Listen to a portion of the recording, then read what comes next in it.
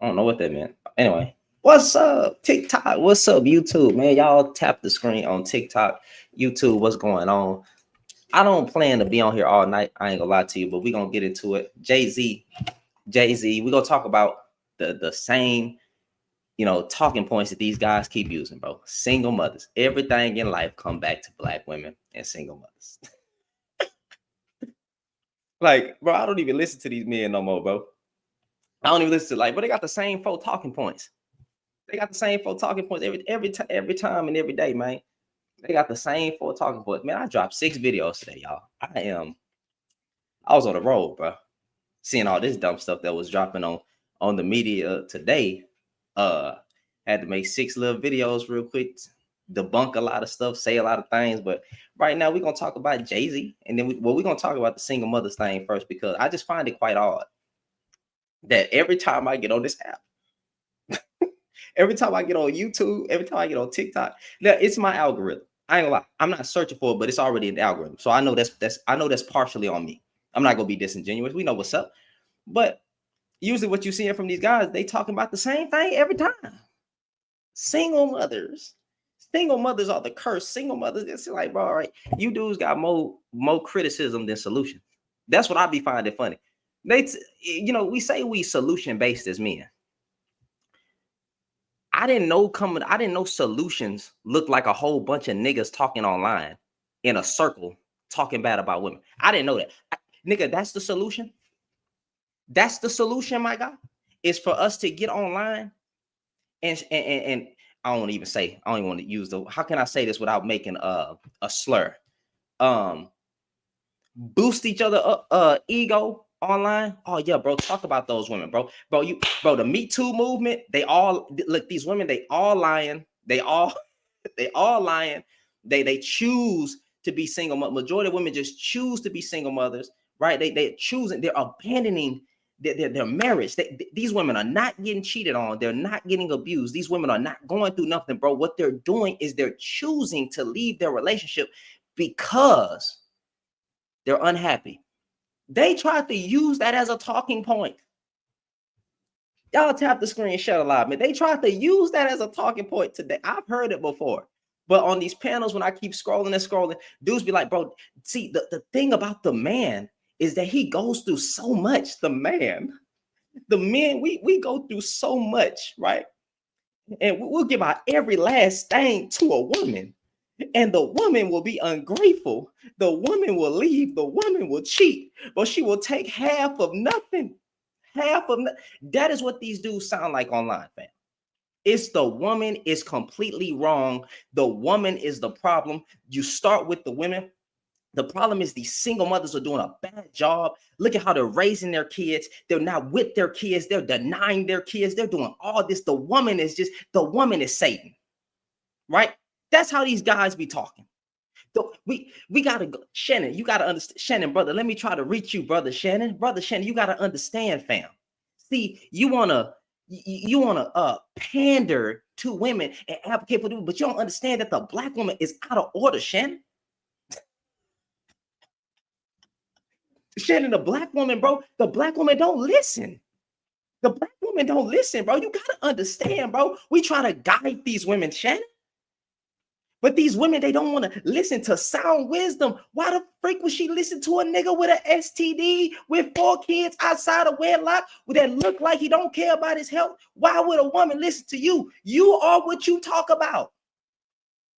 Every single criticism that they give to the woman, they match the exact same narrative and rhetoric because they be that guy. Black women are obese. Nigga, you are obese. You are out of shape. You got multiple kids. If a woman having kids don't make her wife material, then why you keep saying that you got 3 kids out of wedlock? You're on child support. You think you're a husband, fam? You're trash. I'm gonna judge you by the same exact standard that you judge. Well, that's not the case, Shannon. That's a double standard. That's not nigga, shut up. We keep it real on this side. You are the trash in which you try to take out on these women, fam. You are the garbage. You are the garbage. I can't stand red pill. I can't stand black pill. I can't stand none of these. These dudes are a disease. And honestly, bro, I used to say that everybody can go because everybody can change. But honestly, bro, these dudes ain't gonna change. These dudes ain't gonna change, bro. I'm keeping it real. This narrative and this rhetoric ain't going nowhere. Black women gonna forever be talked about by black men. It just is what it is. Black women go continue being criticized by black men. Black women go continue being compared to the Caucasian woman, the Hispanic woman, the Latino woman, whatever, the Indian woman, the freaking African woman. I don't know why you would do that. That's trash. But they gonna continue to be discarded and talk bad about. I can't stand these. And then they be like, Shandy, I don't care about a man's man, F a man's feelings. That's what be making me laugh. These dudes literally say, bro, you don't care what the man going through out here. No, I don't. I don't care what you. I thought we was built for it. I thought we said men don't get in their feelings, that we're logical. But these dudes want me to care about you getting divorced and you getting left by a woman. She probably was right for leaving you. Y'all guys the ones who said we don't care about men's feelings. We don't care about men's, Shandy, you gotta understand what the man is going through. I don't care what you going through, and the world don't either. So why, if the world don't care about what a man going through, why should I? Bro, you gotta understand, bro. The woman can take away half. Majority of American men in general are broke. So what woman is getting half?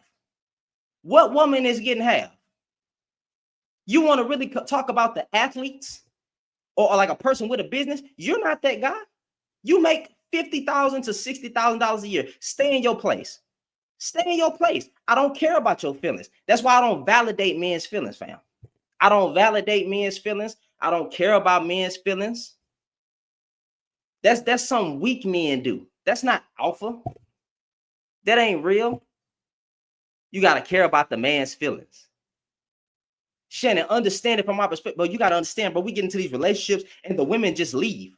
No woman is leaving after the first time. Stop lying. They love to deny what a woman is going through. These dudes actually act like abuse don't happen, infidelity don't happen. They don't act like none of these factors happen. That the dude be broke financially, spiritually, and emotionally. They act like none of that happened. They act like women, the first inconvenience that a woman goes through,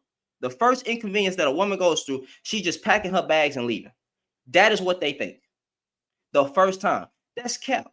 How many times has a woman forgiven a man for being trash? Don't worry, I'll wait. I'll wait. How many times? These women be forgiving men for cheating. For the sake of their family, they even stay for their kids. But then when she's fed up, then when she done threw in the towel, now, oh, she gave up on her family. What? Before she left her man, right? The man had gave up on his marriage when he cheated. The man had gave up on his marriage when he put it through a washer and a dryer. The man had gave up on his marriage when he could not provide with your broke ass.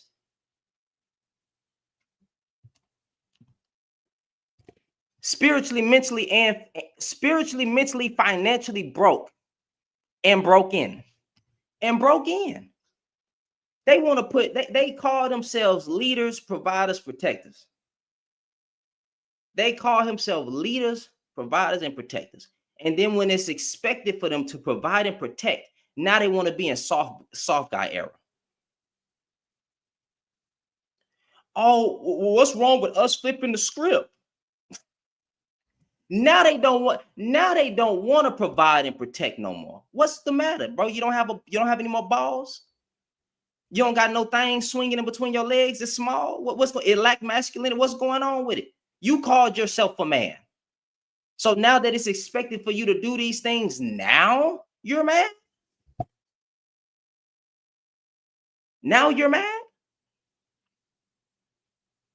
We see this little weak ass nigga in the comments. God please give him a person. I know who he is. I'm ignoring him because he always come on my little page and he always trolling, right? He claims that he got some money. He don't got no money. So don't worry about him, y'all. Pretty much in a minute he gonna be blocked if he don't correct himself. But he know how I'm talking about. But don't worry about that TikTok. Y'all keep sharing the screen and tap a lot. Now, as far as this Jay-Z lawsuit, appreciate it, Angela. I appreciate it. As far as this Jay-Z lawsuit, I believe he's guilty. Listen, I don't fall for that whole they're trying to take another black man down. I don't care. Take them all down. If they're guilty, take them all down. You know what I'm saying? Take them all down.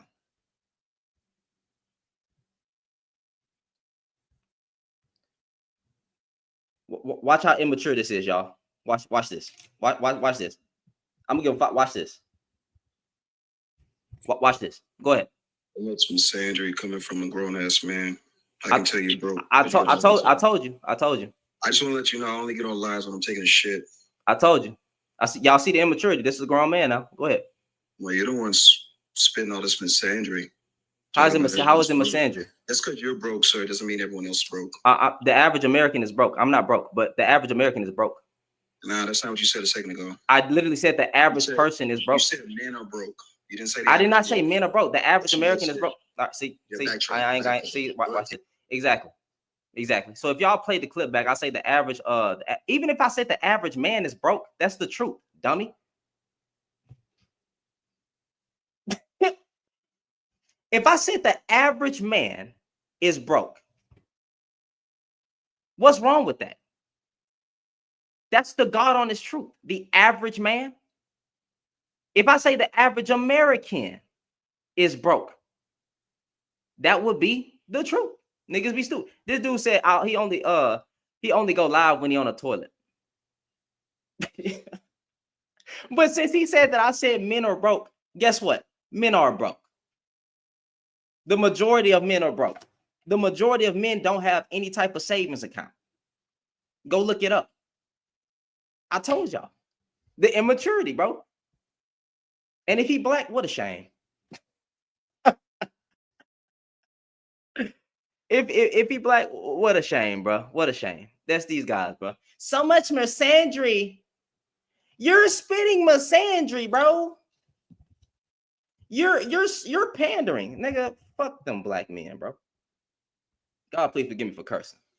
Fuck them black men that come up there and say stuff like, and F them dudes on them panels on TikTok, on YouTube, F all of them. I came across another freaking live today, dude talking about baddies don't wear makeup. You see niggas have no intellectual conversation.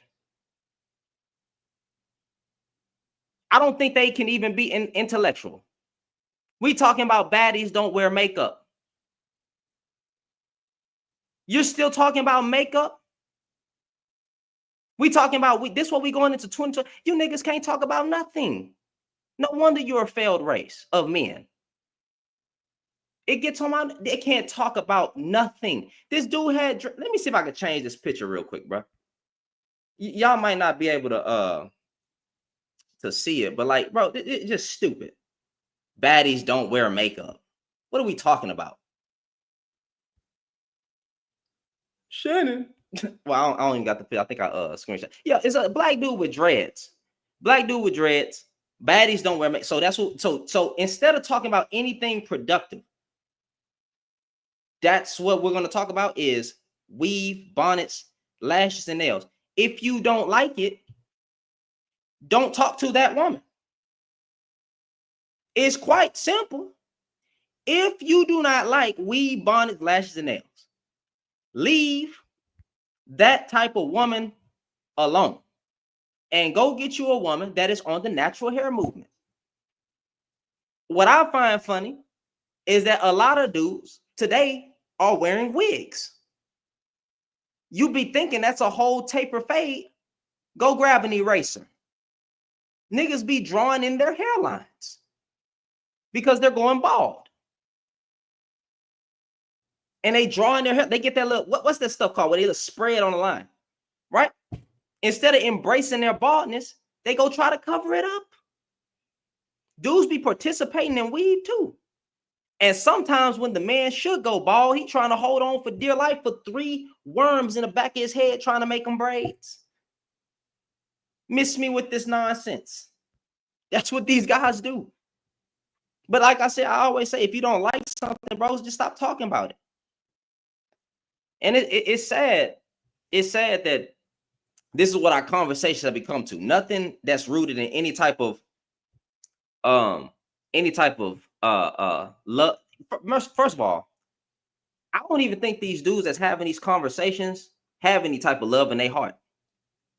No, you know what? I'll say it. Yeah, I don't think black men with panels, majority of black men with TikTok panels, YouTube panels, any type of podcast, don't have any love, empathy, sympathy in their heart. They don't even know what the heck love is, empathy is, or sympathy is. They don't have no type of grace in it. I mean, grace in these conversations, and they act like women are just wrong. That's what they do. That's why I don't with them. I don't fuck with them niggas. Them niggas are trash. Them niggas are trash. This is what they do. This is what they do. Who the heck is OD? OD has love. Who is OD? I don't even know who. Who is OD? Anybody know who OD? Who the heck OD is? Somebody said OD has love, but just very misguided. It's crazy. I don't know who OD is. Maybe I misread that. Maybe I misread that. But yeah, bro. But look, Jay-Z lawsuit, bro. Jay-Z. It is beautiful. It is. I want to tell y'all right now. It is so beautiful when I'm finna make some people mad. It is so beautiful when an evil and corrupt person gets torn down. It really is. Now, we don't know if Jay-Z did this for real. We can assume. Everybody can have their opinion. But, you know, I think he did it. I think there's some truth in it. I think there's some truth in the lawsuit, bro. I think he was around doing some very heinous and disgusting things. I mean, he was very close with Diddy. Why should I protect him? Why should I care? You know what's funny? I saw Spoken Reasons, right? Spoken Reasons, you know, the guy who used to be real big on YouTube and stuff like that. It's this page called Gossip of the City or something like that, a black blog. I think it's Black Rant. I don't know. I think it is though. He under the comments talking about, you know, somebody had said they think he guilty or whatever. He made a comment talking about what that dude said, because I think I remember about heart. You have a father, right? I'm pretty sure your fathers would be very disappointed in you if you came out to think that they were guilty without any proof. Nigga, why do these dudes be so quick to ride another man? Now, if you get down like that, of course, that, you know, then I can understand. But why y'all so quick to advocate for these other men? I don't know Jay-Z. I don't know Diddy. I don't know these. I don't care about these. I don't put nothing past the celebrity. I don't put nothing past them. Nothing at all. I believe all these dudes are guilty. These are the same dudes that probably tried to look. They'll be quick to not believe a woman, but believe a man. That's how quick they are, right? Yeah, cyber slurping each other up, bro. That's how quick they are. Like you know, what's that dude's name? What's that dude's name? Trey Songz. You think I shouldn't believe Keke Palmer and what she said, or that other black woman who said what they said? Come on now.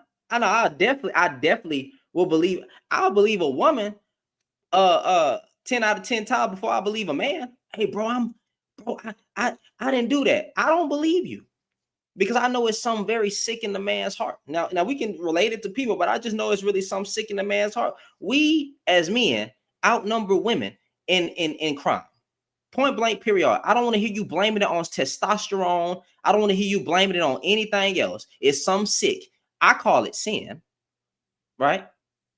That's what I do. You know, that's what the Bible calls it. But For those of you that are not on that wave, and that's fine, you know, live your life if that's what you want to do.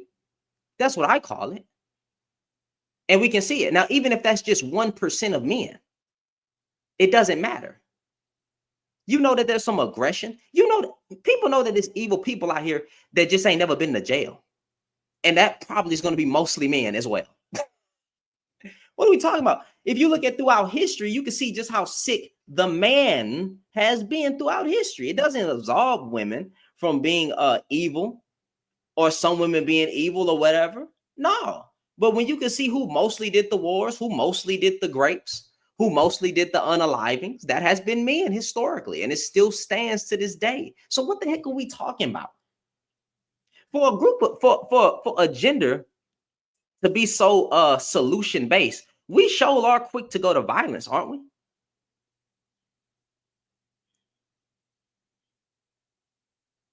Like, there's no way we could have got around that part. We couldn't have got around the violence.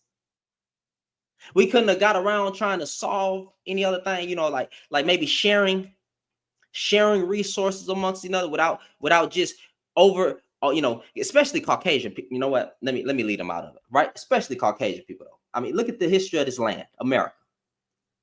I mean, they took the natives and unalived every single, the goddamn natives dang near extinct.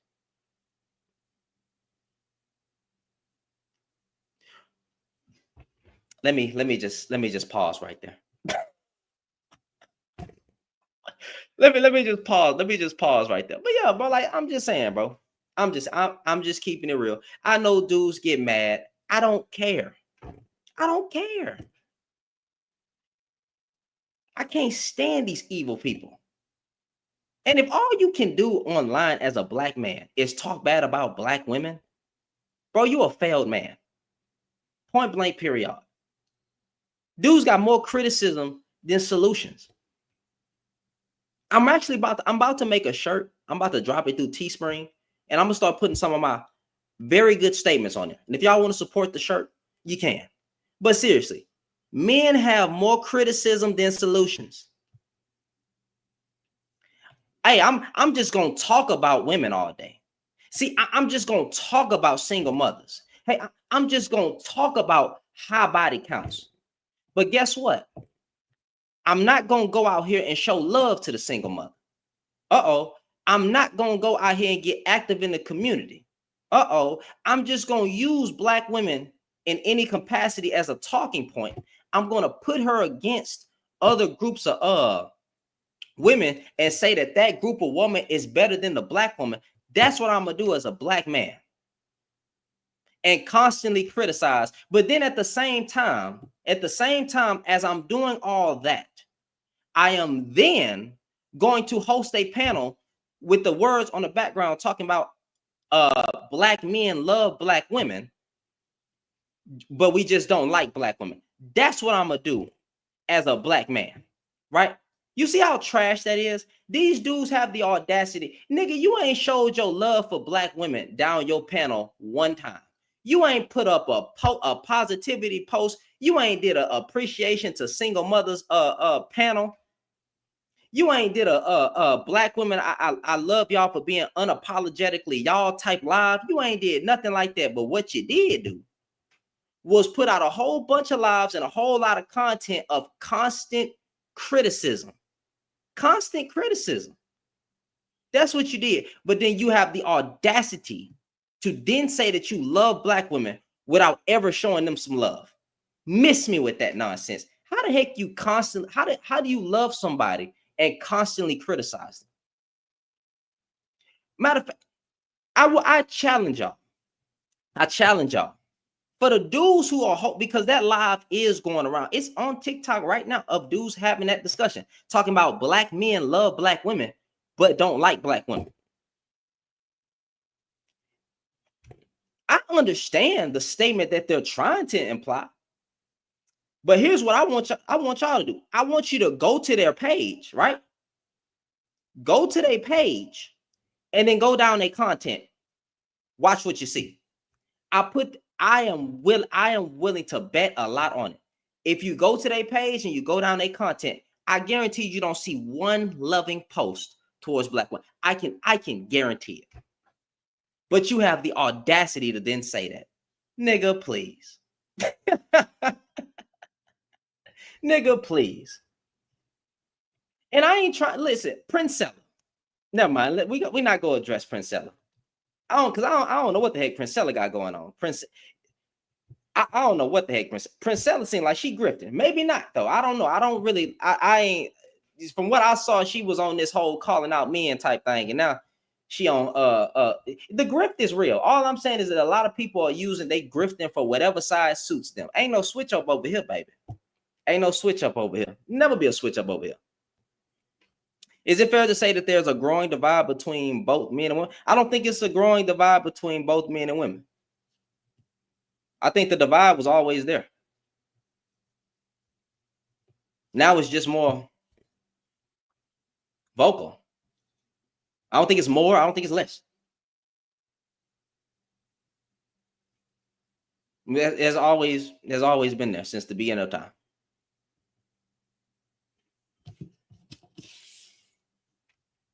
I just hope that it don't get. Hey, listen.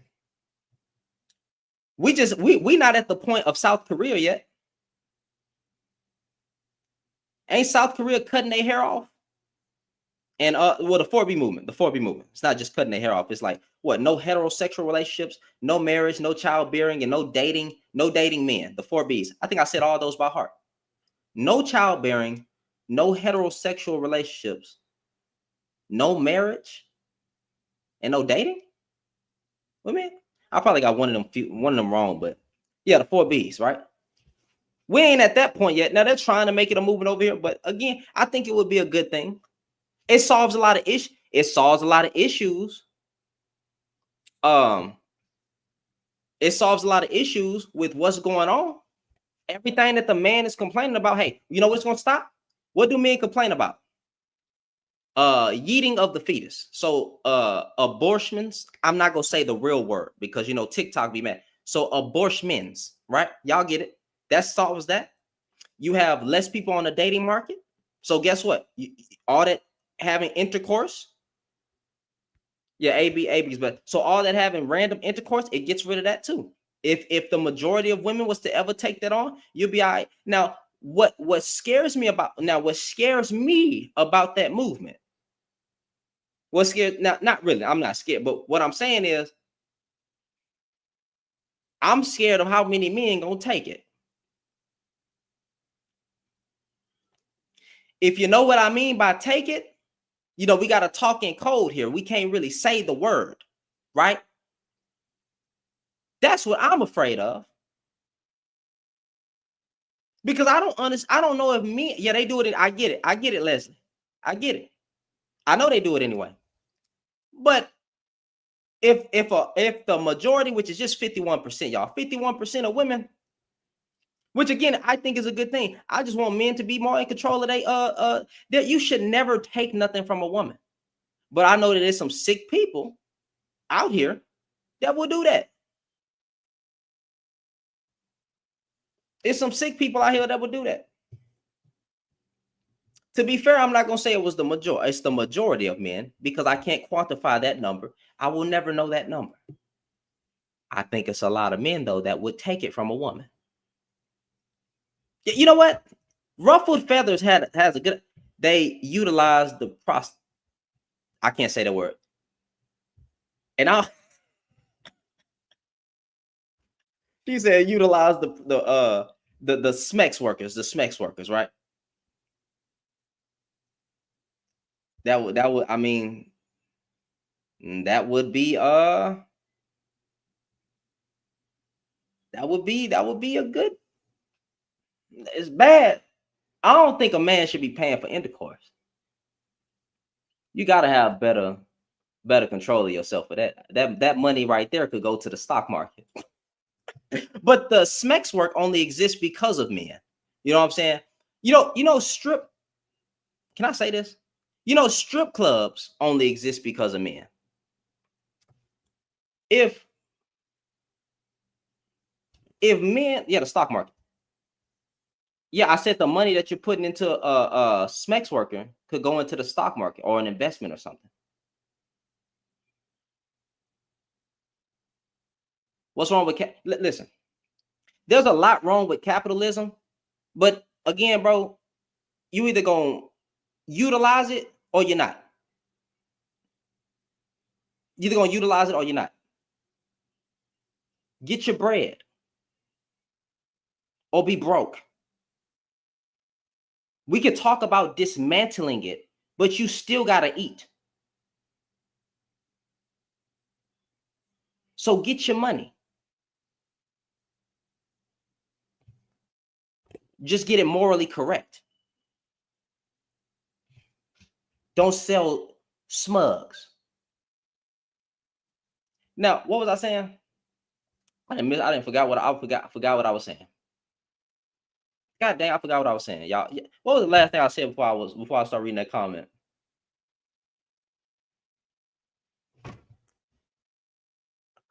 Oh, Smex work. The strip clubs only exist because of men. Point blank, period. Bro, OnlyFans only exists because of men. Do y'all understand that? Well, not OnlyFans itself, but the reputation that OnlyFans has now only exists because of me. You can't get mad at a woman capitalizing off of whatever you want to call these men simps, right? You could talk about, oh, it's morally wrong. Well, tell the men to stop paying for it. How you mad that woman, what, Rainy Sophie or Sophie Rain? I said Rainy Sophie. Sophie Rain made $43 million in a year. How you gonna be mad at that as a man? How can you be mad at that as a man? How? When mostly men are paying for it. Even married men be paying for it. So how can you get mad at that? That's a man fault. That's a man's problem. That's men's problem. That's your lust problem. You're paying for the same type of bad behavior that men say that they don't like is the same bad behavior that you will pay for. You niggas will go throw thousands of dollars in a strip club and then complain about OnlyFans. What's the difference? What's the difference? You got weird dudes out here who pay for feet pictures. What's the difference?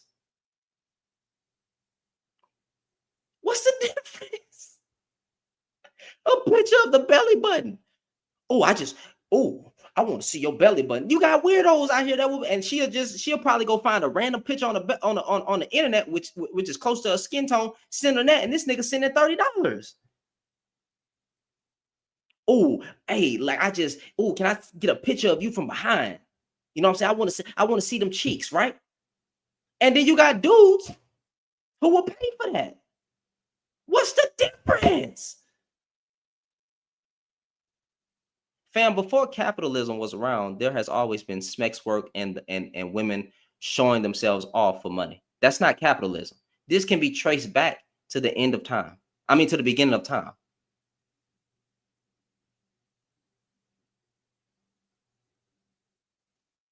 Niggas will go spend more money at a strip club than child support. Let me stop playing. I'm just playing. I know some men be getting mad at the little shot. You know what?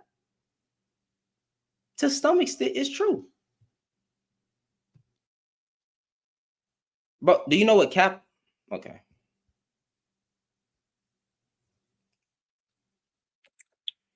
Thank you. Yeah. The point that I'm making is within the capitalistic system, we are all a form of commodity. Even look at like Black Lives Matter. The very violence that Black people suffer in America became a form of commodity that could be purchased, that could be evaluated, that could be associated with. The point that I'm making is that there is an inherent nature within the capitalistic system that devalues the actual value of a human being and then views that person as commodity. Even here, I'll be honest with you, may not like to hear this, but you are a commodity within the TikTok, sphere. Your position, your perspective, you are selling a version of information, of understanding, of engagement. You are. And people can engage with that. People can like, oh, I like this engagement. That is a form of capitalism. And so what has happened is this has become such a base level system of engagement that the vast majority of the human population no longer has the ability to actually view it as such. We're no longer, like, literally, we no longer look at people as people. We are looking at people as representations of, like, oh, how do you fit into my ideology? How does The Rock fit into my comprehension of the world?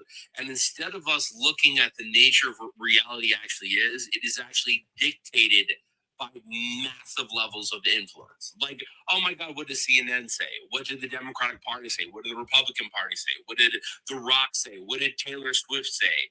And so our faculties of observation and comprehension are no longer based upon who we are or what we think. It becomes a predication off of the associations that we artificially create by random connections to people on the internet. And so what I'm saying when I say this is capitalistic, we're talking about OnlyFans and this, that, and the other. What are we talking about? We're talking about the breakdown of human communication, human association, human understanding. You get a lot of weirdos who no longer have any idea how to talk to women. Where do you think they get that from? It's because the vast majority of their associations, their comprehensions of what humanity is based upon the internet. So they don't know what human communication, human engagement even means in a level that could even adjudicate itself to a sexual manner or manifestation. And so what we're doing is and even here, I'll be honest, brother. So you said OnlyFans. I'm just listen. Smex's work before there was a capitalist society or whatever has always been here since the beginning of fucking time. You know what I'm saying? Whores. The definition of whores, right? So even if you want to go back to religious texts of people following certain religion, it speaks about prostitution, all those things. It doesn't just exist because of a capitalist society. It exists because it is something inherent in the male nature, right? No. Yes. No, Yeah. Let me. Yeah. Question. So there's no way you're going to spin this because sin. I mean, you're not going to. The very human nature is evil. Mostly men. There's no good man, right? So if a man wants to exploit a woman, that's what he does. And men have been exploiting women since the beginning of time. Women have more freedoms in America, yeah. But even if you go look at other women of other countries, they're still living like they have always lived, being referred to as second-class citizen, taking advantage of them, right? All of that. So it's always been there. And then there's always been a market for women to use their body and get paid for it, because that's what men have always done. It has always existed, brother. So in this, I mean, I guess my question is that, like, there is some particular truth to your statement, but the position that I'm talking about is there is a psychological basis for this. It is based upon the fact that we don't actually comprehend human beings as human beings, and even in very nature, like, I would agree with you, like who is we community. Who is we? No, I'm saying who is we? We is like the very very simple condition. We in this particular, I'm also a mixed light-skinned hella, but when I say we, I'm talking about the very nature of the discussion. If we are talking about this issue in a particular manner to which we're saying that, like, okay, A, B, C, and D is true, and we're not questioning that creates a reality that is no longer questioned. And as a society, we're not going to look for the answers that are outside of that already preconceived notions. Let me ask you a question. When have women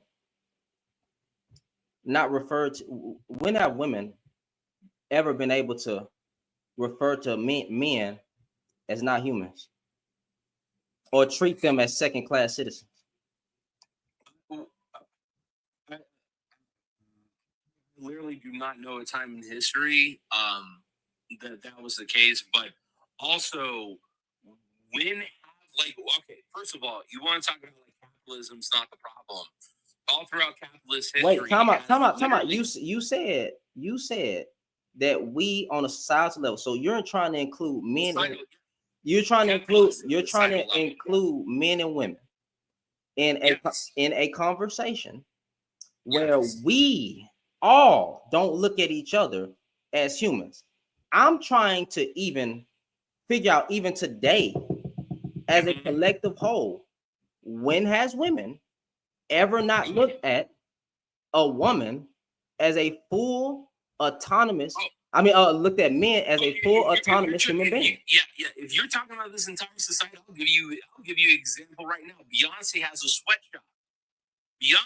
sweatshop.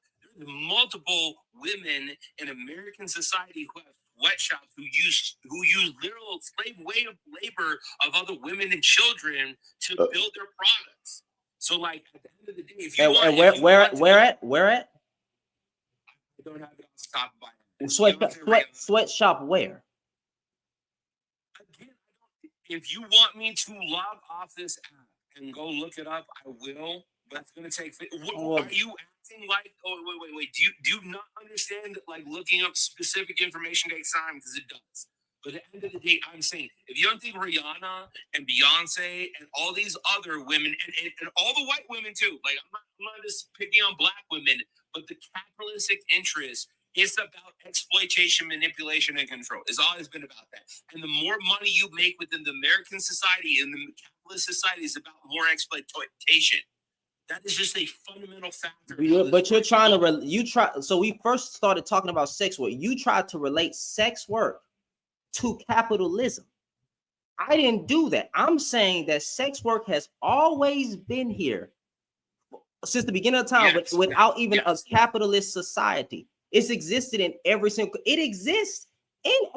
culture. It has always been in every single country. You feel me? So it's not just, so you try to relate that to OnlyFans. I'm saying there has always been an inherent lustful nature in man, right? To want to see a woman naked and will pay for it. There has always been a market for it, and capitalism had nothing to do with it. It's the oldest job. It's one of the oldest jobs in history. It's always been there. So I wasn't going all over the circle, but I'm saying as a collective group of a gender, right? Let me rephrase. As a collective group of a gender, when has women not looked at a man as a human being of equal rights and equal standards? When has that happened? Yeah, there's no historical example that I can name. But you can name it for men though, right? Yeah. Okay. So if I was to say, so now you understanding what I'm saying. So when you use the term we, it ain't we, it's men. Men have done that.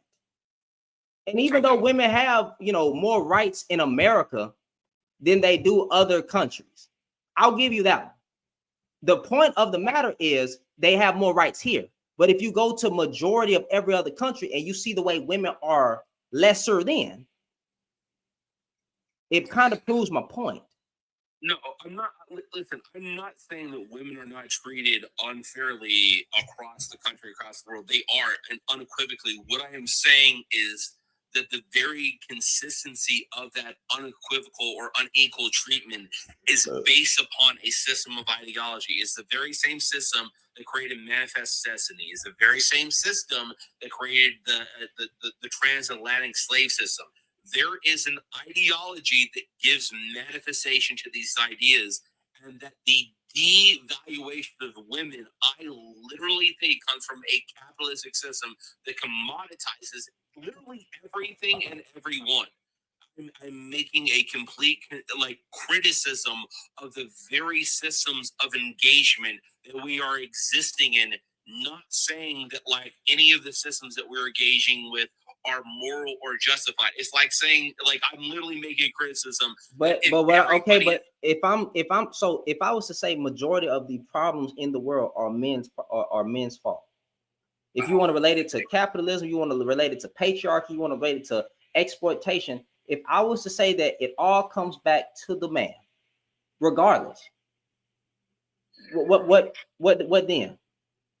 It's the Western man. Are you talking about it because of the fact that their idea of manhood was incredibly changed, devolved, and destroyed by the nature of colonialism? If you even go to other countries across the world, right?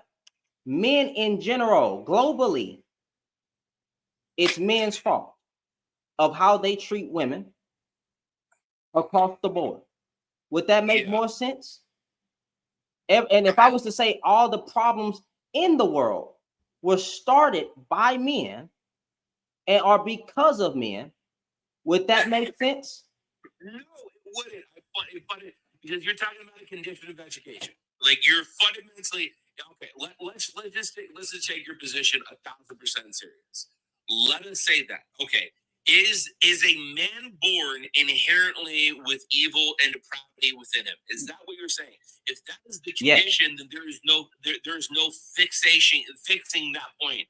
Or it is based upon education and ideology, which is the point that I'm saying. Well, you would so if you was to ask me my position on it, I do believe mankind is inherently evil. And there was only one good, perfect man. So that's from my religious point of view. Let me take religion. Okay. Let me take Jesus out the equation, right? Of being the one true redeemer. Let me take Jesus, and I feel like you failed to understand it. But go ahead. Well, does the Bible say we're all born into sin? It does, but it doesn't. Like Jesus constantly goes around telling people. Thank like, you. Oh, wait. Time out. Did Jesus say there is not one good man? Did he not include women in that? That's fine. That's fine. That's fine. Thank you. That's fine. You want to include women into it. That's fine. Did he say that there is not one good man on this earth? So you don't know this. Okay, so Jesus, Jesus did say there is not one good man on this earth. Only God is good. Only God's good. Yes, if that's what you're referring to. Yes, I agree. Beautiful. Now let's look at what gender has always been in leadership. I won't say always, mostly in leadership, because I understand that there were matriarchal societies and all that. But for the most historical part, what gender has always been in leadership? Yeah, it's the male gender. So, nigga, thank you. So all the wars, every problem, manifest destiny. If you want to talk about the Western man too, manifest destiny, extinction of natives. They're not extinct, but a lot of them were destroyed. When it comes to that, what gender did majority of the problems on this earth? It is men, but all right, thank you. Then there's no argument. It's not a no. It's not a no. It's not a no. It's not. More war, more. Hold on, time out. More. Hold on. More grapes, more crime, more death, more wars, more anything gender specific has always been done by man. Point blank, period. More child unalivings. Do you know the wars that Hillary Clinton started? It doesn't matter. It doesn't matter. You're gonna name one woman. I'm talking about throughout history. Throughout history, globally, all of that. I don't want to hear about these 5 women that started the war. I'm talking about historically as a collective unit, a collective group. Men are the problem. And matter of fact, yeah, well, I would agree, but I think that is a condition of education. But what? Listen, actually, I don't disagree with what you're saying. Wait, how is it? Education. What education? Bulls commit 90% of all violence versus general Wait, who? Yeah, bulls, like actual bulls, like cows. There are bulls. You know bulls. Yeah. Okay, okay. So when you look into crime statistics, I don't even know why the example how you got that. But if you look into crime statistics, when you look into crime, the male species of any species, if you look at rams, if you look at bulls, is inherently what? Inherently what? Thank you. All right. So through that, if we are in here, Wait, time out. If we are inherently violent as men, then majority of the problems will come through men or the male gender, right? No, but this is the problem. Like, are we talking about nature or are we talking about nurture? This is the point that I'm making. I'm saying that I would 100% agree with you on your position that the natural condition of men is a problematic condition, but I don't think the nature of men is an inherently undescribable or undeal. I think it's a nature of nurture. And so what you're saying is that like this is the very condition of man and we have no ability to change it. I don't agree with that. I didn't say that. I said you're born into it. I didn't say you couldn't change it. We can all do the work to change. But when you start looking at but then when we got back to the point was when we talked about global problems, right? And who has been the forefront of the problems in the world today? That has been the male. No matter if you want to try to say it was nature, nurture, or anything, the majority of the problems in the world have come and started by men. Yes, but the nature, first of all, I agree 100%. Yes, it is mainly men. But what I'm talking about when it comes to the nature of capitalism, the nature of capitalism is masculinity. Jones, before capitalism was here or even a thing, right? The men were still violent back in the day. It has the violence and the aggression, the unalivings, the what, it had nothing to do with that. Do you not think that having white slave owners on green paper be the foundation of a society doesn't have there were wars going on before the 13 colonies and before the foundation of the United States? Do you not think that the education level has raised since then? There is a very foundational condition where our education comes from, how we think and how we perceive. To what you're talking about right now? I'm talking about historically. First of all, do you even talk historically? Do you not recognize that there has been an elevation in level of ability that we can educate ourselves? Because you can talk about 5,000 years ago. I'm talking about right now. If we're using the same education system that we had 500 years ago, our entire system is a failure. That is a nature problem. That is not a nurture problem. That's not a nature problem. If we educate men in a way that does not allow them to evaluate their own system of comprehension and understanding, and that we teach them that like the way that we live in society is a dog eats dog world where money is the highest form of equivalation and authority. At the end of the day, you are literally teaching men through nurture that power and abuse is the most acceptable form of success and authority. I'm literally saying that the nurture of capitalism is barbaric and demonizing and dehumanizing by its inherent nature. I'm saying before we even got to capitalism, that evilness and all those harmful things was still being done because they wanted to do them. And it has, in every war, every problem, everything has been done by man. Just because we have more technology today don't even mean that we're smarter. Look at what the people in the past accomplished. The freaking pyramids is one of the greatest things ever built. And I don't even know if they even said we have the technology to build it. We don't even know how the fuck it got there.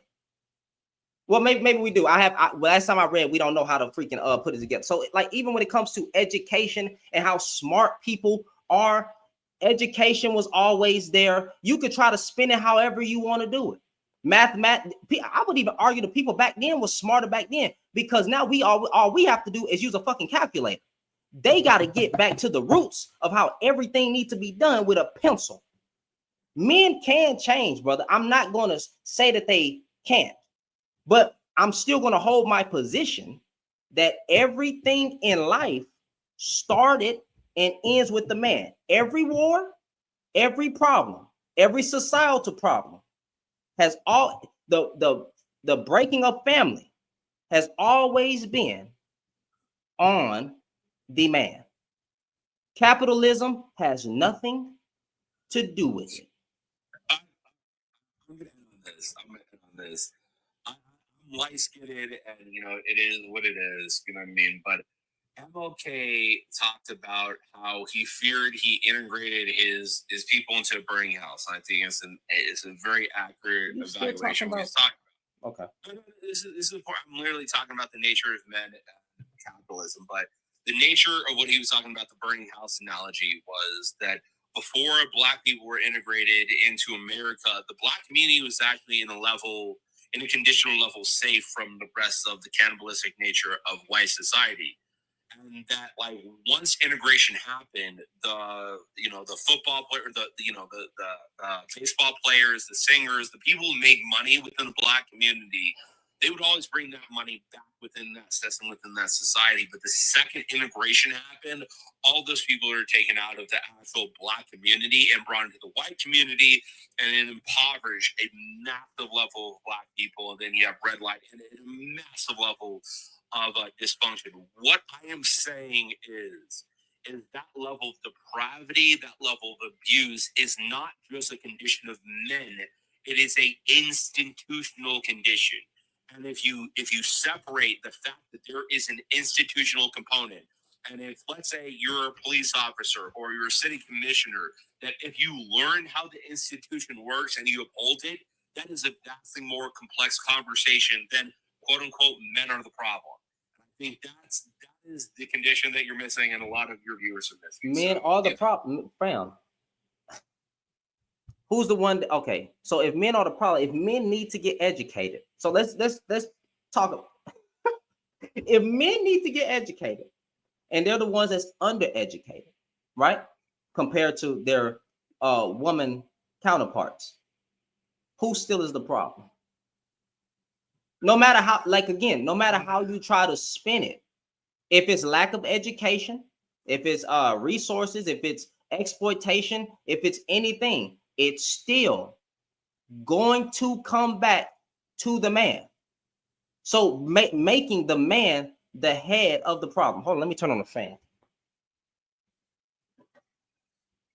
Yeah, you can teach these, you can educate a man, teach a man, lead him. I get it. But still, if the man is uneducated. But this is the process. This is the problem. Like, I'm probably one of the more educated people here. That you're my dad. That's fine. My black father is a Harvard graduate. Okay. I'm probably one of the more educated people that you're going to come across. Cool. This is not like this language. What you're talking about. Where's the basis of change that you're like? Where's the theory of change? It seems to me that a lot of what you're talking about, I would slightly agree, but the vast majority of it doesn't have any capacity to change anything because we're not getting at the heart of the issue. That there is an issue of nature versus nurture. There is an issue where a lot of people feel powerless and incapable of engaging within this system in any way that is beneficial to them, and that is a vast majority of black men. So you're telling black men that inherently that they are the problem, but they at the same time. Whoa. I didn't even say black men. Now the topic, the topic.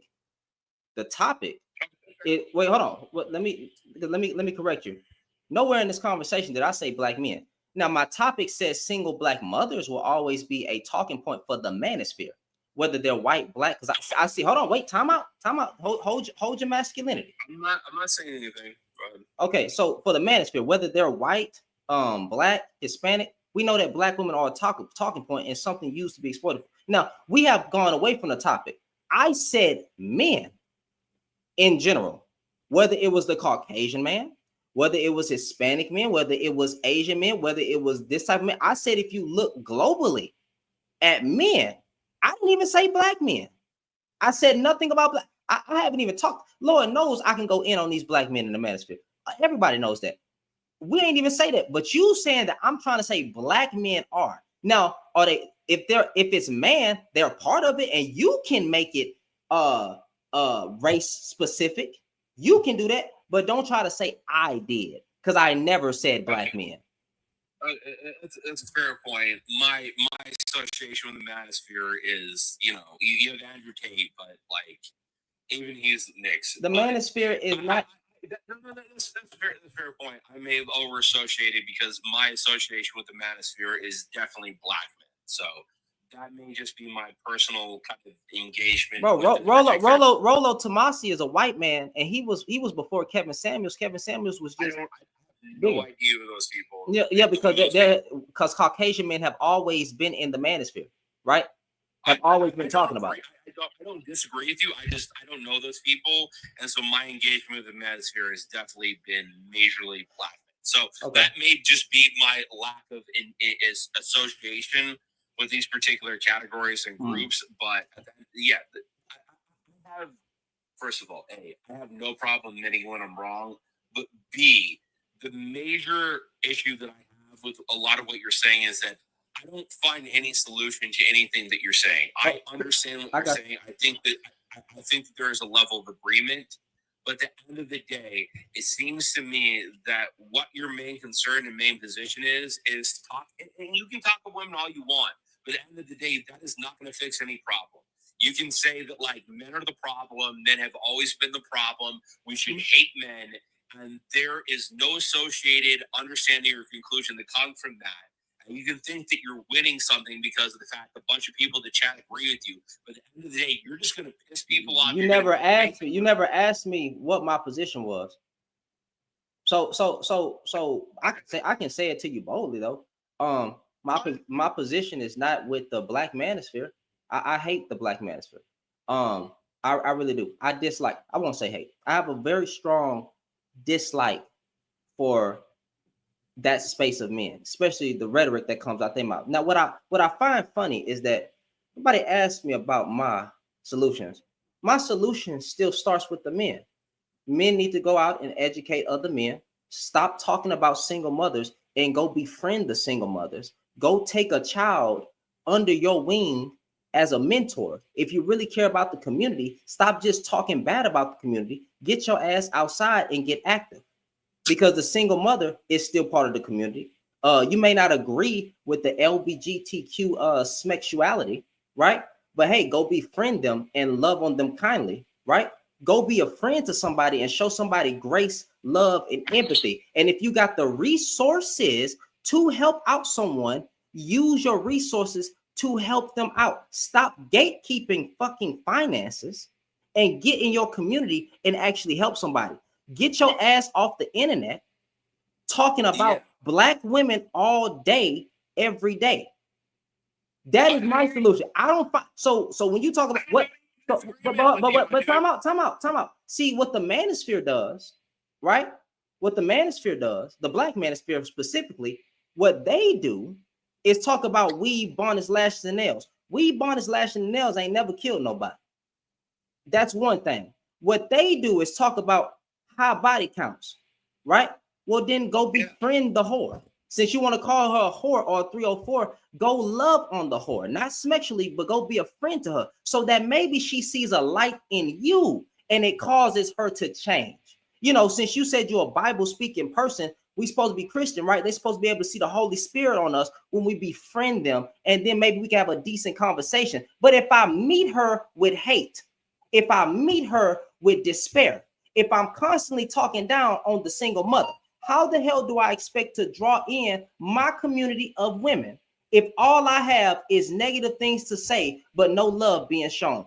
That is my solution. The solution is love, and love is a verb. Love is action, and you love on somebody by putting action behind those words. If you really care about single mothers and kids, get your ass outside and go mentor one of them children to the single mothers. So if men are so important, let's go be the males, right?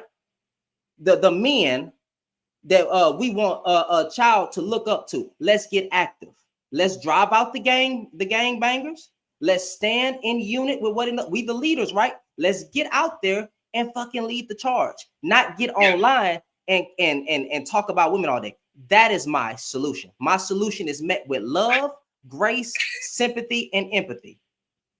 Yeah, I'm the type of dude who will go and insult these dudes to their face. Like, the point that I am making is that, like, I don't disagree with anything that you're saying.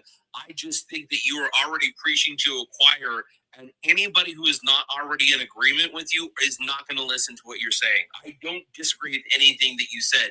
The condition that I'm talking about is the ability to evaluate the very nature of this inherent problem. If you, and the fact is that like me just trying to make these simple points, I've been shit talked all throughout this entire chat. Like people do not want to hear what I'm saying, and they want to misrepresent what I'm saying because of the fact you guys feel well. Well, you guys can feel well just like the red pill community feels well in their own echo chamber. What I'm talking about is you're not engaging in anything that is actually beyond your own system of agreement already. There needs to be a level of communication. We're talking nature versus nurture. Where does the nurture of these mentalities come from?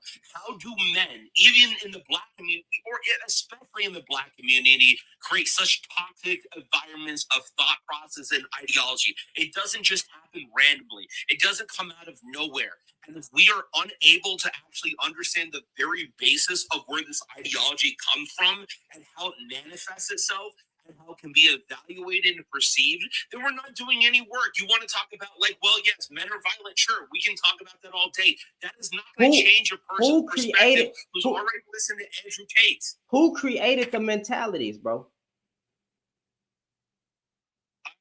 Okay. Where does that get you? Where does that get you? Come on. Oh, wait, you talk about being solution based. Who created the ideologies? Oh my God. The only wait, time out. The only way to break down the ideology is to get huh? Who is the people in power right now is better? Are you saying that the solution to this problem? Let's talk about like literally. Are you talking about the solution to the problem of fixing the male-dominated nature of our society is to hate and degrade men? When I didn't say that. I didn't even say that. I didn't say that. I'm asking you a question because you said we got to get to the root causes and seeing how education, all that. So I'm saying, hey, and then you talked about ideologies. All I'm doing is rebutting your question with, hey, I hear what you're saying. Now, who made those ideologies? Men. Now, if we're talking about in America, mostly Caucasian men, right? Who has to get, wait, time out. Do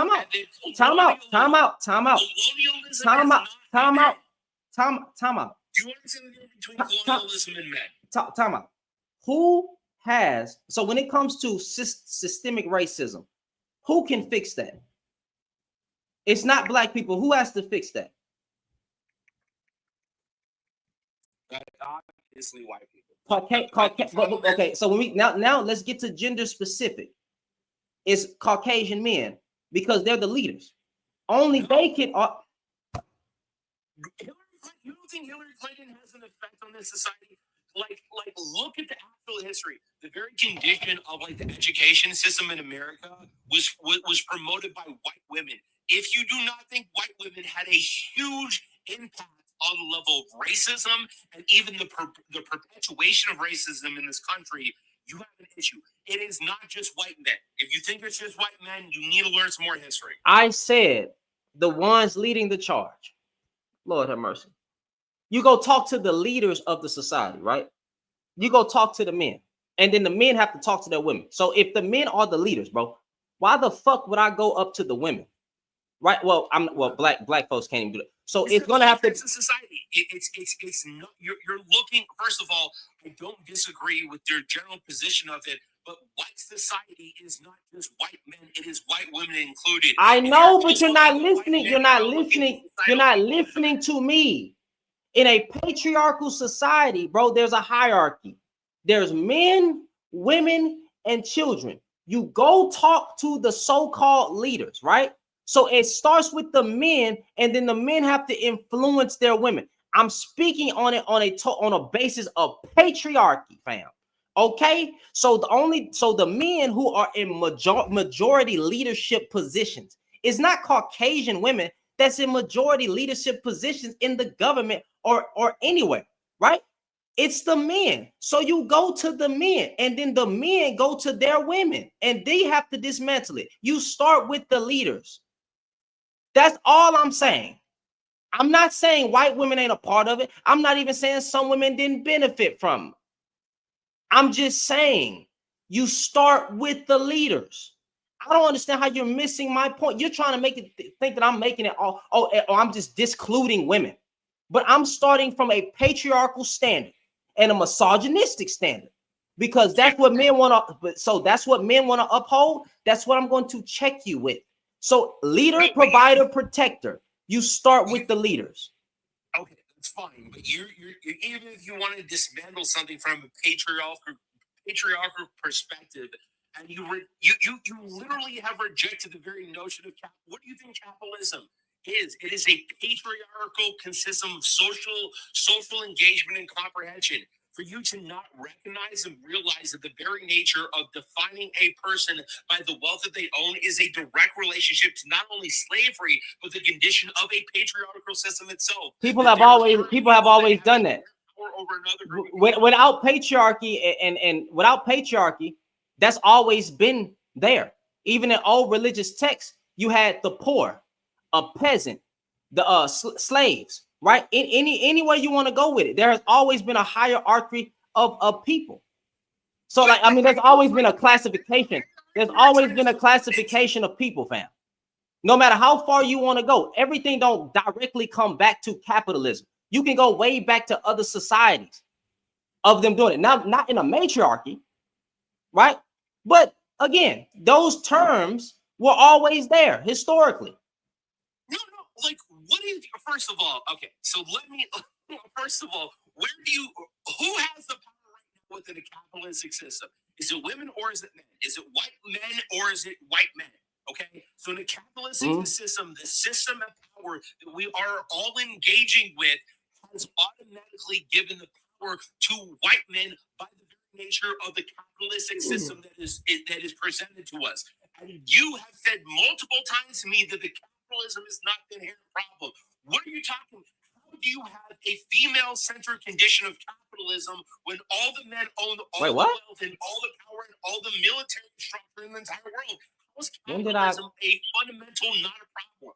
Like, see what you're saying? Because there were problems that were going on, right? Such as you. Okay, so when time out. When we talked about Smex's work, right? Let's backtrack to how we even got here. When we talk about Smex's work, you tried to relate Smex's work. No, you tried to relate Smex's work to capitalism. Before, Smex's work has been in every society, fam, or to capitalism. It's always been there. You tried to do that. So I'm trying to say, hey, even if the problems, the wars, all these things were already there before it was even capitalism. Wars were going on, grapes were going on. Leeches were medicine.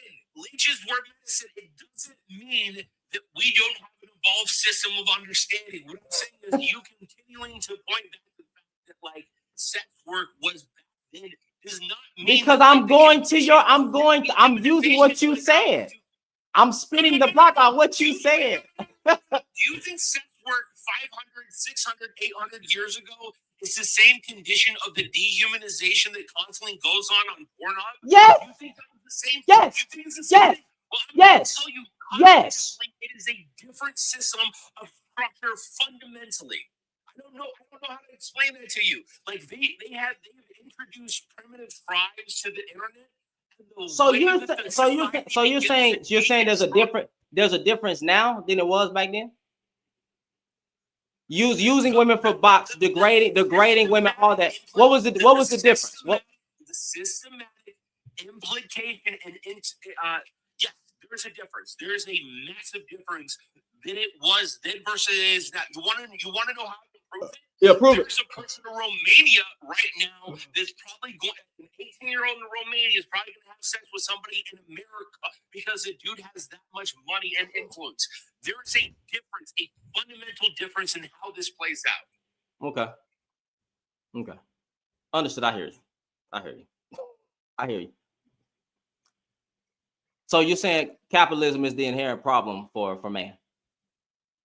Or for mankind? For mankind. It is the major problem. Okay. If you need to, first of all, capitalism is the inheritance of the nature of problematic manhood. I'm saying that, like, we can talk about the nature of barbarism from men, 100%. What I am saying is that capitalism is the systematic representation and creation of that barbarism. So you can't talk about capitalism without understanding the barbarism of manhood within the animalistic condition of the human condition. And then to ignore that capitalism is that extension is to ignore the very problem and manipulation and the abuse of manhood itself. Okay. All right. Gotcha. Gotcha. I hear you loud and clear. I hear you loud and clear. All right. So the solution, so the solution is not man.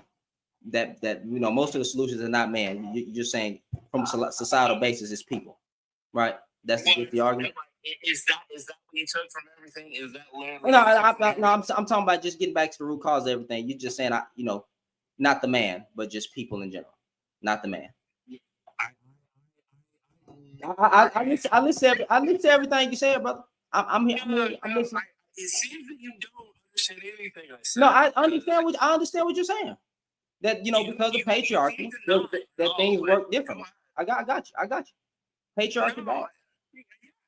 I got control over that, but it's you don't understand anything I said. I literally understood everything you said. I mean, listen, I've been very respectful, patient, kind.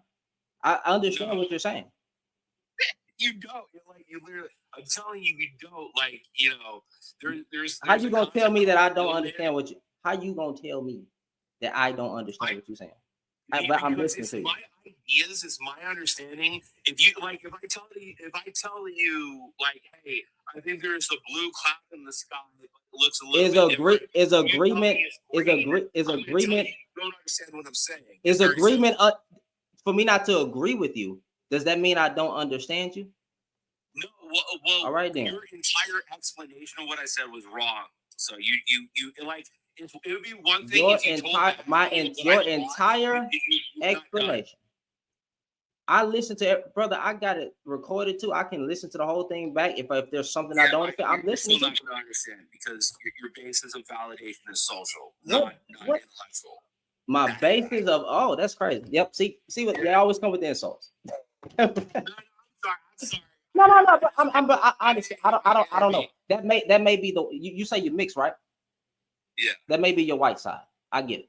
Oh, that's hilarious. Yeah, I get it. That may be your white side to say something like that. I got you. I love that insult. It's not about my comment. It's about my race. But go ahead. I mean, I'm just saying. I mean, you threw a shot. You threw a shot.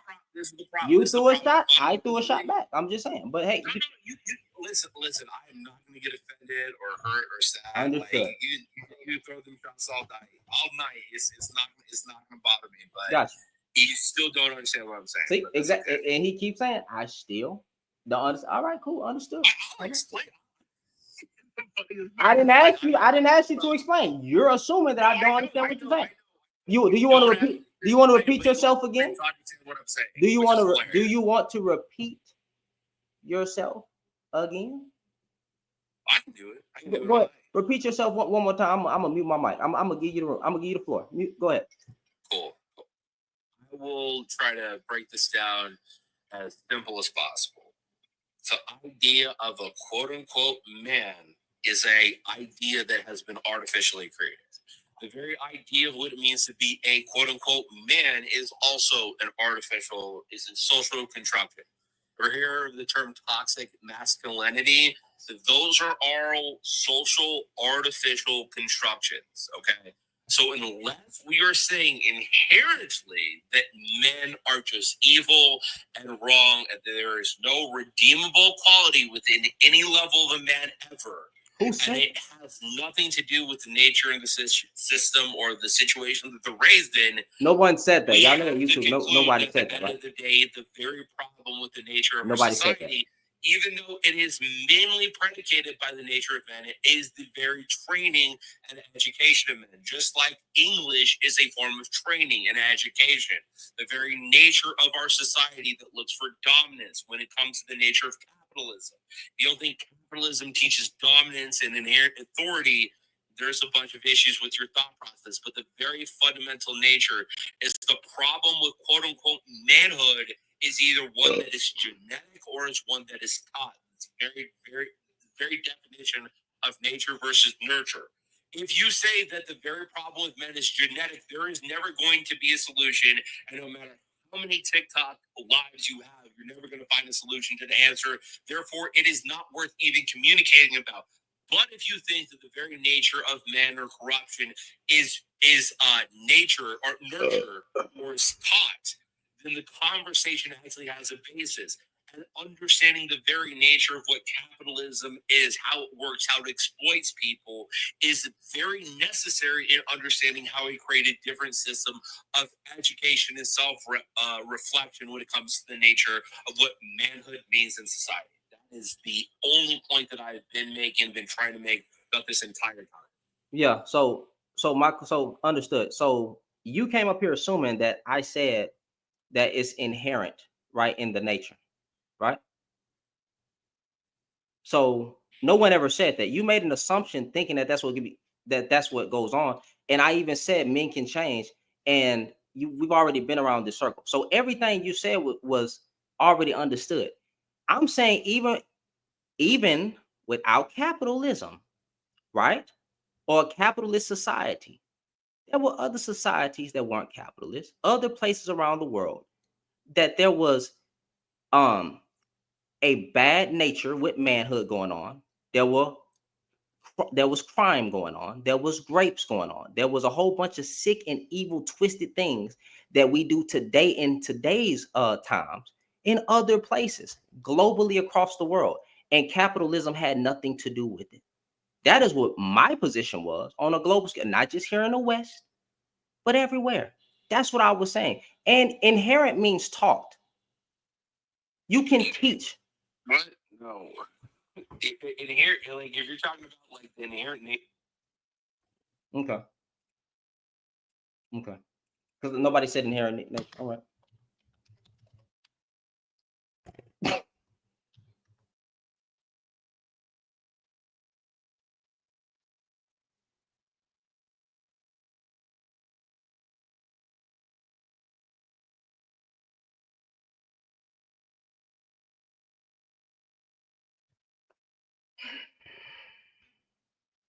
Bruh.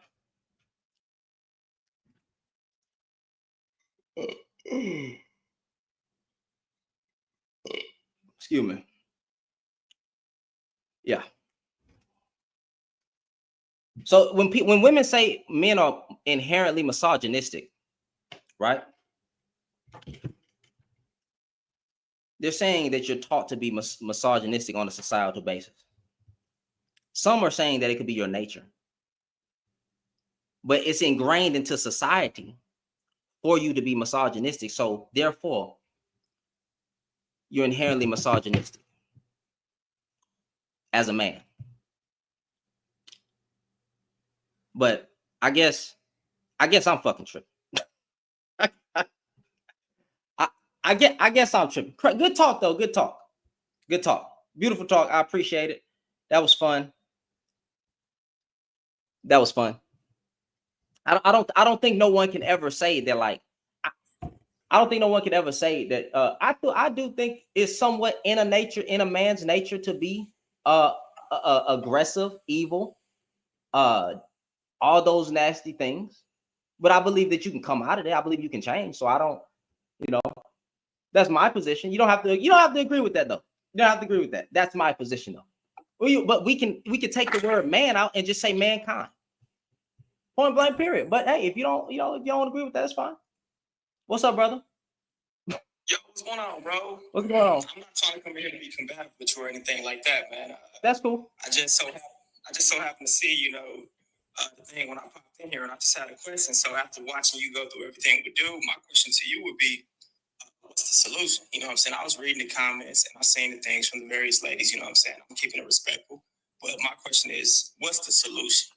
I think I had gave my solution to Buddy. Yeah, I mean, I got lost in translation with that. It's like, yeah, what's going on? My solution is that men are going. The solution I think starts with men. Men are going to have to unpack their misogynistic ways, right? And I think if we call ourselves leaders and if we want true change in our community, yes, Jones, I gave you my solution for men. I literally said, I'm about to repeat what I said.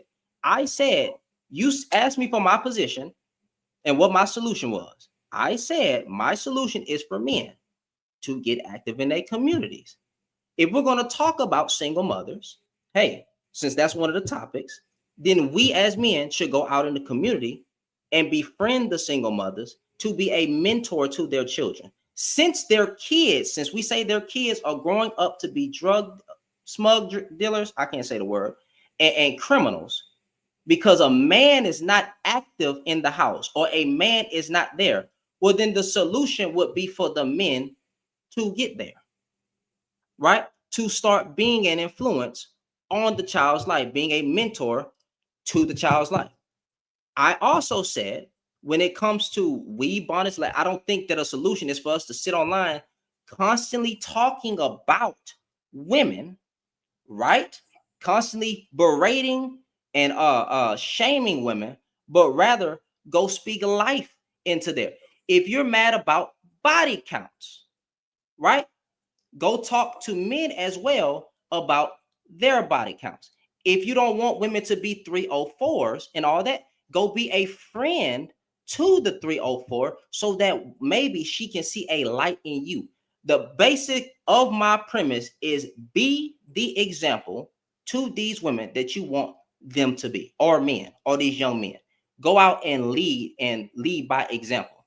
Go out and be a friend on someone. Go out and love on someone. Go out and show empathy, sympathy, and grace. That is my solution. My solution is not holding a whole bunch of TikTok panels talking about weave, bonnets, lashes, and nails, high body counts, and wife material this and wife material that, but rather be a friend to those that are living in that way or whatever, and be an example.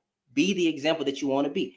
Is a solution sitting online on TikTok talking bad about women all day, bringing up statistics all day, but never doing nothing to combat what's going on in our community? I didn't know sitting around talking was a solution either. I'm telling men to get active in the community. And the reason I'm speaking to men more is because I'm going to uphold the patriarchy, because y'all uphold the patriarchy. And if the patriarchy is men or leaders, providers, and protectors, then that means you have to take the blame for everything. You're the leader. I start with the head, not the tail. That's my solution. Get active in the community. Why hasn't Black Wall Street been built yet? We know how they destroyed it. What are we doing about it? What would you say the solution would be to rebuild a new version of Black Wall Street in our current climate? To that point, bro, honestly, I'll refer you to a man named the Amazing Lucas, who's more educated on that topic than me. I would refer you to him, or refer you, I know people don't like him, but maybe a Umar Johnson. I can refer you to some of the women who follow me that are more in politics. That I can say. But me, I wouldn't be able to say. I say that there has to be a defense mechanism of people that's ready to go to war for their community. So when we start circulating the dollar back, right, they can't infiltrate. I'm all for the group economics at that part. What you're talking about with that, I understand that part. I understand. I'm very aware about that. Mm-hmm. What other?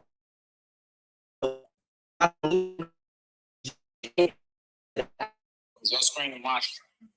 Can you repeat that for me? It was like a whole glitch. I didn't even hear you. Was my solution wishful thinking, or do you think it is a solution?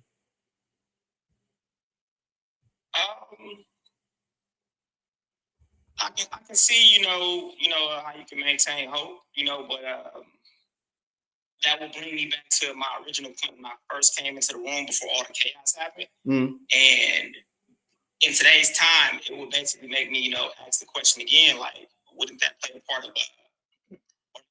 wouldn't it play a part, but when we even, start to have that happen when there's a growing divide, between man and woman. There's no growing divide though. And that's interesting you say that, right? Because I see all the comments with the women in here, and again, I was keeping it respectful, despite, a lot of them like, why are you here? I'm just like trying to ask a genuine question, not trolling, but what I've noticed, from just, searching online or whatever is men and women get caught up in these echo chambers. You have, the group of, you mentioned, what was it called in Asia or Korea, the 4B? Mm-hmm. Okay, they had that movement over there, but it, trickled over here to America, right? And then you have, like you said, the manosphere, as you got in your background, as well as, various, subsects of that. And that to me is like both sides creating, whatever narratives that they want, and nobody wants to hear each other out and come to, a solution like you were talking about. So that's why I'm like, I'm lost because I'm always just trying to learn from people to see exactly like, okay, how can we be better as a collective? Because I'm a black man, I love black women, and I'm like, okay, growing up, I seen that growing up, but now it's like, you don't see it as much. See what? Black love? Is that what you're saying? Yeah, I mean, I know it exists. Especially with the statistics when you look at, black typically marry black. I get all that. But it's just like, man, you don't see it as much. I understand, the weaponization of the media and all that. I'm just like, how do we all come together if it's always going to be this, you did this, I hate you. And it's like, wow, I get what you were talking about with your previous solution. So that's pretty much my answer to your question about if your solution was feasible or, acceptable. That's all, bro. Yo, so as far as this growing divide, when we speak on our community specifically, then maybe I could add a little nuance there. But when we're speaking on men in general as this growing divide, I don't believe that it was all. I don't really believe that it's a growing divide. I believe the divide has always been there, point blank. Period. Now you can just be online and be more vocal about your opinions. This is why you see black men have a platform on TikTok, on YouTube, and what the black men say, and I'm going to show grace just this one time. They say that they never had a voice, and now that they can be more vocal about how they feel because of whatever, now they coming out to say how they feel about black women and how they feel about this because they never had a voice, which I don't know if that's true. I know women literally never had a voice. I know women didn't have rights, but I know if you have your own house, you're saying you didn't have your own voice even in your own house. In your own house, you didn't have a voice and you were running every goddamn thing. That's what you want me as a young black man to say? I mean, to believe? That's stupid. But whatever, they feel like they never had a voice, so they're coming out to explain their grievances. But yeah, I see a lot of these dudes in those spaces, and I call them out, whenever, I'm brought up, whether it's on like YouTube, community tabs or whatever.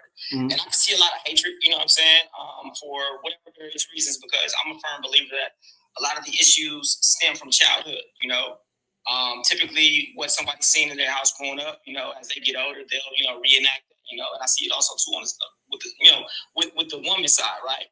But I just pretty much try not to chime in on the woman's side because I was raised, men don't talk to women. We talk directly to the men, you know what I'm saying? So I agree with you on that. You would think that men are supposed to start with the men, but they give these dumbass analogies, brother. Like I've been in this space for a minute. They give these dumb analogies, right? You can even look up my channel, Controversial Shannon. You can look at my main. On your bio, like your profile, because after I get off, it's just the word controversial and then SHANNON. Controversial Shannon. You can look that up on YouTube. You can look up my main page on TikTok. I've been calling out this stuff for like going on 3 years now. But there are women. The reason why I understand what you're saying is because there are women that call out women, that address women. So the real solution is for men to address men, women to address women, and then we come together as a collective group and figure it out. But then we also got to address our media pages because and everybody has an opinion, because everybody got a butthole. Everybody has an opinion, and the type of clips that are going viral, which really we should just shut the microphones off. I'll throw my microphone away too. The type of clips that are going viral are not helping us, and they're purposely doing, right? Like, so what you're having is a lot of, I don't mean this term in disrespect, brother, but I got to keep it spicy. You have a lot of mentally buck-broken men who are saying things to women right in front of their faces, and the women are feeding into that, So of course the women are going to come out and make a response to this is what's wrong with the black men, this, that, and the third. Black men and black women can talk to each other. I see panels of black women and black men talking to each other. But it's when we start going to the extreme rhetoric and you're trying to shut down a woman from not venting or saying what's on her mind, that is where the problem divides for. But would you agree with the statement that men don't listen to women as a whole? I would not agree with that wholeheartedly. And the reason why I would say that is because as me and you right now are talking, you know, there's a level of decorum and respect, right? You know, I'm not interrupting you, you're not interrupting me, right? Okay. Whenever you see most of these podcasts, or we can just talk about in real life. I'm based here in Florida. Whenever you see people talking, a lot of people, men and women, they don't listen to understand, and that's both sides, men and women. They listen to reply. And so if there's no effective communication happening, it's going to be the same repetitive cycle continuing. You know what I'm saying? Men say things to women that are completely, you know, outrageous, and women have said things to men that's completely outrageous. You know what I'm saying? So that's my stance on it. To your question to me. I haven't even been reading the comments, so I don't know if they cooking me or not. But ain't nobody doing that to you. Ain't nobody. Okay. You haven't received any bad comments, and y'all try to keep respectful. But okay, women were forced to listen to men on a societal basis of pretty much every society. Well, there was some matriarchies where women were the major. I get it, but like over here in the West and over in other countries, women are lesser than. Based on the laws and everything that was put in place. Women were less, they had no choice but to listen to me. Everything they had to do, everything they could do had to be tied to a man. When they wanted, whatchamacallit, they couldn't get a house without a man. They couldn't own a bank account without a man. Everything had to be tied to a man. So women have always listened to men because they couldn't. So that's one aspect. Now women have more freedoms, right? I wouldn't call them equal yet. I think there's still some work that need to be done. I'm not saying that they're going to be denied anything from a man. I do believe that there is bias in the job applications to give a woman a certain job or give a man a certain job. I'm gonna give a man a certain job over a woman. I do believe there's something going on there, and there's a bunch more issues. But for the sake of the argument, the reason I say men don't listen to women is because if you listen to men, if you listen to us, brother, we say that we should not hearken to the voice of a woman. Men don't listen to women. I'm not talking about these little basic conversations. Right. I'm talking about in a relationship that nigga, what I say, not nigga, I'm sorry, because I know some black men get mad at the word. What I say go. I'm the final position. You even hear dudes what they talk about in marriage, that hey, you may not agree with the decision I made, but we could talk about it later. But as of right now, we're going this way, even if it's a bad decision. Even if it's a bad decision. So when it comes to us listening to women, we don't listen to women. Women listen to us a lot. Now, are there some, or is it a growing movement that women ain't giving a damn what a man say and all that? Cool. But in a relationship though, and if that's what we try, because that's basically what these conversations are coming back down to, brother, is men and women in relationships.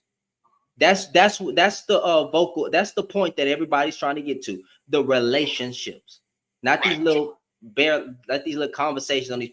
We're trying to get back to a relationship type situation of men and women being in relationships. Men don't listen to women because we don't believe that we should. So that's why we got the terms. Only a man can check a man. A woman cannot do it. If a woman checks a man, you know for a fact that our reaction as a whole is going to be like, I'm not listening to, like, what you talking about? You know what I'm saying? That's what we say. So that's why I say we don't really listen to women. That's my position though. And I think if we look at relationships, We don't. And she could have the answer. She could be right, but I'm the man. I'm the man. That's how we feel. But on these little back and forth panels, I mean, everybody listening to each other. Well, some people not, but for the most part, people be listening to each other. They may say something stupid, whether it's the man or woman may say something completely out of line, but people do be listening to each other. But on a relationship basis, we believe that there's a hierarchy: man, woman, children, and So women. would it be fair to ask, do we all not have our strengths and weaknesses, man and woman? Well, you would think that because my marriage, right now, listen, I'm in a Christian-based marriage. Every marriage ain't gonna be like that. So my wife does recognize me as head of household, but I gotta be balanced with what I'm saying. But my wife leads in areas, I lead in areas, and my wife be right majority of the time, which is why I do hearken onto the voice of my wife. But I'm still leading correctly. I'm leading with love, grace, empathy, and understanding. The basic type of leadership that a woman requires. I ain't gonna say leadership, basic type of love dynamic that a woman would want, right? That's what I'm leading with, and financially, I will say that. Okay. Yeah. Now, since you mentioned financially, right? Mm-hmm. I'm trying to tie it into what you previously was saying about here in the Western world at one point women weren't able to have their own, right? And you just brought up finances now. In our current climate and economic situations, as a collective, not anecdotally speaking, right? Mm-hmm. In most cases, would it be fair to say that a lot of women are earning men depending on their industries that they're in? Well, statistics say that there's only a $5,000 gap between the black man and the woman, right? In the household. Okay. But wait a minute. No. Statistics usually say for black community specific, I'm not mistaken, didn't it say that the woman is usually the head of household in the marriage? Yes. Okay, so again, I'm not trying to bash anybody, especially to the women in the comments. Wait, what was the original question again? The original question was basically, since you brought up the finances, I was basically going to ask you, in our current economic system, where most women now are, if not equal, they're up there in the position of top earners within the black community. Let's focus on that. No, that's not. I don't know if that part is true. I know that black men to their black women counterparts usually make around $5,000 more. There's still a wage gap problem, but in the marriage aspect of who's usually making more money, if I'm not mistaken, the black woman is earning more than the black. She's usually the breadwinner in the relationship. Okay, with her being the breadwinner in the relationship, right? Mm-hmm. Going into the current, can we as men set aside the ego and communicate effectively to our other brethren, right? And be like, hey man, this is a time where you don't need to let your ego take over. Okay, yeah, your woman make more money. Let her, continue to make the more, the money. You still make your money, and we still come to the pot, because I don't know where you're at, but here, most men aren't, willing to accept that fate. At the same time, on the flip side, a lot of women won't even consider either dating or being in a serious relationship with a man if they're not even making X amount of figures. We've seen all the podcasts talk about, what a man needs to make, what I bring, this, that. I'm over the, the table talk stuff. I'm just trying to touch on the financial aspect, since that's what you brought up, respectfully. Well, okay. So let me be balanced with what I'm saying, because women do seem to have a collective experience. So there's history of why a woman is not actually getting with a man that makes less, and that is what you're referring to, is his ego, and how a man usually get jealous of, in a lot of situations, a man will get jealous of his woman because she's making more than him, and he feel like she leveling up and he not doing nothing, right? Now, as far as the podcast talk, or I don't use podcast to make the to represent the average black woman, because if I was to do that, then I would be saying majority of black women are ratchet. I know for a fact majority of black women are not ratchet. Majority of black women don't care about black men. I know for a fact majority of women have always stood beside or behind, however you want to spin it, for the black man. That would be untrue. So I can't go by podcast talk. The average black woman already knows that her spouse is not going to make six figures. They already know that. I'm talking about a woman on a day-to-day basis that you dating. How many times does six figures come up in your dating life? When you just dated a woman who made six figures. No, but I'm talking about even at a date. At a date, y'all just sitting down having dinner. How often does that stuff even come up? Talking about a conversation piece. A conversation piece of even talking. Yeah. Me personally, anecdotally speaking, it never happened. You know, exactly. Like I said, just on the outside looking in, I've seen, you know, everything just like everybody else, like you alluded to. With the there's a certain caliber. So would it be fair to say that there is a certain caliber of woman that is living her life to look for a six-figure man? Yes. Yeah. Then that's a different type. Standards, and men have their standards as well. I get that, bro. Yeah. So that's why I'm saying I can't say that it's the average. That's why I would never spin it to be like it's the average or it's a whole lot of these type of women. I don't make six figures. If that was her requirement, I'm gonna try to get there. You know what I'm saying? If that's her requirement, I don't meet it. I just move on. I'm not going to take podcast talk as the average representation of the black woman. I tend not to do that. I think that's stupid. But referring to the finances, women are going to have a natural. No, I ain't gonna say natural. Women, some women, because there's some women believe men shouldn't lead, some do. So let me just placate to both. In a patriarchal society, and men made a patriarchal society, that it is your job to lead, provide, and protect. And a woman is then looking for you to lead, provide, and protect. I don't think we as men can get mad at that, because that was ingrained in the society that we raised in, and we were all brought up with that mindset. Now people are unpacking it and whatever, but if men are still calling themselves leaders, provide, and protect, and we're saying that a woman needs to get behind us and let us lead, then that's what you're gonna have to do. Point blank, period. Or you could leave that type of woman alone.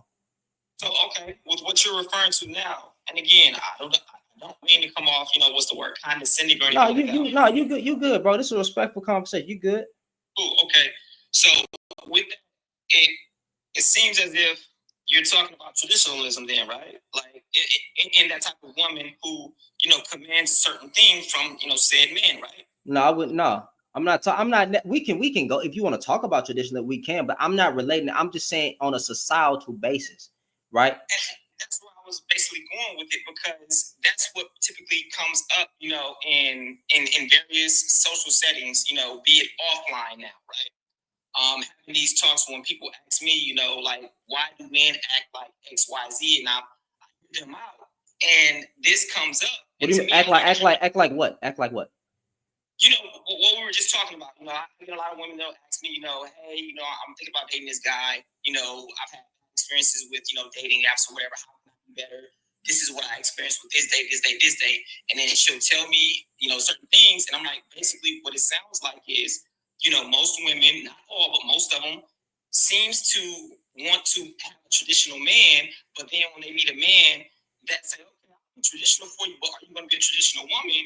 That's when the 360 happens, where it's like, no, I want to do X, Y, Z on my own. So that's what I was, trying to ask you. How do people navigate in a world that's modern, but people want to pick and choose what they want to be traditional about? A traditional woman. I think a woman, I think you would have to adjust them terms to fit modern society. So if a person wants to be I don't think a woman should be a traditional woman. And okay, so you said provide, protect, get behind. and I'm sorry for butchering. I'm just saying, like, that's what you said, right? Provide, That- protect, lead. That's traditional stance for men, right? Mhm. Okay. Now, the equal to that would be a woman being, somebody worth protecting and providing for, correct? Yeah. Okay. So are you saying like that she still work, like she still wants to work? In today's society, we all know most households need, two-income houses, Yeah, but, right? but when you saying that she's still trying to do X, Y, and Z, like what do you say? Like she wants to work still? Or what? It's that basically wanting the man to provide and protect without giving authority. And that's basically what it boiled down to. And I'm not talking about like own you woman, no, not at all, because I never subscribed to that with my parents, marriage, right? But it's just things that I seen in the modern dating space from the outside looking in, because I observe a lot of stuff. Authority, like being recognized as head of house. Basically, yeah. Well, like what woman, like again, we have a type of one. I just don't know. And to the ladies in the comments, my bad, I'm making something sound correct. No, you say something. It's like, look, I'm just trying to get these thoughts out with the brother, and then I can address, the more that he asks me. You good? So authority, I don't. It depends on what way, bro. We know that the average relationship, the average marriage, right? These women are not being mean or disrespectful. I'm not saying there aren't. I'm talking about the average marital setup. The woman is already recognizing her man as her man and the head of the house, right? Whether she believes in that or whether she upholds that, she's already recognizing that is her partner and that is the person that she gonna respect. But when you say authority, like authority to like the final decision or the okay, let me rephrase then, right? Okay. So another talking point, and I see in the comments said he was waiting for that his voice changed. No, it ain't nothing like that. Look, another thing was right. That's along the same lines.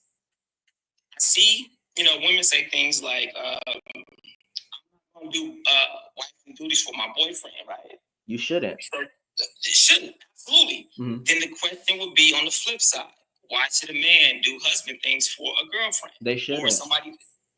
My whole thing with that is we got away from the whole original courting phase where, guy was interested in girl, he got vetted by her parents or, whoever the community role models were. And I mean, you said you were in a Christian marriage. Was that one of the steps or a couple of the steps a part of that whole process? I married my wife in 6 months. I married my wife in 6 months. I'm a unique case. I love the Lord. I believe in God, and I prayed for my wife. And I had a little encounter with God telling me that this is your woman. I didn't have to go through what the average person, and I've said this to Anton Daniels, big name on YouTube, to his face. He tried. I'm familiar with his channel. Yeah, he tried to joke about like you catch the whole little conversation. I was very respectful, but he wanted to say a lot of things. But I am a different case. Ruslan has had this experience. It's a lot. It's some men that have had the experience to actually have God say that that's your wife. My wife, she 33. I'm 28. No kids. We don't have no high body count, right? So in the dating phase, I knew who my wife was. I knew who my wife was before we even went on our first date. You know what I'm saying? So when I did the court, like I took her on a date, we went out to eat, and I already knew she was the one. But when it comes, let's say you don't have this type of experience, right? People aren't dating with intentions. I think people wear masks. I think you need to date with intentions and set things up front.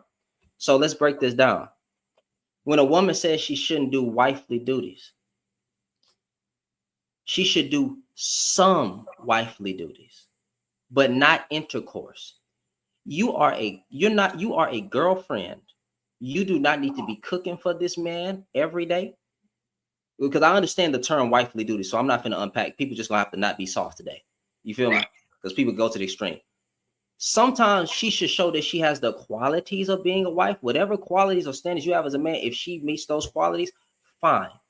A man should not also be paying every single bill as a boyfriend. But if she needs help and she needs assistance or something, you should be showing qualities that, hey, you are husband material without intercourse. That's what I think.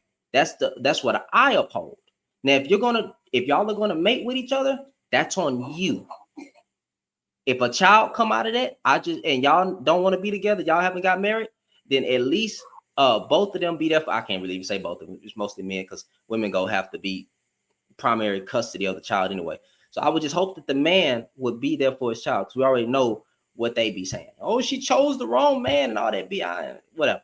But I think no one should be doing crazy quote unquote wifely duties or husband duties in the courting phase. To say I'm not going to do none at all is asinine, and you're going to end up alone as a man or woman. If you're not going to pay one bill, like it don't even have to be a bill, but if you're not going to show you have the qualities of providing, of the quote unquote patriarchy and all that stuff, then you're never going to have a wife. You're just not going to, if you can't pay for a meal, like we dudes are arguing about taking women on dates now, which is trash, weak, dumb. And if a woman, can I interrupt you for a second with that point? Yeah, but let me just say one thing. Your wife been married? 3 years. 3 years. So, are you familiar with the whole foodie term aspect? What is that? Foodie? Yeah. Like if she's a foodie? Like what is that? So you're saying, like you just said, you hear guys, they don't even want to take women on dates anymore. Or whatever, yeah, they're in the soft guy era, and they're combating a lot of the norms of what women usually expect, I guess, or whatever. I'm very aware of that, bro. Mm-hmm. And that's why it goes back to what I was saying before about traditionalism, right? I'm not saying I agree with anything. I'm just keeping it, I'm generalizing everything, speaking directly with you, right?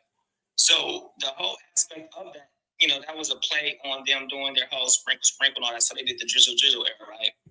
Mm-hmm. Now I asked you how long you were married, because in that time frame, if you were aware of the foodie call aspect where women would use men as dates, I don't know if you've heard how women would say in the past, like, oh, they feel used by guys, right? So a lot of women, not a lot, but there were a certain segment, of women, mm-hmm. right, that wanted to, retaliate and just go out and use dudes. Unfortunately, dudes got used, and they're like, damn, man, I was a foodie. There are videos of women talking about how to finesse guys out of whether it's, food dates or, concerts or bills or whatever it was. So that's what that was.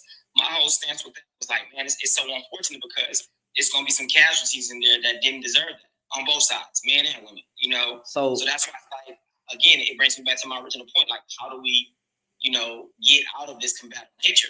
You know what I'm saying? Men, you can sit here and talk as men, because we both share that same sentiment. But what about the people that don't, you know what I'm saying, share our same viewpoint, because they didn't have our same, like, experiences or upbringings? Because I care about the Black community myself. I think well, women go to therapy more than men. So I think we should do a better job of pushing therapy in the community. So that's one, because if you're hurt by one person and then you move on to the next person and you're just going to use the next person, that's a problem. I think people should get the healing that they need. Don't just hop from relationship to relationship. I think that would be one aspect. But we know, like, again, we can bring up these examples, but we know on a day-to-day basis, right, that the average woman that we're talking to is not looking to exploit a Black man. I can't definitively say if the average Black man is not looking to exploit a Black woman. And the reason I want to say it, but I don't know, because of how sex driven we are. And if if a man can finesse a woman out his drawers, that's what he gonna do. So I want to say, most men are not looking to finesse a woman. I want to say that, but I do know that the average woman is not looking to use and exploit a man. I think the average woman, I know the average woman wants genuinely true love. And when we start focusing, huh? Is that not the same for men too? I Like, hope I would. most men, not these goofballs out here that's on this player shit. You know what I'm saying? I'm like, most men, you know, you don't think that they want the same thing. They don't want to reciprocate. And I'm 38 saying this, bro. Like, I have my own stance on love and marriage and relationships and all that. I'm just speaking in general now. If we want to get direct with just, you know, one-on-one, I can do that too.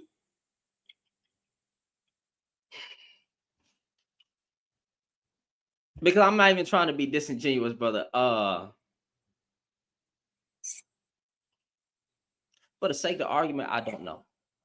I want, but listen to me. I'm not here to simp. I'm not here to pander. I'm not doing that. I don't know. Because, brother, I have friends that have had a good woman. I've had family members that, you know, just because they got this wife now, don't mean that they didn't meet their wife a long time ago. Now, you can apply that same thing. I know people going to say, well, what about the woman? You know, she could apply. I get it. But I see, hey, to that person that said he's 38 and you haven't found anyone, I didn't say I didn't find anyone. I said I didn't want to isolate or speak directly about mine and generalizing it right now. But if we wanted to touch base on my situation, then we could. Yeah. My bad, bro, you good. I want to genuinely say that the average black man is looking for genuine love. I don't know if that is the case. I do know, which I can pretty much say for certainty, that the average black woman is looking for a lifetime partner. A partner, not a dictatorship, not a situation where she's gonna be abused in. She don't want to go through hell and back with a man to prove her love. I know the average black woman is not looking for that. But I can't not for certain say if the average black man is in the dating pool for love, or if he's there to run up a body count, get what he can get, live a bachelor life. Men are afraid of marriage. So I don't know. And I think, can you give me your honest assessment as to why you think that may be? Because which part? Which part? To the part about you saying men are afraid of marriage. I'm willing to go, you know, deep in these conversations if you want to, you know. And again, I have no problem with, you know, just being honest about the situations. If you want to touch on that, but you said, you know, you men are afraid of marriage. Men are afraid of commitment. Forget marriage. Okay. Men are afraid of commitment. Men are afraid of commitment because it makes them bound to stepping up. But men are quick to be with somebody and keep them, and you know, and keep them as a spot holder or whatever. And but going that extra mile, right? From when we looking at it, men are afraid to commit. Now, if let's take it to marriage though, the divorce rates, you ain't going, nigga. We all broke. Let's just be honest. As people, we all broke. You know what I'm saying? Like, we don't have, the average black man is broke. The average black woman don't have a lot either, right? But they'll get to use it looking at these statistics, what she like in divorce rates. But they don't go look into why people are divorced. It wasn't that the woman, majority of the time, I'm not gonna say there isn't a situation where a woman is just packing out because of her feelings. Like, fuck it, I don't want to be with this nigga no more. I'm out, bounce. That's a different type of woman. Nigga choose better. But there are situations, I mean, but we know that the woman is not leaving after the first time, the second time, the third time.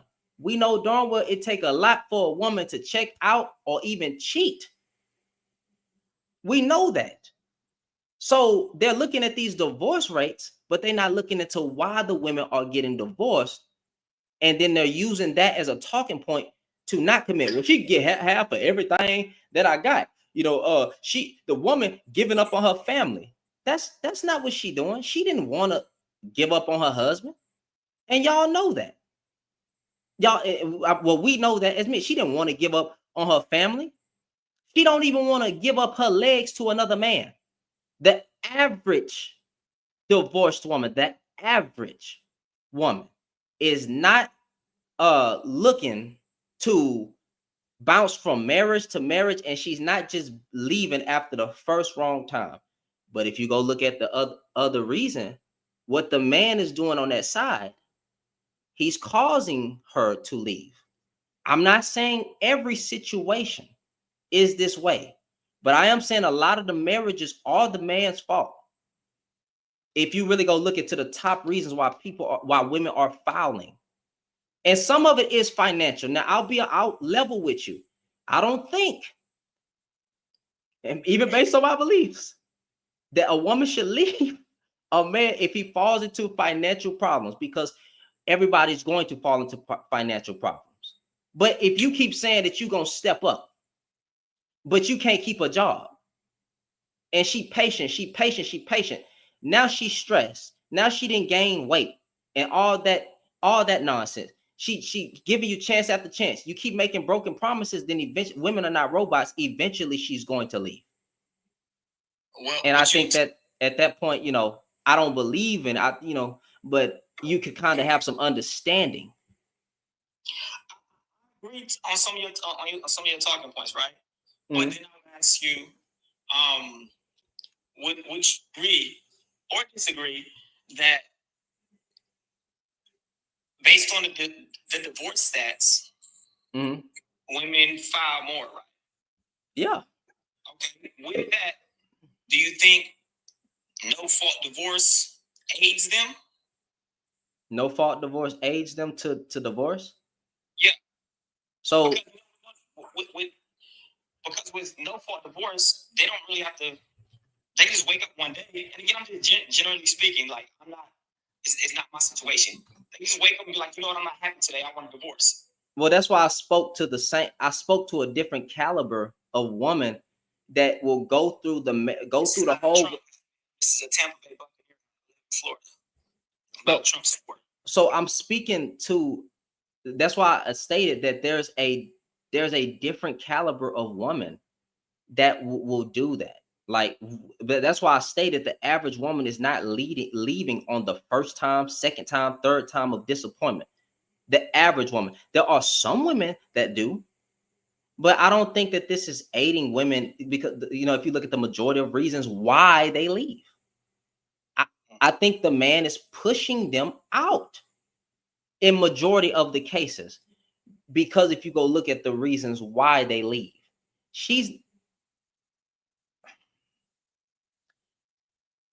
I think there's a lot of work on the commitment part that has to come from the men and what's going on. And then maybe we could figure it out. But the average woman is not leaving based on no fault divorce.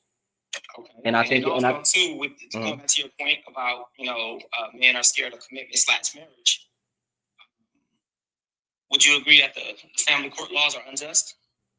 Wow, like give me an example. What makes the family court laws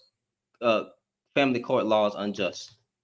Okay, you touched on when you were debating. I forgot the brother's name earlier, right? Where you said I forgot what he was talking about. He was stuck on one thing, but then you mentioned how men should date or not date, but at least befriend single mothers and go be a mentor to the child and all that stuff, right?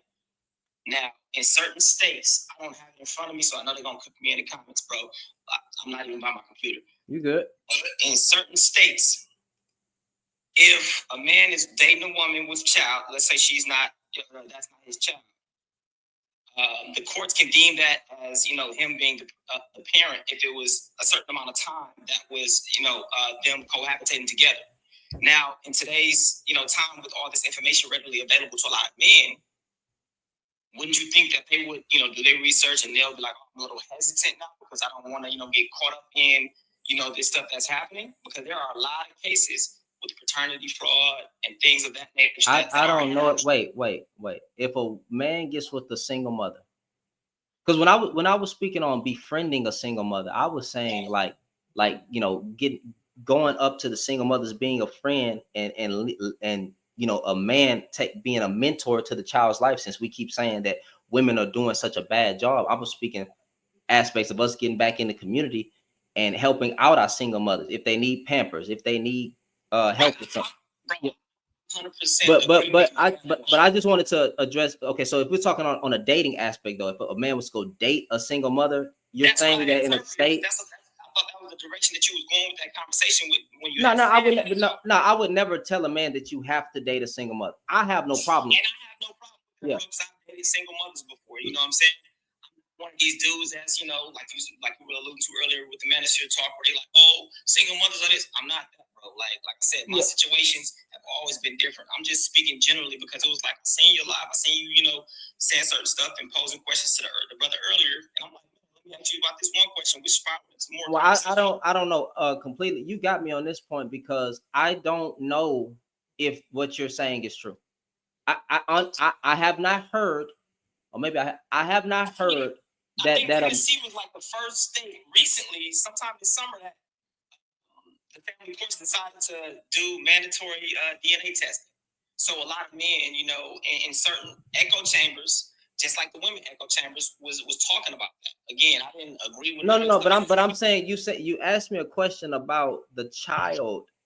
I mean, a man dating a woman with a child, and the court can put him on child support if they've been together for so long.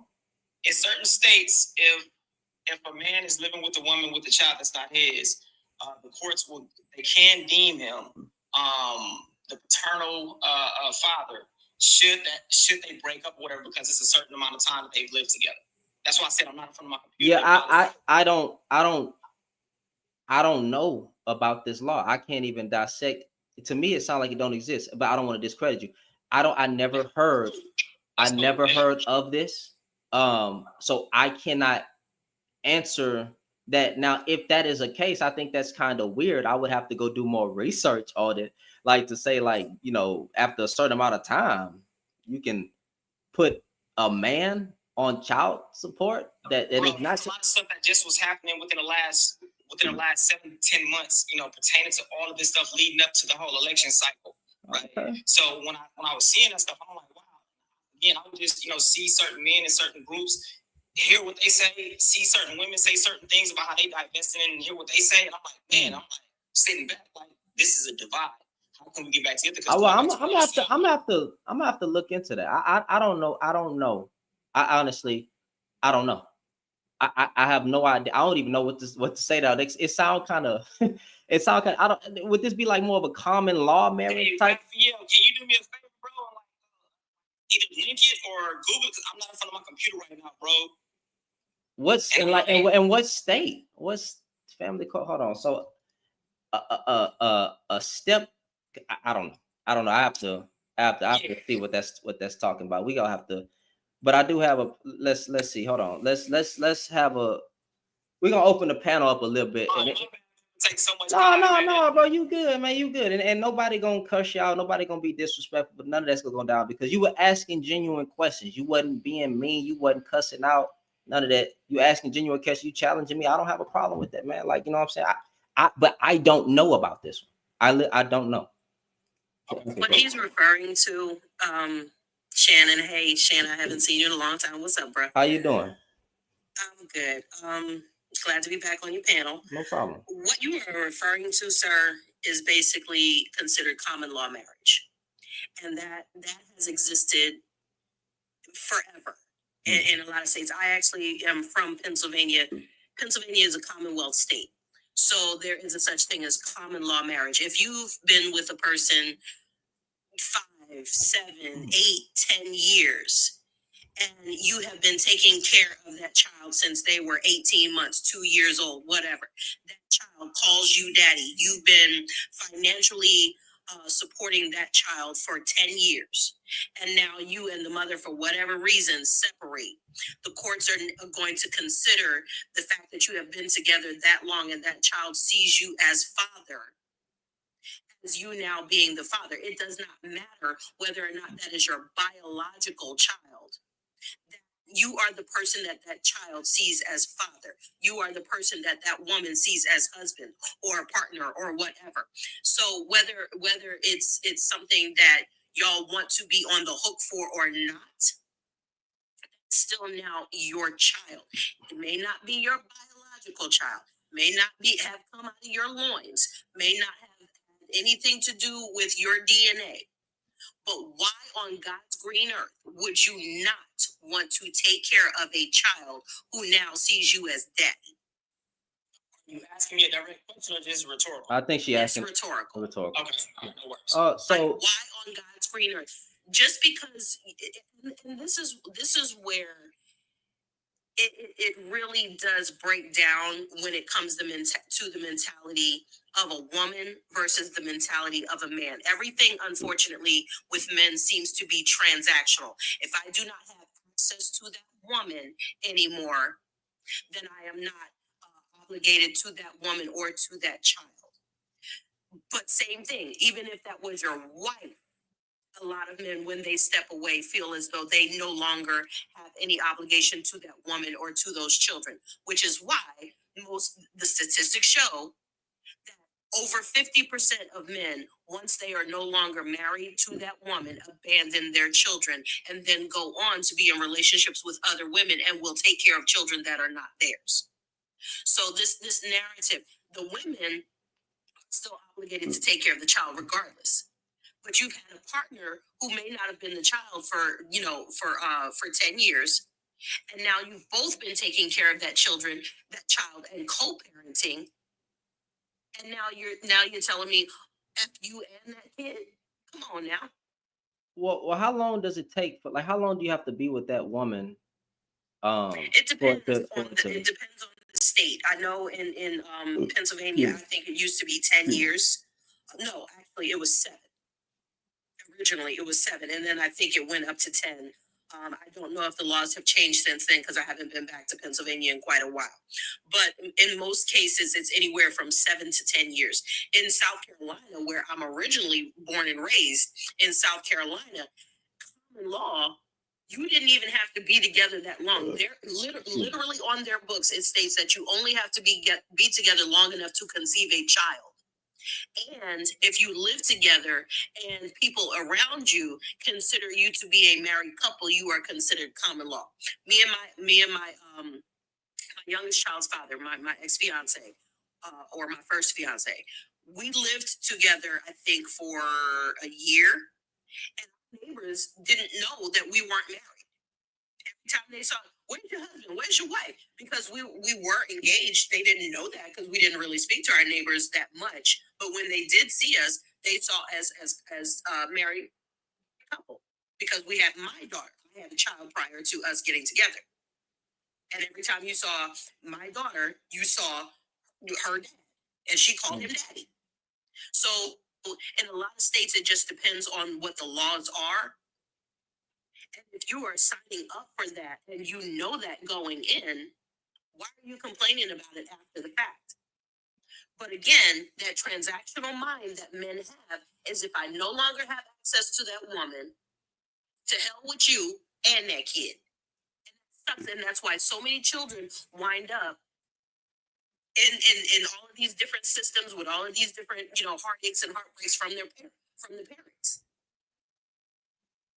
Because he's the only dad I ever knew. Now that child is suffering, because of the choices that you and the mother made not to be together anymore. Y'all don't give a damn about the kids after the fact. Okay, I'm gonna have to look into those situations. The term they were talking about, that Brother Frank was talking about, is like presumption of paternity, and then there's some other terms of other states that talk about saying that, hey, if the father's around, or the presumed father is around, and they say, hey, you know what, you're now the father. But I think, I call it the tail end, but when you just talk about the idea of the paternity and everything, and I'm no expert, some guys would make it really aggravated to where that if they find out 5, 6, 7, 18 years later, and they say, oh, this is not my child. And so that is one reason why some men was like, you know what?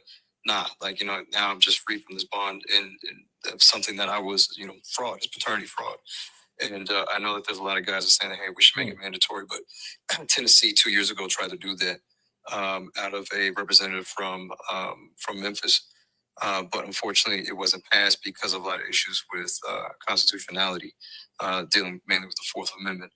But there are ways around it to where that you can still have a carrot instead of a stick, instead of it being mandatory. But there's ways that you can make it so that, hey, make it free, so that there be less of the prevalence of paternity fraud and everything.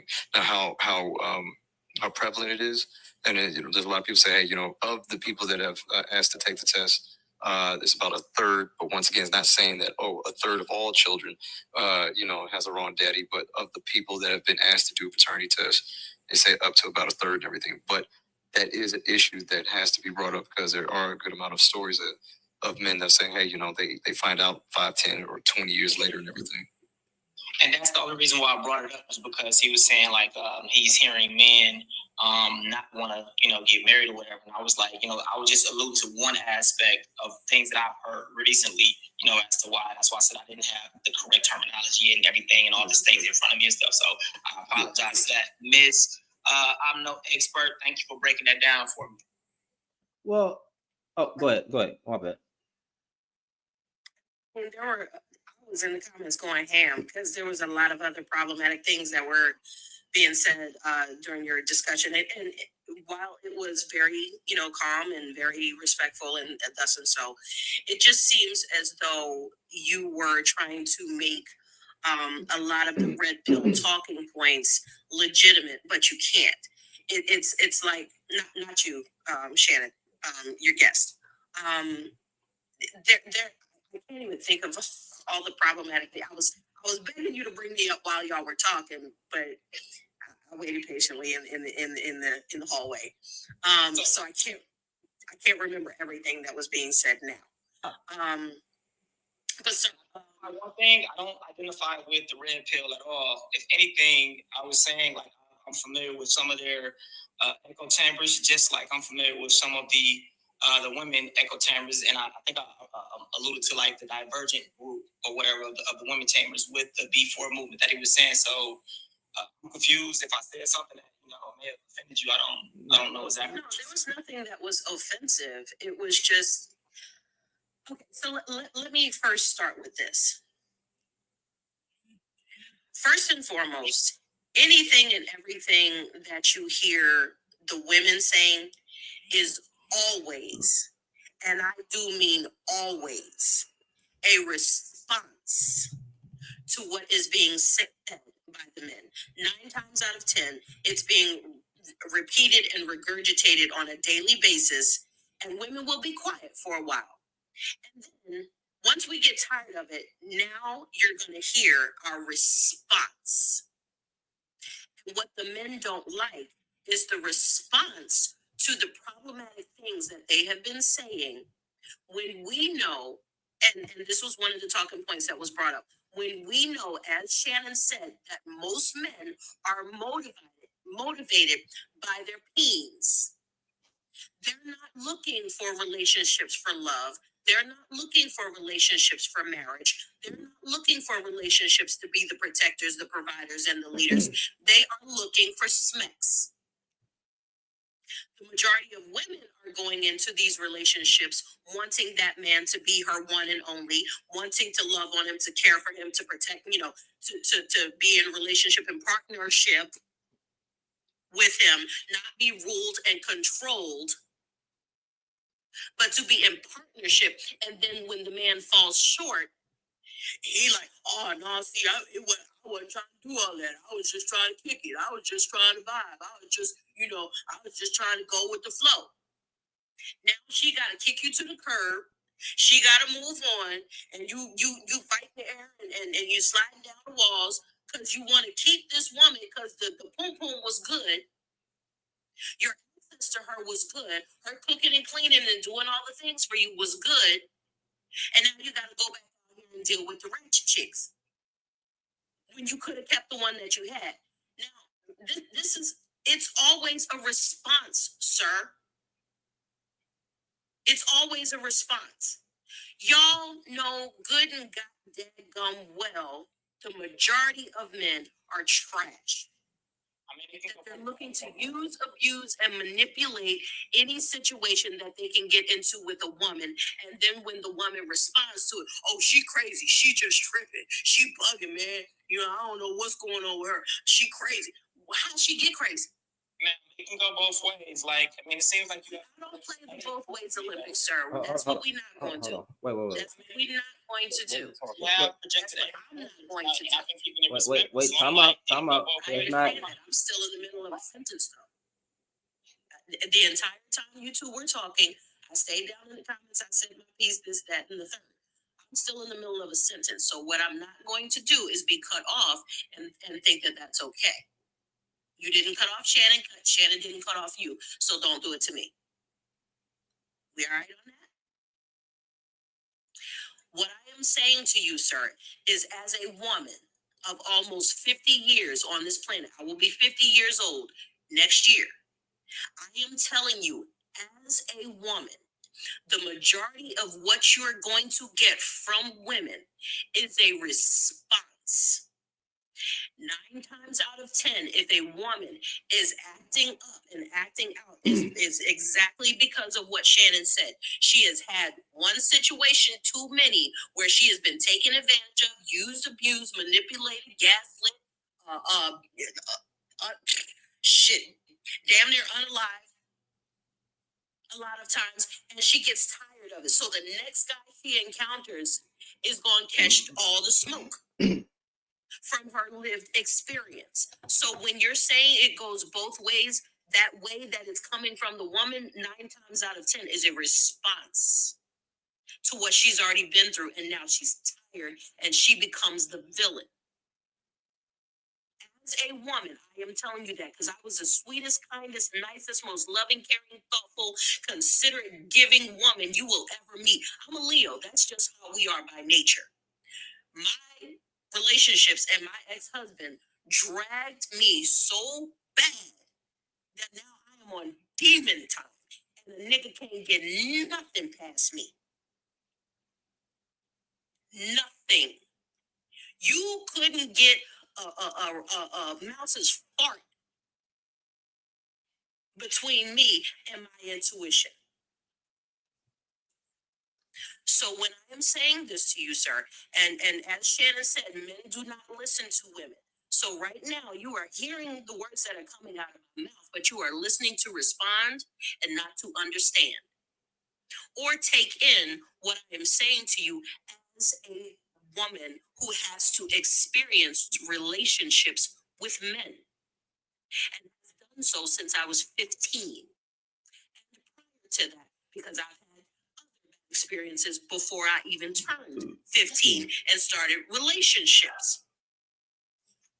So hear me, understand, take it in, listen, apply it to your life, and move forward.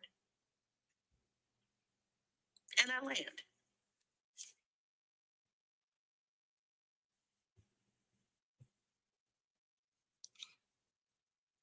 Peace. One of my favorite people of the civil rights movement was Bayard Rustin, and he says that if a bigot says to me that the sun is shining and the sun is shining, then I'm gonna say yes, the sun is shining because I want to tell the truth. But my view was not their view. The thing is that when I heard Miss, I'm no expert when you're saying that, Brother Frankie was saying, red pill talking points, that casts aspersions onto him and saying that he's basically a red pill or alliance with it when we don't know his politics. And even he himself saying that, no, he may be understanding of it, but yet, that's not his leaning. That happened to me many times on this app, even though I work in person to help out young boys to avoid what I call fight clubism and quasi-fascism. We can't win hearts and minds to get to the level of having equality and everything else if we're going about and saying, oh, if I say something that may sound similar to what people on the other side would say, even though, hey, there's things that may be true or are true on other sides that we may not agree with, but we just go about and labeling people and going about saying this person, that person, so on and so forth. Then once again, Shannon, as I said, like a year and a half ago, then we're just going about and water bombing gremlins. And once you do that, you're just putting more gremlins out there and everything. But to win hearts and minds, to get to the end goal of saying that we can find, we can lessen violence, other things of that nature, but we can't just go about saying, hey, you got these talking points. Because you can say, hey, if you believe that Germany's a cool nation, that sounds like, Third Reich talking points and everything. That really doesn't help us get to the goal that we're trying to get to. So, well, the goal is always relationships, right? The whole conversation of any of these talking points of anything, whether it's red pill, pink pill, black pill, ass pill. I don't know. Whatever pill somebody decides to shove up their butt. Everything is coming back down to man and woman in relationship. That's the whole point of these conversations. I don't like this about women. We bonded, single mothers need to do better body counts. Everything coming back to relationship. But talking to one another. I think there's a language, well, I ain't gonna say language. I think there's a listening aspect that's missing. You can say both sides if you want to. That's pretty much not the way that I lean. I do think that us as men have a listening problem. I understand what you're trying to say, HNIC. I don't, Frankie. I hope you didn't take any offense to that. I don't think she was trying to imply that he's directly associated with red pill, but rather made an assumption saying that, hey, it sounds like you're spitting a whole bunch of those talking points. I heard them. It did sound like that, but he stated before he came up here that is not, he doesn't hold that position. And what he was doing is challenging me on getting to a understanding of what's going on quote unquote both sides. This both sides argument though, what the hell are women doing as a majority that is effing with men? If y'all can name some of those things, maybe then I could have an understanding on what exactly women are doing that is hurting men as a majority. And just to clarify before you answer that, gentlemen, I was not saying, let me be very clear. I was not saying that Frankie is red pill or that he, sides with their talking points. What I said is that it sounded like you were trying to give some of those talking points legitimacy. I literally said it sounds like you were trying to make some of those talking points legitimate. Now, if you were just trying to get clarification on his standpoints on those talking points, that's a horse of a different color. However, the more he broke down different things, it was just like another talking point and another talking point and another talking point. So it starts to sound to someone who may be listening that you kind of, and I could be wrong, lean more towards that those things that you're hearing more so than what he's saying, because I know me, you, and everybody on this panel and everybody listening got eyes in our head, and we got ears, and we go out into the real world and we touch grass and we breathe air. And when we go out into the world, we see something completely different than what's being talked about on these panels. Because they talking about 6 foot, 6 figures, and 6 pack. But you'll walk past the guy who's 5'7" and has a beautiful wife and 3 kids trailing behind him. We'll walk outside and we'll see the fat guy with the comb over and the beer belly with a wife and 2 kids, and they're walking through the mall. We pay attention to the stuff that we're hearing, but don't pay attention to the stuff that we're seeing. And then want to think that everything, and a lot of people have gone on these podcasts, and then after they've made all of the money that they got to make on these apps and these podcasts and whatnot, will come on the app. And literally this happened while I was on a panel, and the brother said, fooled you, made a lot of money, talked all this crap, y'all fell for it, and I got rich, basically. Thank you for lining my pockets. And then they go back to talking nonsense and trash. Andrew Tate just did it. Andrew Tate talked all kinds of crap on these podcasts, made a whole bunch of red pillars, and incels hate women, and then just came out as being GAY. Recently, just came out as being GAY. Y'all don't even know, but I have pictures of Myron from Fresh and Fit at GAY Pride. Rallies? Yeah. Rallies, okay. I have pictures of that in my phone right now. And this was 3 years ago, before all of this red pill crap became popular.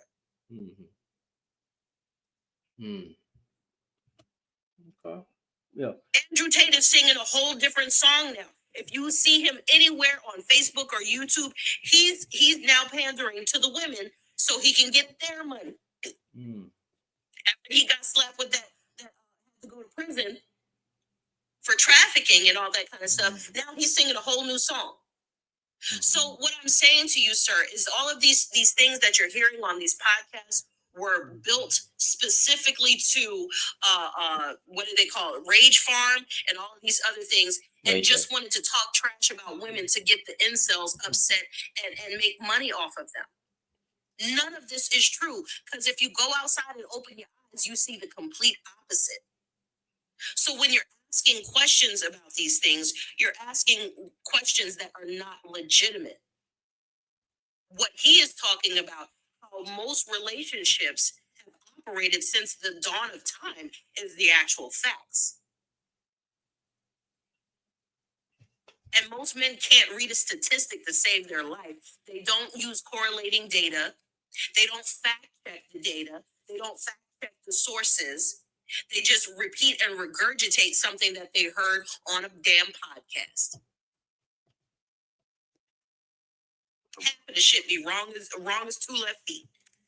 The water bombing continues. So what I'm asking is that, all right, to win hearts and minds, to where that there is less of a desire for men to be red pill or whatever that is, what are the suggestions? What are the actions to where that there be less people on both ends? Because we do see a good amount of extremist rhetoric of women as well, but a lot of it with men as well. So what are ways to where that we can ratchet down the temperature to where that people can be level minded and then be able to, as you're saying, touch grass and be able to go forward? Because We've already said it. if we're going, We've already said it. Because We've said it. Shannon said it. Shannon said it a few times. I don't know, but I'm just saying, because if we're going back, still saying like, hey, they say that it's better to light candles than curse darkness. I hear a lot of darkness being cursed on many different aspects. So where's the candle lighting to where that there won't be as many men going about and being red pill? Well, well, wait, who wants to answer that? I'll answer it. I'll answer because he's asking me. I'll answer you again. I'm not trying to win your heart or your mind at this point, and a lot of women are not, because we've heard now how the men truly feel. That's number one. Number two, Shannon has said it multiple times on this panel alone, talking to Frankie just by himself. The thing about it is, you guys are always so focused on what to do with the women. You'll always want to get to the solution while sidestepping what the actual problems are, without admitting what the problems are, without dealing with yourself. Deal with yourselves first. Introspection is going to get you where you're trying to go. Deal with you, deal with your traumas, deal with your childhood whatevers, the hatred of your mother, the pain of your father leaving, whatever your particular issue is. Deal with that first. Stop trying to get it back to being in relationship with a woman. Deal with yourself. Stop trying to deal with the community, because you don't have community if you don't have yourself. Stop trying to, bring us all together and we need to come. No, we don't. We need a separation. We need a break. We need to break up for a little while. We need a legal separation. You go your way, I go my way. You deal with you. I'm going to level up. And then once you heal yourself, you come back and holler at me, and I might still be available. But y'all got to deal with y'all first. And that's what Shannon is saying till he's blue in the face. Men have to deal with men. Leave us alone for a while. Because if you're constantly focused on us, you never get to the root of the problem, which is you. I hear what you're saying. One, it's a folly to think that to win hearts and minds, that's at the very front of winning anything. You have to win hearts and minds. Two, I understand that it is on the individual level, yes. But at the same time, you have to understand that there's supporting actors and also supporting enemies from this communal issue, because you look at, there are also mothers and aunties and teachers that can either help or can also detract. So I'm looking at this from not just an individual aspect, which in the end is individual, but at the same time, they're supporting caste. So if we are in a community, then how do we as a community, in helping out and encouraging and lighting candles instead of discouraging and cursing darkness? Because, you just can't do it by oneself, because we are social beings. You just can't go out and say to somebody, just fix everything on your own, because then you say, hey, they may have to go to counseling. That's encouragement. They may have to go about, and as you're saying, yes, introspection, but that's encouragement. But we don't want it to where you're saying, just go deal with yourself, because then that may seem as though that, we don't need you. Just get out my face. And that right there that turns a lot of anger to people, not just men, but people in general, that can turn into an anger. And then now we got another gremlin, and we don't want to put more rain or any thunderstorms or more gremlins. So Can I ask you a question? Hold on. Because hold on, y'all, real quick. sorry. Because I'm sorry. James been trying to I speak apologize. for a second. Well, one of the things that I think is very important we need to have the conversation about is the reality of our situation. There are two types of conversations that are going on in society today. One is social media constructs, where people are making content, tearing people down. And then there's people who are actually outside having to deal with relationships every day. The majority of men who are very healthy and well-to-do in their emotions and have emotional intelligence, they're not on this app. They're not on this app tearing people down or dogging women out or having these type of conversations. Where they're really focused is being better at knowing who they are and where they need to be as a man.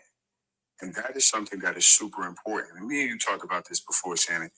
The goal is that men have to have a stronger development in their relationship with God and who they are, as well as they need to make sure that they're not allowing themselves to entertain social media conversations that don't have enough effect in real world problems. If I get online, I know for a fact that when I get online, I'm giving anecdotal statements that are mine personally that everyone don't agree with. But as somebody who works with men every day in my real world, we're not even having conversations about women. We're having conversations about what does it look like to take care of their family? What does it look like to be a single father when you don't understand that your dad wasn't present with you as a man? What does it look like to have a budget? Like, the reality is 78% of Americans as a whole are living paycheck to paycheck, right? They're struggling on even trying to pay their bills. Then we have a bunch of men who are trying to figure out how to even articulate their words. It's like I had a young man say to me yesterday, and I think this is very important to have this conversation. He said to me, I only know how to respond in anger. I'm not even trying to deal with it. Like most people don't know. A lot of the younger men today don't even have kids. The number is over 54% because they don't even want to deal with stuff because they're not built like we were. They're not as argumentative. The way my two sons are is nothing like me from being from New York, from the middle of the hood. They're suburban boys who are thinking through all this stuff. My son said to me yesterday, why do you guys argue on the internet in a way that doesn't deal with a lot of stuff that we deal with in reality? He was like, Dad, I love you, but some of the stuff y'all talk about, I ain't going through none of that. I'm on college campus building relationships and having friends. I actually like women. I actually have great relationships with them. We can have dialogue. He said, the problem is there are a lot of boys on my campus who don't have the father like I have. And those are the type of conversations that need to happen. Whereas I agree with what the lady said. I think more men need to spend more time pouring into the next generation of young men and really giving them advice on what it means to be a man. And I think as they heal as young men, they will discover what they want in a relationship. They'll discover what type of woman they want to date. And I'm not just talking surface level of physical attraction. I'm talking about, hey, what's compatibility for me? What does it look like to go out with a young lady and I care for? And I think that's something that should be said. I honestly don't really care about the debate on who's worse off, because that's something we could do all day. I think the biggest thing is where are we as men putting the work in to see these next generation of young men and young women become better. You know what I'm saying? Because I'm neutral. I got two daughters and two boys, so I'm getting it from both ends, trying to learn. Because there's things my daughter tell me that I'll be like, You know, since her mother passed away, I was like, you know what? You got to talk to your aunties. Daddy just don't know. And I don't want to lie to you and say I do. And I think those are the things that are very important in this conversation. One thing I agree with pretty much everything you said, brother. The only aspect that I don't agree with is when you said that this don't affect real life, because the sad part of the reality is that it does. I literally was out eating, and this black man with a black woman, like, you have a beautiful black woman in front of you, and they're talking, and me and my homeboy, we chilling. This nigga asked, "So what do you think about Kevin Samuels?" At a time where you at the fucking date, you have a beautiful woman in front of you. Y'all supposed to be getting to know each other. Nigga, you want to ask about what the fuck she think about Kevin Samuels? Fuck. Let me not say F Kevin Samuels. He's not here. Now, because I was about to get a little spicy. I'm sorry. But I even have a homeboy that took in a lot of that content, right? And I tell him, you know, they call me a simp panderer. Well, not my homeboy, but I'll say, hey man, you know my channel. You know what they call me, bro? That man's content was not helpful. It was not. I'm not going to say it caused a further divide, because I don't believe that it didn't even cause a divide. The divide is always there. When people keep saying it's a further divide, that's BS. The divide has always been there. People are just vocal about it. But the fact of the matter is, these talking points are being taken on dates. So that's the one that it is affecting real life situations, because he had every opportunity to just talk to that woman, get to know that woman, and see if this woman will be his wife. But yet he wanted to know if she took in Kevin Samuels' content because she should be fit, feminine, friendly, and submissive.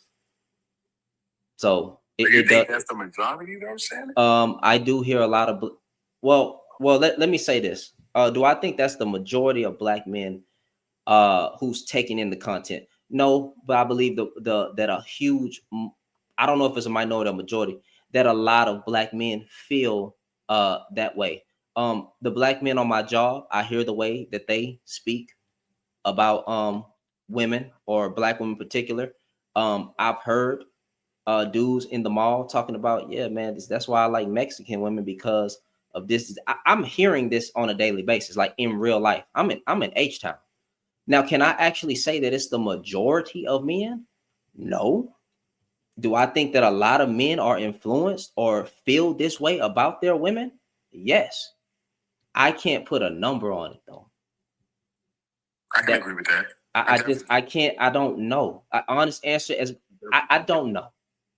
I don't know. Hey, James, did you know that the incel community increased to 1.2 million viewership because of the Kevin Samuels, the Sotomayors, the Andrew Tates, and all of these, and boys as young as middle school are now regurgitating these talking points because their elders, I guess, you know, their uncles, brothers, cousins, fathers, whomever, are listening to this content. They got middle school boys going to school saying these talking points to little girls in schools now. Even the Nick Fuentes guy that was talking about your body, my choice, the very next day, within less than 24 hours, boys were going to schools, high schools, middle schools, and colleges, telling girls, your body, my choice. So this is happening in real time. I even had a guy, I think he was like 32, as a truck driver. Met a dude while I was hooking to a trailer one day at work. We exchanged numbers, started talking. He literally started like regurgitating all of that ish right onto me. And when I tell you, I belly laughed so hard on that phone just to make him feel stupid. It's happening. Yeah, I don't disagree with that. It's happening. I just know that one of the things that we're talking about is I gotta say again, there's social media constructs where the conversations are having it and they're regurgitating it. But as somebody who has to work with the public school system, I know a lot of boys ain't running around saying my body and a choice because there's a huge consequence with that in the public school system. But I do understand that there are a lot of young men who are regurgitating catchphrases because, so let me say it this way. Harvard is doing a study right now that we're working on called Happy B2, right? And the majority of the content that are consumed by men who want to hear Kevin Samuels, want to hear Sucker My Order because he is a sucker to me, hear these type of men talk and the rhetoric that they give primarily by young men who have absentee fathers. The majority of the young men that take in content of different is those who actually have fathers who hold them accountable for the things that they say. Sucker My Order is somebody that you could tell that ain't really that dude. You can go on a podcast and put your hands on a woman, and then when a man say do the same thing to me, you get up there and you get emotional, you start crying with the man. We know what type of dude you is. We know what type of time you want, right?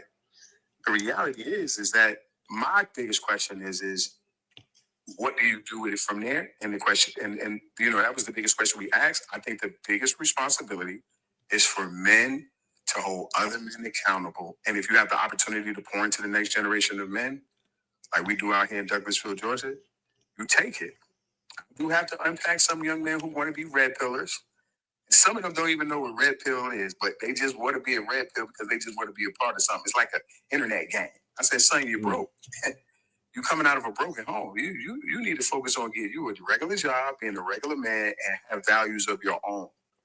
You can't even have these conversations because you coming out of the lunchroom going back to an environment where your mother's trying to figure it out. So you shouldn't even be a red pillar because that's disrespect to your mother. And once you start having those conversations, that's when young men start asking questions like, I really don't know what it is, but it sounds cool, and they got money. Majority of the young men that I deal with, sometimes they just look at the money or they look at the notoriety. You know what I'm saying? Kevin Samuel is hope for men who will never have anything when it comes to a healthy relationship. I'm not saying that for those of you who Kevin Samuel fans. I don't know you, but what I have seen is a mirage given to men who will never experience that type of relationship.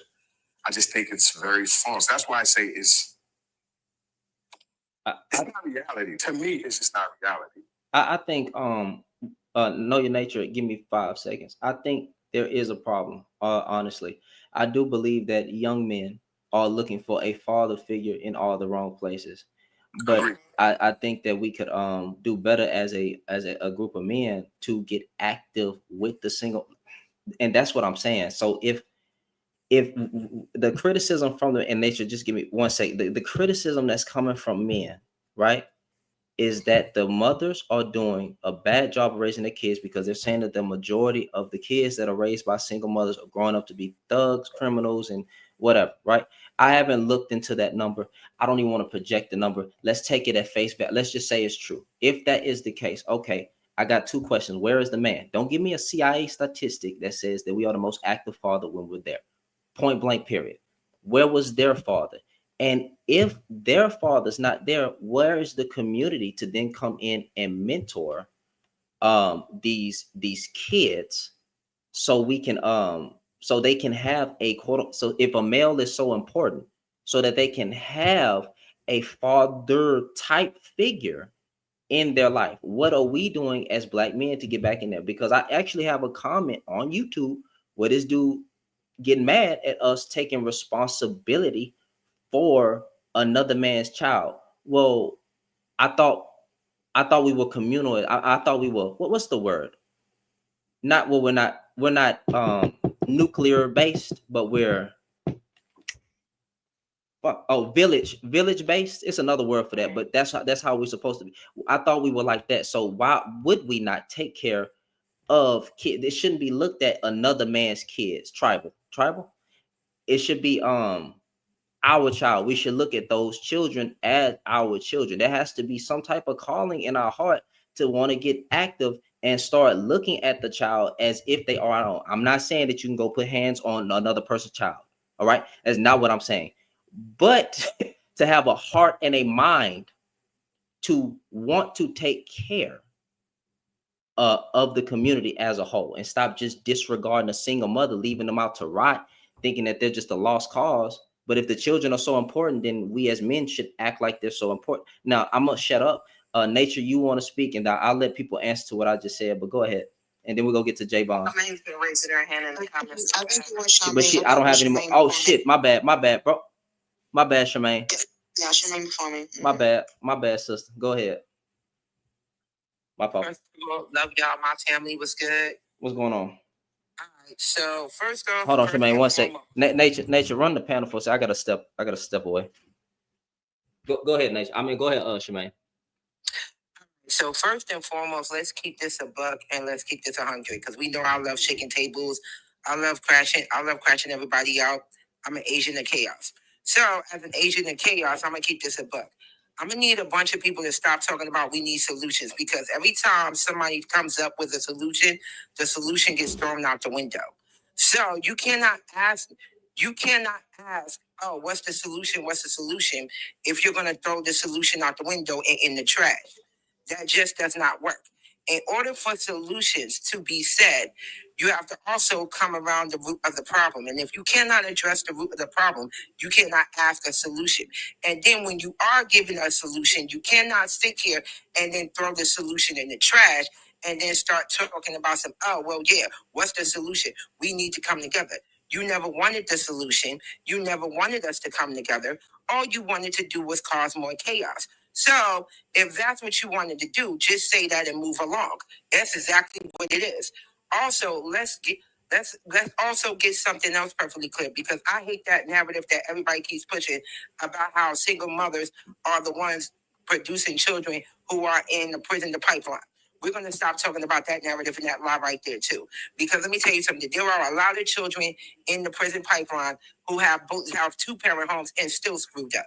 We're not going to do that either. See, this is where a lot of the problems also come in. It's like when you talk about one set of community, you don't talk about the other one.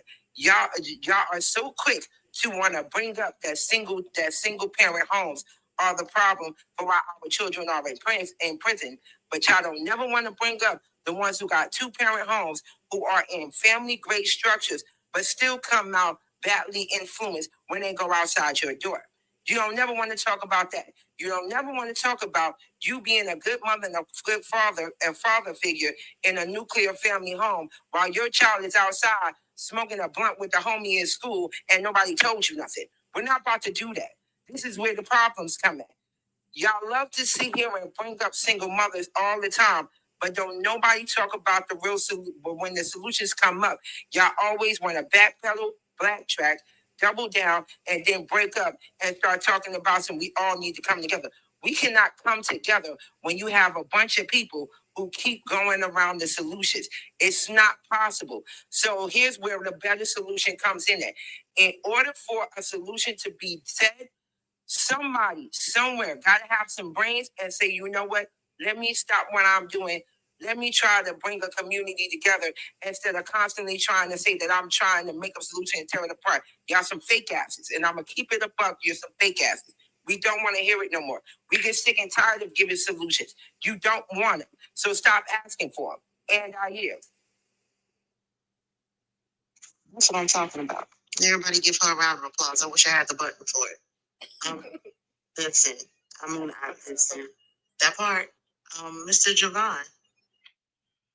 How y'all doing? Good evening. Yeah, everybody as well. So I don't know what this notion is about. I look at the comment section and why people assume that it's a small minority of Black men being harmful when that's not the case of not just what I see, but like statistically speaking,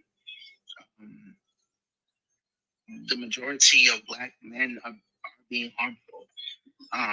That's why we see a lot of times just the perpetuation of the harm. It gets passed down to the younger generations because we see like 1 in 4 women who deal with intimate partner violence. And so because Black women mostly date within their race, like they intrapersonally date. So I don't know what this notion is that why we continue to have these conversations of how Black men can be harmful at times to these kinds of conversations. So when the topic, right here, Black mothers get a lot of flack, right? A lot of times, a lot of Black mothers get a lot of flack is because it's the Black men that make them single. So I just feel like, number one, if you are not a Black man that perpetuates harm, and like Shannon, I feel like a broken record. Like, I gotta speak on this all the time because it's just certain Black men that feel inclined to run to the front of the line and be like, well, you know, I don't perpetuate harm, so I'm not part of that 80 or 95, or I'm not part of that 1 in 4. But while you may not be perpetuating the harm, a lot of you are complaint sensitive. Like if you are doing the work to, if you're doing the work to learn these things, then I'm not talking to you, right? Like if you're somebody who's doing the work to unpack the misogyny, unpack the patriarchy, if you're doing that work, then this message is not for you.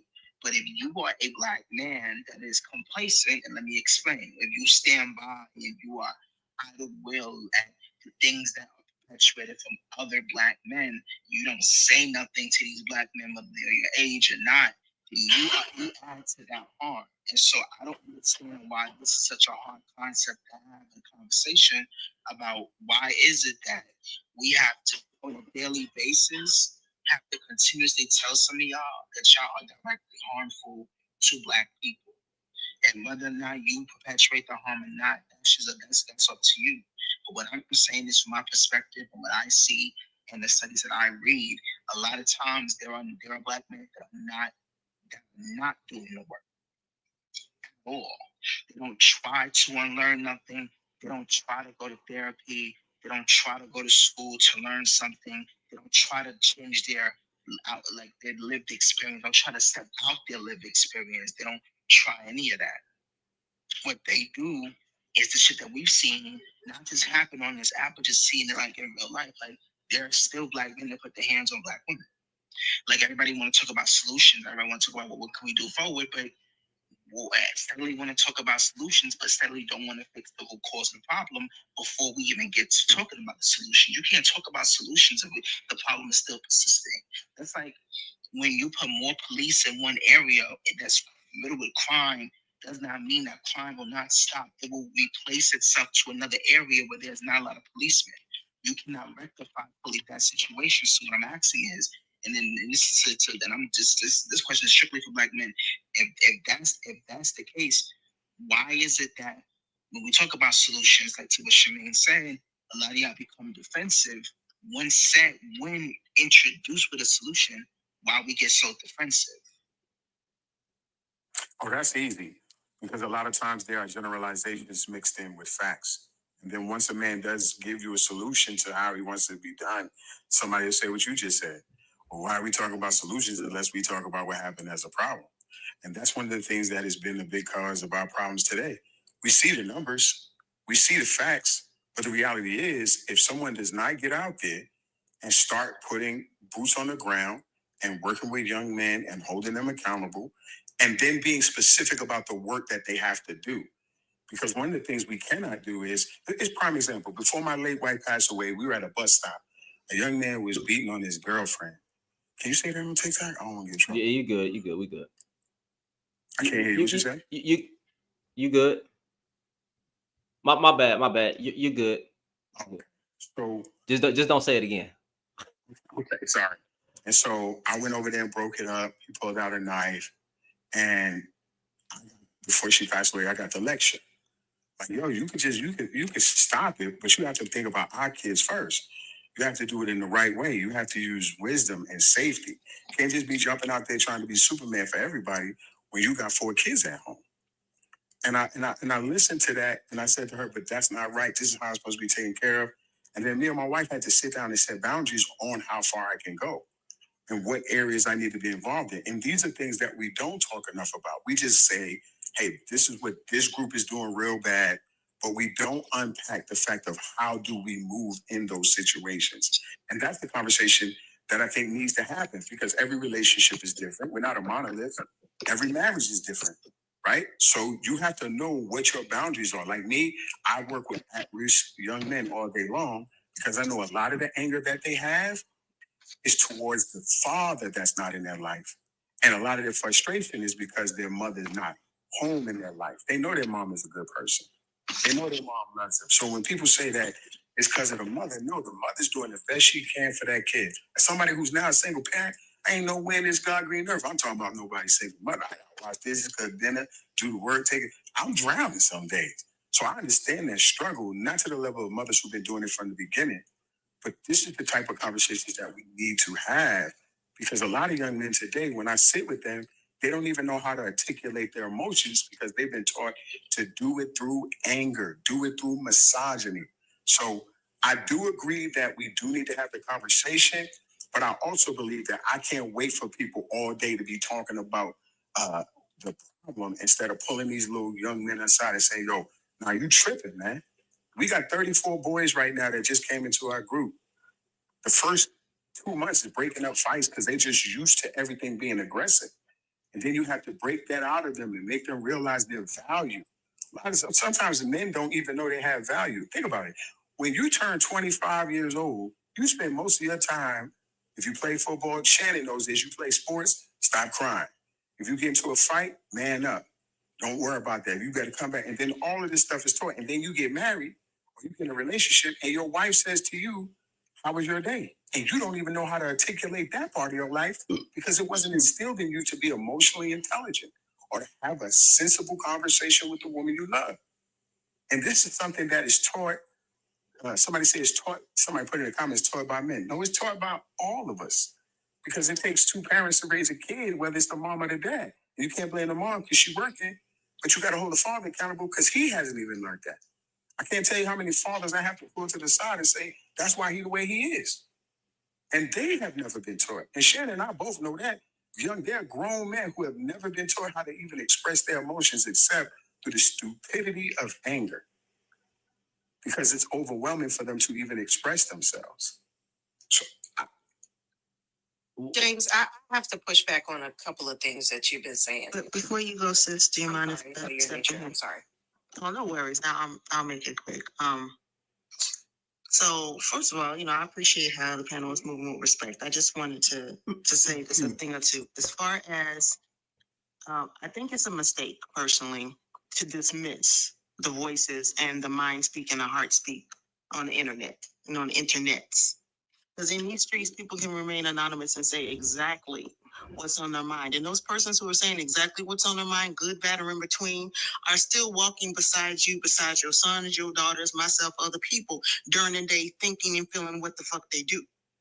So I'm not going to dismiss what people have to say on this app. It's like, I don't have these conversations off of it. A lot of people don't say exactly what's on their mind. A lot of them would probably go to jail, would probably go to prison for saying exactly what it is that they have to say with their face, their countenance attached to it in the everyday waking, walking world. But when they get online, they can really open up their mouth with whatever many profiles that they have to do so. So I never dismiss this. I might get more of the truth, more than likely have gotten more of the truth on this app from persons about what they really think and feel. Again, good, bad, and in between.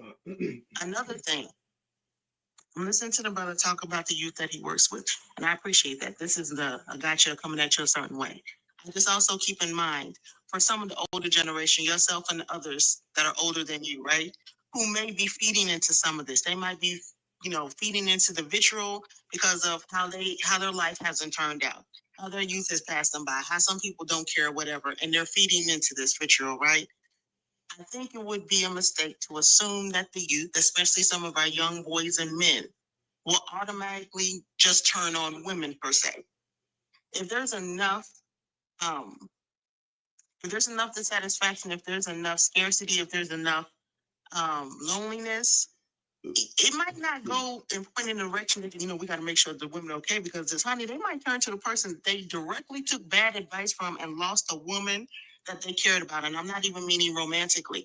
I listened to my great papa, and now my mother, sister, auntie, everybody, nobody's fucking with me because I listened to this nigga here. It might not be the turnabout and the turn on that y'all expect in that particular regard.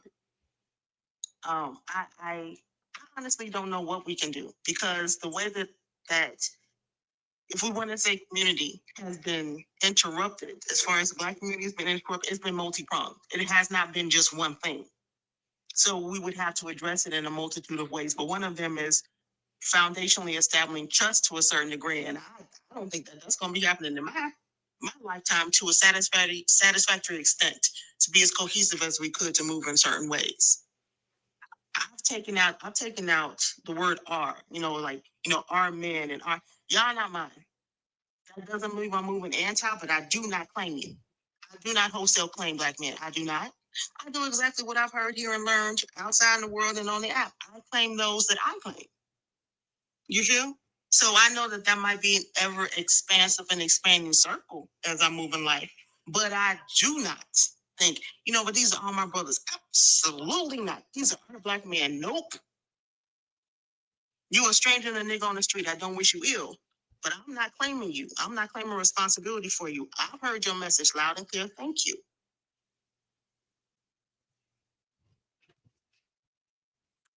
But see, that's the thing. That speaks back to what I was just saying, right? And so, Can I? Oh, yeah, go ahead. I was about to address James. Sure. James, some of the things that you were saying, I have to push back on, because it's like y'all will say one thing and then forget that the other thing exists. And one of the things you were talking about was generalizations, right? It has to be a generalization if it's over a 50% majority that is happening, especially if it's in the 80th percentile, in the 90th percentile, that certain things are happening. And a lot of the things that are problematic in the world are the 80th percentile, the 90th percentile, the 95th percentile, damn near some of them the 99th percentile. So when we say generally speaking, we are speaking to the majority of the things that are happening in that certain demographic. So you can't say that it's not happening, on a large scale when in actuality it is. You know what I'm saying? And again, when you said something earlier where you were talking about the majority of the problematic boys that you're dealing with are coming from single parent homes, right? And that they are acting out not so much because their mother isn't there, but because they're mad that their father isn't there. We've been saying that forever and a damn day. The majority of the boys that are acting out because they want their fathers in their lives. They're angry that their fathers don't come pick them up when they say they're going to come pick them up.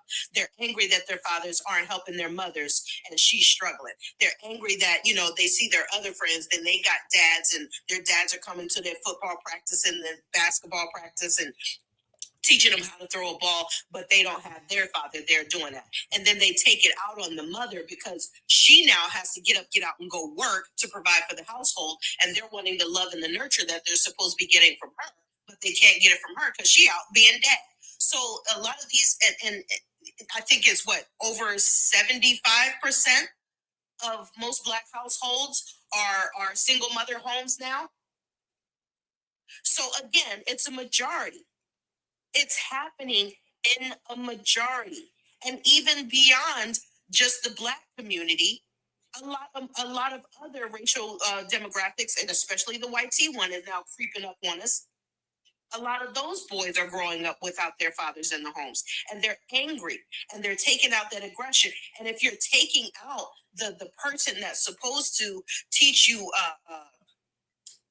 how to regulate your emotions, teach you how to treat a woman, teach you how to show you what a relationship looks like, because you now get to visually see it in your home.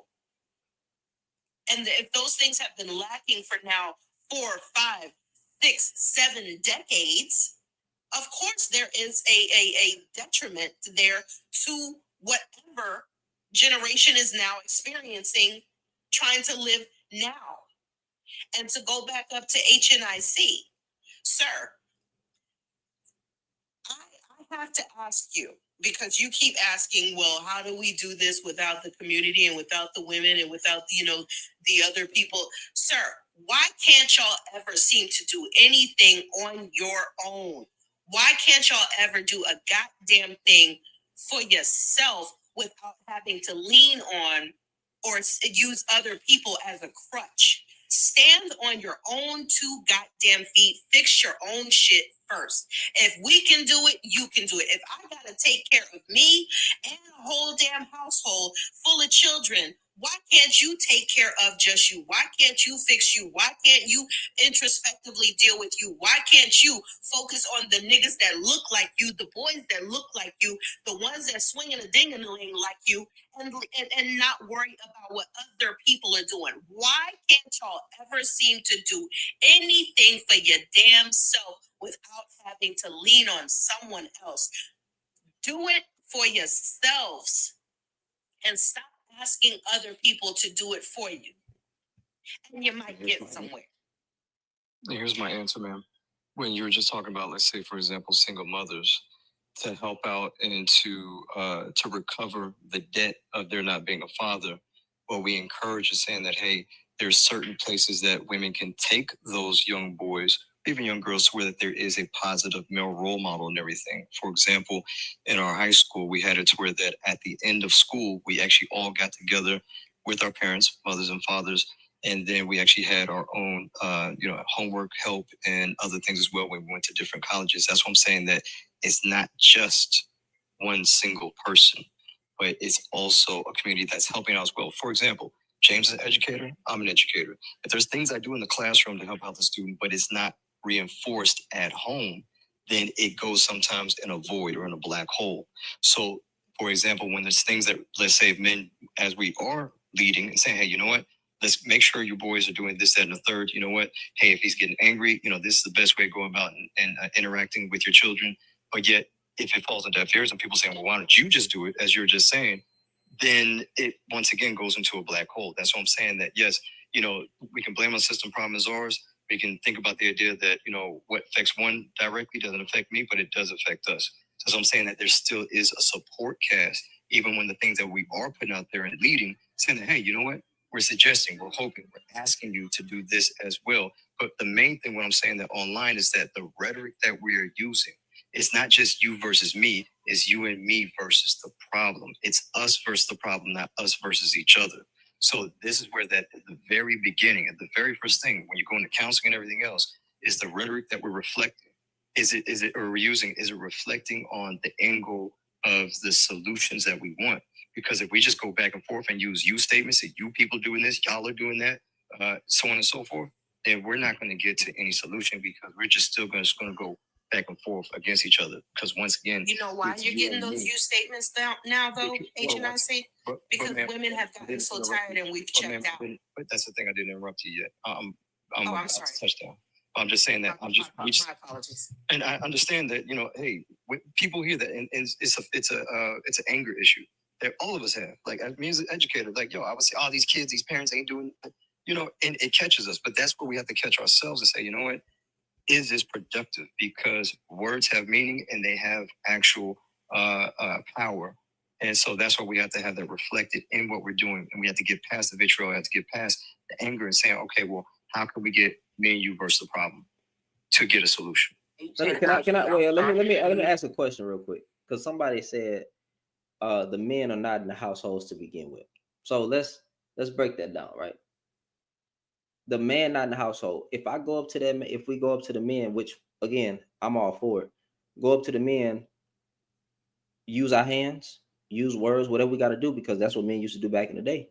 You're not taking care of your kids. Okay, we finna check you, right? Even an ass whooping don't change them. Nothing changes them.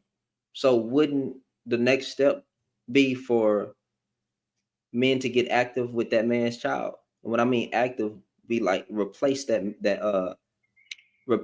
man to sort of be like a mentor to him, because the man that was originally the father, he's not listening. We didn't put our hands on him. We didn't did all. First of all, that's not even happening. We're not checking deadbeat dads out here. Let's stop the BS. But let's say if we did, right?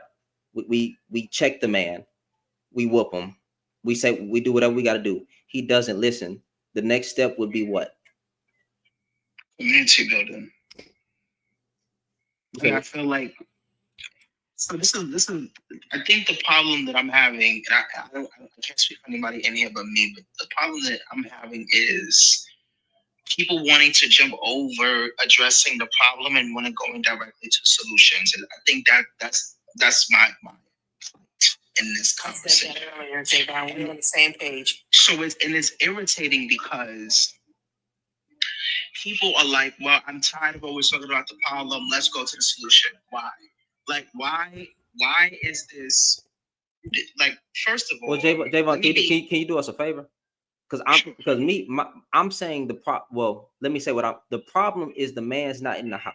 What are you saying? What are you saying the problem is? What I'm saying is that we don't address the problems enough for us to get like we begin building the bridge, Mhm. and then the bridge will collapse, and then niggas will just continue going back to building the bridge, but they won't ask question, how the fuck did the bridge collapse? Like, I need to know, why did the bridge collapse? Where did it collapse at? And what could we do to rectify it before we begin the building up that bridge? What I'm saying is that I love to talk about solutions all day with you, like all day long. You know me, I like this. I'm a solutions person. I like to know the root cause of the situation before we start, because there's multiple avenues for solutions, Shannon. Yeah. And I think people, I don't know if it's like HNIC or James, but when I made my statement the way I made it, they kind of felt the way, but I wasn't directly talking to them. I talked very plainly, very in general, because again, what I believe it was Nature that was saying, Black women don't know which one of y'all are safe to be around, right? She didn't say that verbatim, but a lot of times they don't. A lot of Black women don't know which one of y'all is safe, even if y'all say that y'all is people that are active in the community. Even if you're somebody who is trying to do as much as you can in some certain ways perpetuate harm without you even knowing. And not saying that you're doing it on purpose or you have an intent to harm people, but again, understand, going right back to this statement, you could give all the advice you can to these young children, to these young Black boys, to these young Black girls. What people are saying is that it always falls on the onus of a single Black mother. Some of us coming from single Black, my mother, and I believe I told you this shit, and my mother raised me, right? Because my father wasn't in the home, right? And even when my father came back into the home, it just wasn't conducive to my mental. So this notion that's also being pushed that, well, a man is not in the home, so that's also why the child is acting a certain kind of way. That's not always true. Because even sometimes in a two-parent household can be harmful and detrimental to a child's upbringing, because you could just be there. Like, okay, cool, you give your child money or you buy certain things for your kid, but you're not active in the kids' life. What I'm saying is that you don't talk to your children. You're not empathetic to your kids. You talk to your children, but you don't talk with your children. You're not understanding of how your kids may feel, or you're not understanding of how they can go through certain changes as children.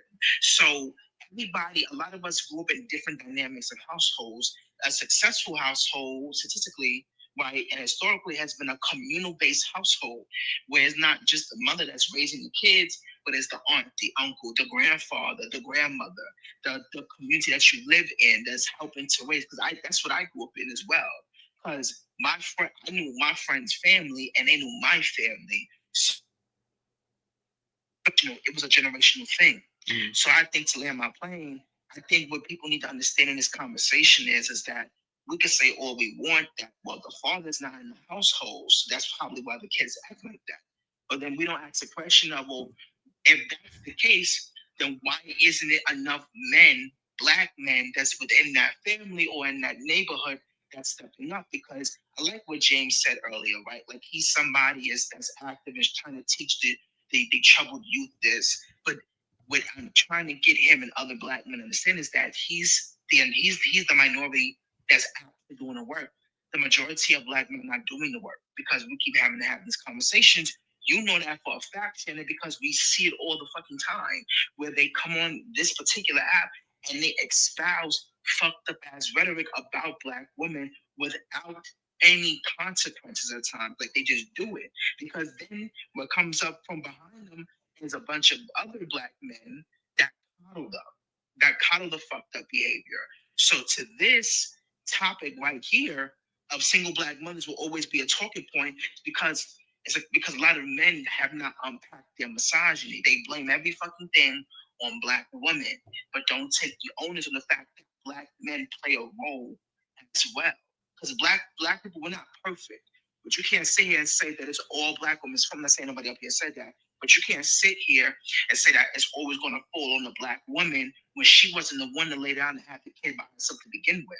Black men will always play a part in this, regardless if you want to play a part in this or not. Whether you're an educator or not, whether you feel like you're a leader of the black community or not. A lot of times we don't have a lot of black men that's like an HNIC or James. We have a lot of men that perpetuate harm and they overshadow the voices of these black men that are trying to do good in the community. You understand what I'm saying, Shane? Yeah, I get it. So, but I'm finna let them challenge you because not the two men you talk to, because I see some comments from men in particular, right? Because y'all tap the screen to share the line and support the people on the panel that you that you rocking with. If you're not rocking with me, support the people on the panel. Nisi, I do see your hand. I just need 10 seconds. So here's the thing.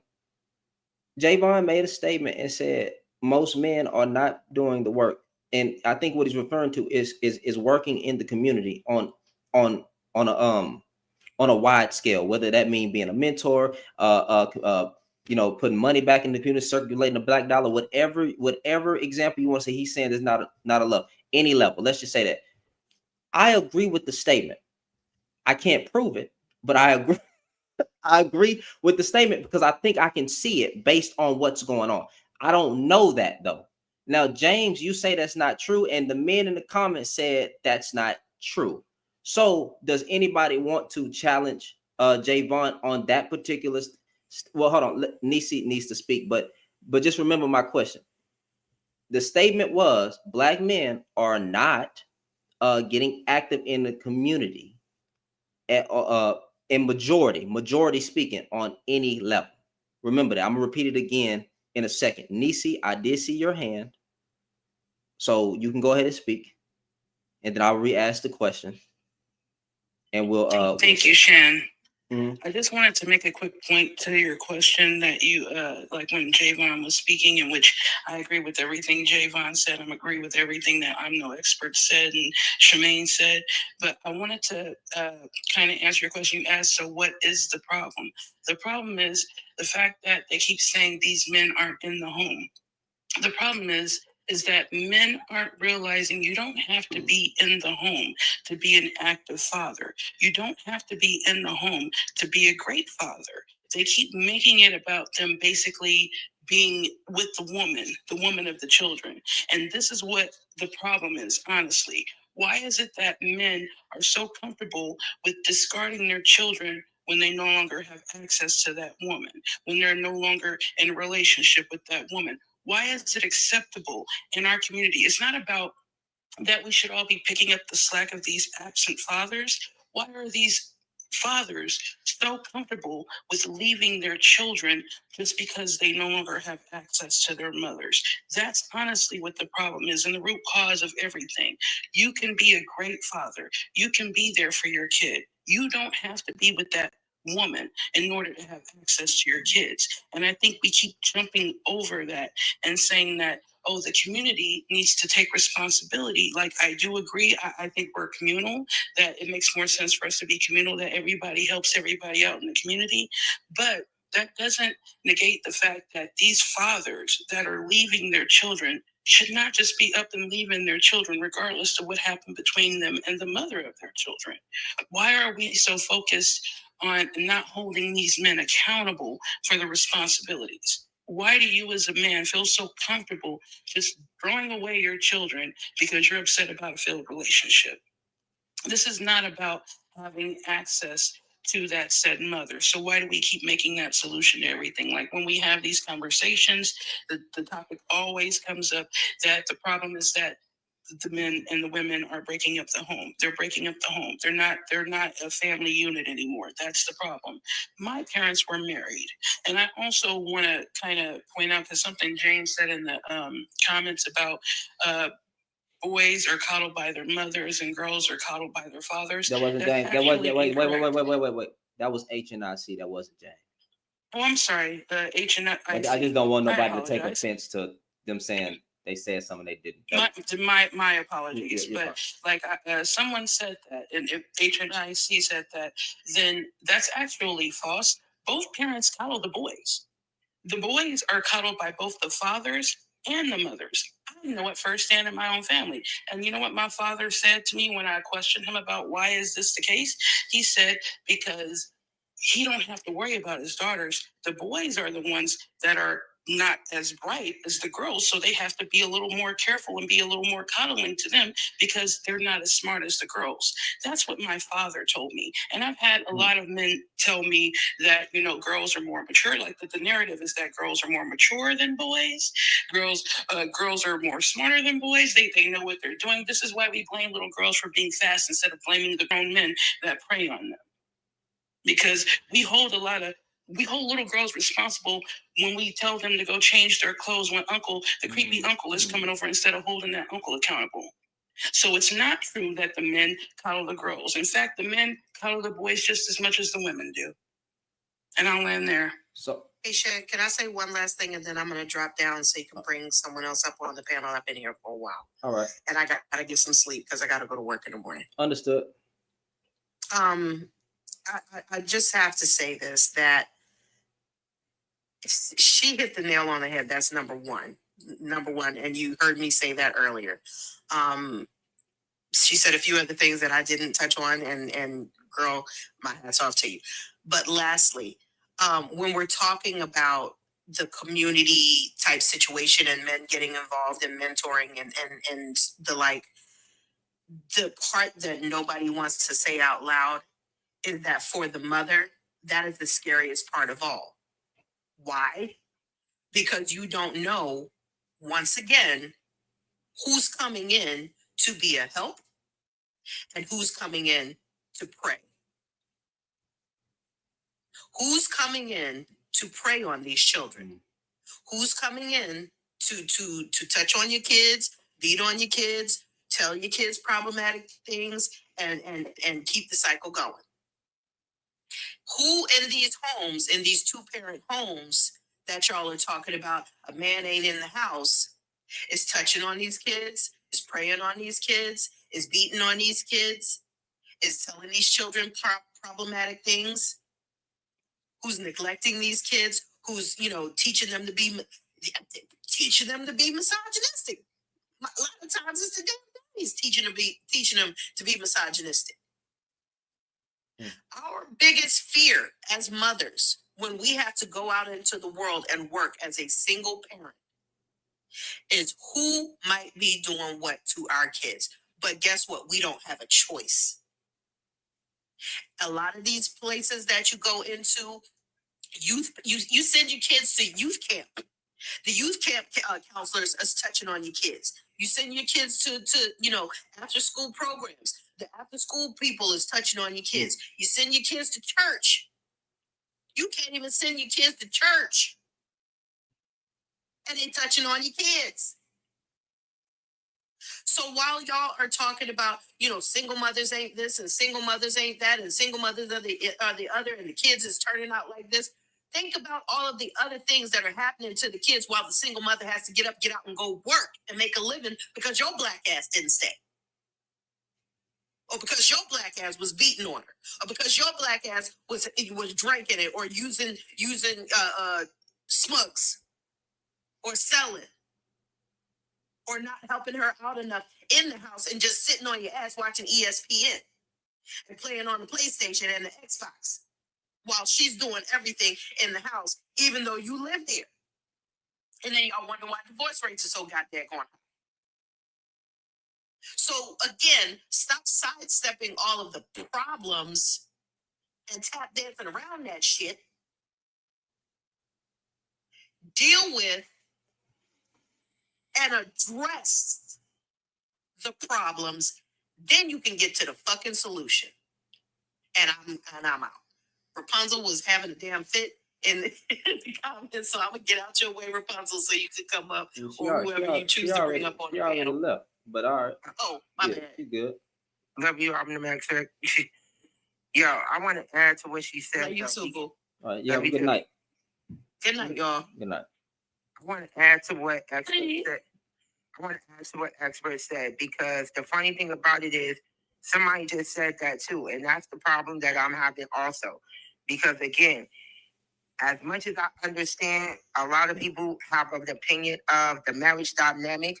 I keep saying the marriage dynamic when it comes down to children is not always the case. Now I get it. Like I said, I do get it. A lot of people think that having two parents in the home is the greatest thing in the world. But when you're dealing with certain situations, especially when you're dealing with certain children and their emotions and the way that certain things happen, like I'm no expert said, sometimes it is best for the child that if there is not a two-parent home structure, 9 out of 10, that is what's best. Because at the end of the day, if you only have one parent who is putting in the most effort, but the other parent in that two-parent household is not doing the other effort, it's not doing neither the effort at all, then how is that two-parent home structure going to be beneficial for the child? It isn't. Because if your child, because everybody keeps forgetting, these children grow up with influence. So these children grow with influence, and sometimes these children have minds of their own. So, with that being said, if there is a two-parent household, again, stop saying help build better families because our family dynamic does not always have to be two parents in the household. A better family dynamic can also mean that it could be just a parent, the one parent who is doing the effort, and the uncles and the brothers can be helping. It can also mean that it's another family. There are so many different family dynamics that don't always have to be two parents. That's what you're not getting, HNIC. You're still trying to push a narrative that I keep saying is not always the case. Well, What I'm well, saying is well, that time there's out, time out. research. Well, let's hold on, time out. Well, let me try to be fair. Okay. I I'm think, not saying that it isn't, but it's not always the case, though. yeah, I don't get you. use Yeah, no, absolute. I get you. I think she's absolutely correct that, like, in a lot of times in the double parent household, that it can be some problems. I do see that, the child is more likely to be successful when raised by both parents, right? And even in the household, now you don't have to be together to both participate in your child's life. Like, there should be no absent parent. But however, there's not many single fathers, fam. Y'all keep trying to compare single fathers and their success rate with their children to single mothers, but the numbers don't even equate. It's like not even a close comparing. There's more women with children than there are men. So y'all using that as a talking point. That's dumb. That's dumb. It's delusional. Anyway. But yeah, so like the child is more geared to come out in success when both parents are there. I do give you that. Now, if there is a unhealthy dynamic in the man, or an unhealthy imbalance where the man is being a problem to the woman, or woman is being the problem to the man, then they should split ways, but both develop actually they should work. They should try to work it out depending on what the situation is. Right. So But that's what my point is. But if So this is where go ahead. I have so much. Wait, hold on. So what I'm saying is Hold on, that H&I. Can you hold on for one? Because one of y'all can interchange. Because and then we got a guest. I'm gonna let you speak, Taylor, and then we're gonna get to Heavenly HNIC. So Taylor, you said so many things are being left out. Yeah. So one of the things that I think needs to be addressed is that statistics have come out that say 74% of fathers are present in their lives in the Black community. Factually, I know that Black men are the most stepfathers out of all the races. Mhm. So I'm trying to figure out where is some of this stuff a lie and some of this stuff is factual. Another thing that's left out of this conversation is there is truth to the fact that if a woman wants to have a child, I really have no say as a man in that at all. That's a fact. One of the things that we had to have a big argument about was, man, you are in your 20s and you have a child. And another man says he doesn't want to have a kid. He is now fully responsible for raising a child that you physically chose to have as a woman. You have to understand that that's going to come with the drama. I cannot tell you how many times I've had to have conversations with young men who have literally sat there and was like, I just wanted to have sex. I didn't want to have a child. And I would hear the mother say, well, you knew when you have sex, you're going to have a kid. So the obligation, though, does not fall on both people. Both people don't get to choose if the child is in the world. And that's the conversation that sometimes people leave out. The other thing that is left out of this conversation that needs to be talked about is that what Javon said was we need to have the conversation because there's a lot of nuances. Yeah, there are a lot of nuances, but what is not being stated is the fact that we want to generalize things that specifically can happen in different scenarios of a relationship. Somebody can have a child that the guy didn't want. There are two people who were married and then they broke up. There are scenarios where there are young men who are literally out here saying, I don't want a family. And then there are men who are actually saying, I want a family, and the woman left. And I think what we're doing is we're making generalizations at a larger scale that if we have the argument over numbers, we can have the argument over numbers all day. The real problem is how can we individually teach more young men to handle their specific situation the right way? And when you start talking about that, And so if you already know that you don't want to end up with a child, obviously that means Can I finish my put a point? condom on it. That's obvious. That's Sexual obvious. discipline. I agree. Yeah, like, put a condom on it. Like why? Hold on. Let him finish his point. So we and can. that's exactly what I mean. There is still a responsibility held on the man for somebody giving birth for a child. And honestly, as much as this is something that the women who help us in the program tell us all the time. Grown women will say, yeah, it's on the man to wear a condom, but the birth of the child is based on if the woman wants to keep the child. If we're not in a relationship, right? Let's just use me. I don't want to use I don't want to have no problems on it. If I get a woman pregnant and I say to her, I don't want a child, of course, I don't believe in abortion. So let me be clear about that. But if I say I don't want a child, What? You say you don't believe in what? I'm sorry, can you repeat that? He's saying from his personal beliefs, he don't believe in abortion. That's no, fine. I would say this. I would want to keep the child. Me. I don't have any control what a woman do, but I would want to keep the child. That's fine. Like, Go ahead. That's it. That's all I'm saying. Now, So at the end of the day, if I say I don't want a kid, but she keeps the kid, no, one does have to be responsible, right? Well, can I ask you a question, James, from your logic? Can I finish my point? A lot of young Yes, men please. today struggle with that because that's why we have 54% of young men who are not doing that because they don't want to be responsible. Like my younger brother, my nephew, my brothers in law school, all of them, they say it's better to just be abstinent. It's better to just not be in a situation where do that. I need to be more responsible because I don't have any control over her body and what she decides to do, but I'm still going to be held accountable, and I should be because I chose to have sex. That's the reality that we have to deal with. Both parties are responsible. When we try to take out the responsibility of the woman, then we fail. We take out the responsibility of the man, we fail. We have to realize that these kids are struggling because they need to have people in their life that'll raise them. I'm a ward of the court. I'm a foster kid. I grew up in a broken home and had my grandmother and grandfather raise me. And the one thing they asked me when I wanted to have a family, are you going to be responsible? When you have sex, are you going to be responsible? And they said it to the women as well. Are you going to be responsible? And this is the conversation where I get frustrated in this conversation where it's a lot of shift of blame on each other sex, but it takes two to tango. You can't negate that. It takes two parents to be responsible. Both parents are responsible for loving that child. Men and women. We cannot negate that. If the dad is absent, that's on him. If the mom is absent, that's on him.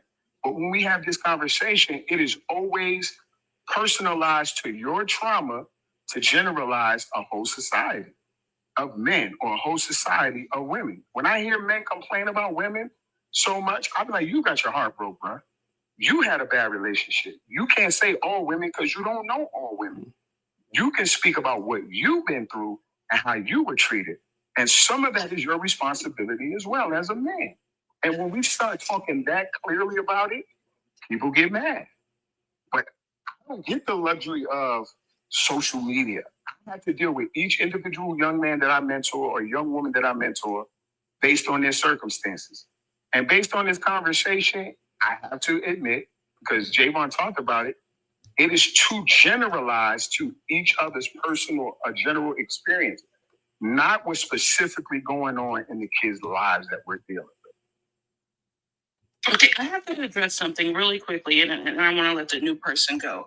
But like you saying that a man wanted to have sex and got a woman pregnant, he's like, I don't want a family right now. Like, you have full control. If every man chose to be responsible with his bodily fluid, and if they truly didn't want kids, they can prevent themselves. You can have your fun sexually and not have any children or get a woman pregnant. Now, my problem becomes when you say that it's a two-party thing, is that once a woman becomes pregnant, she doesn't have a lot of options as far as changing her situation. Once you're pregnant, you're pregnant. There's no getting out of that as a woman. There's no getting out of that. There's no, oh, I don't want a family. You know, Roe v. Wade has been overturned. So you can't say that we can just go and get a AB and then all of it is all taken care of. There is a woman who went to the dentist, and it was all male doctors and nurses. And she got sick a few months later, only to find out that she was SA. She was great during this experience, and it was past the point to where she could even have an AB. This woman is forced to have a child against her will. She did not agree to have a baby with any of these men. She did not choose to sleep with any of these men. Just like the woman that was in a coma who turned out pregnant, had a baby while in a coma. She didn't choose to sleep with that man. That man chose to sleep with her and left his bodily fluid inside of her, and it turned out to be a baby.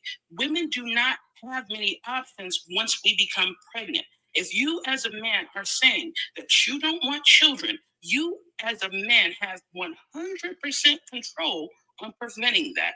Even if a woman is telling you, I'm on the pill, I'm safe, I don't have any STIs or STDs.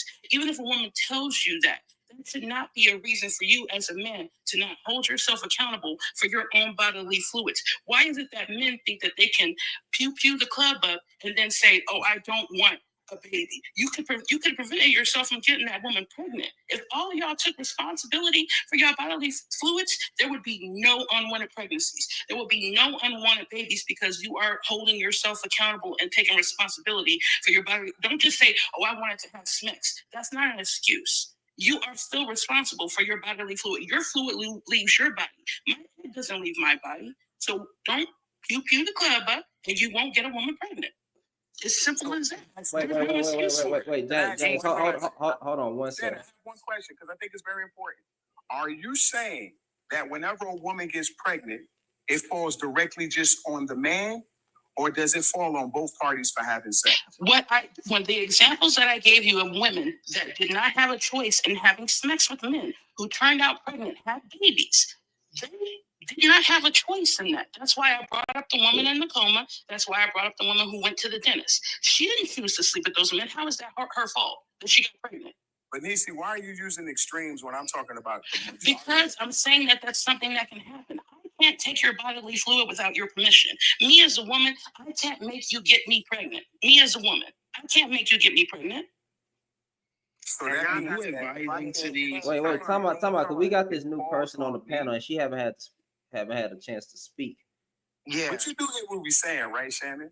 Huh? Like, you hear what is being said, right? If two people have sex, it falls on the man for the responsibility of the pregnancy. I don't believe that it falls directly on the man, but I think it's easier for a man to not get a woman pregnant I think all you have to do is put on the Jimmy, but then also, yeah, I think both parties are held responsible, but on a societal norm, isn't the woman going to be held responsible anyway? She's the one who's going to have to carry the child. She's probably going to be the one to take full custody of the child, right?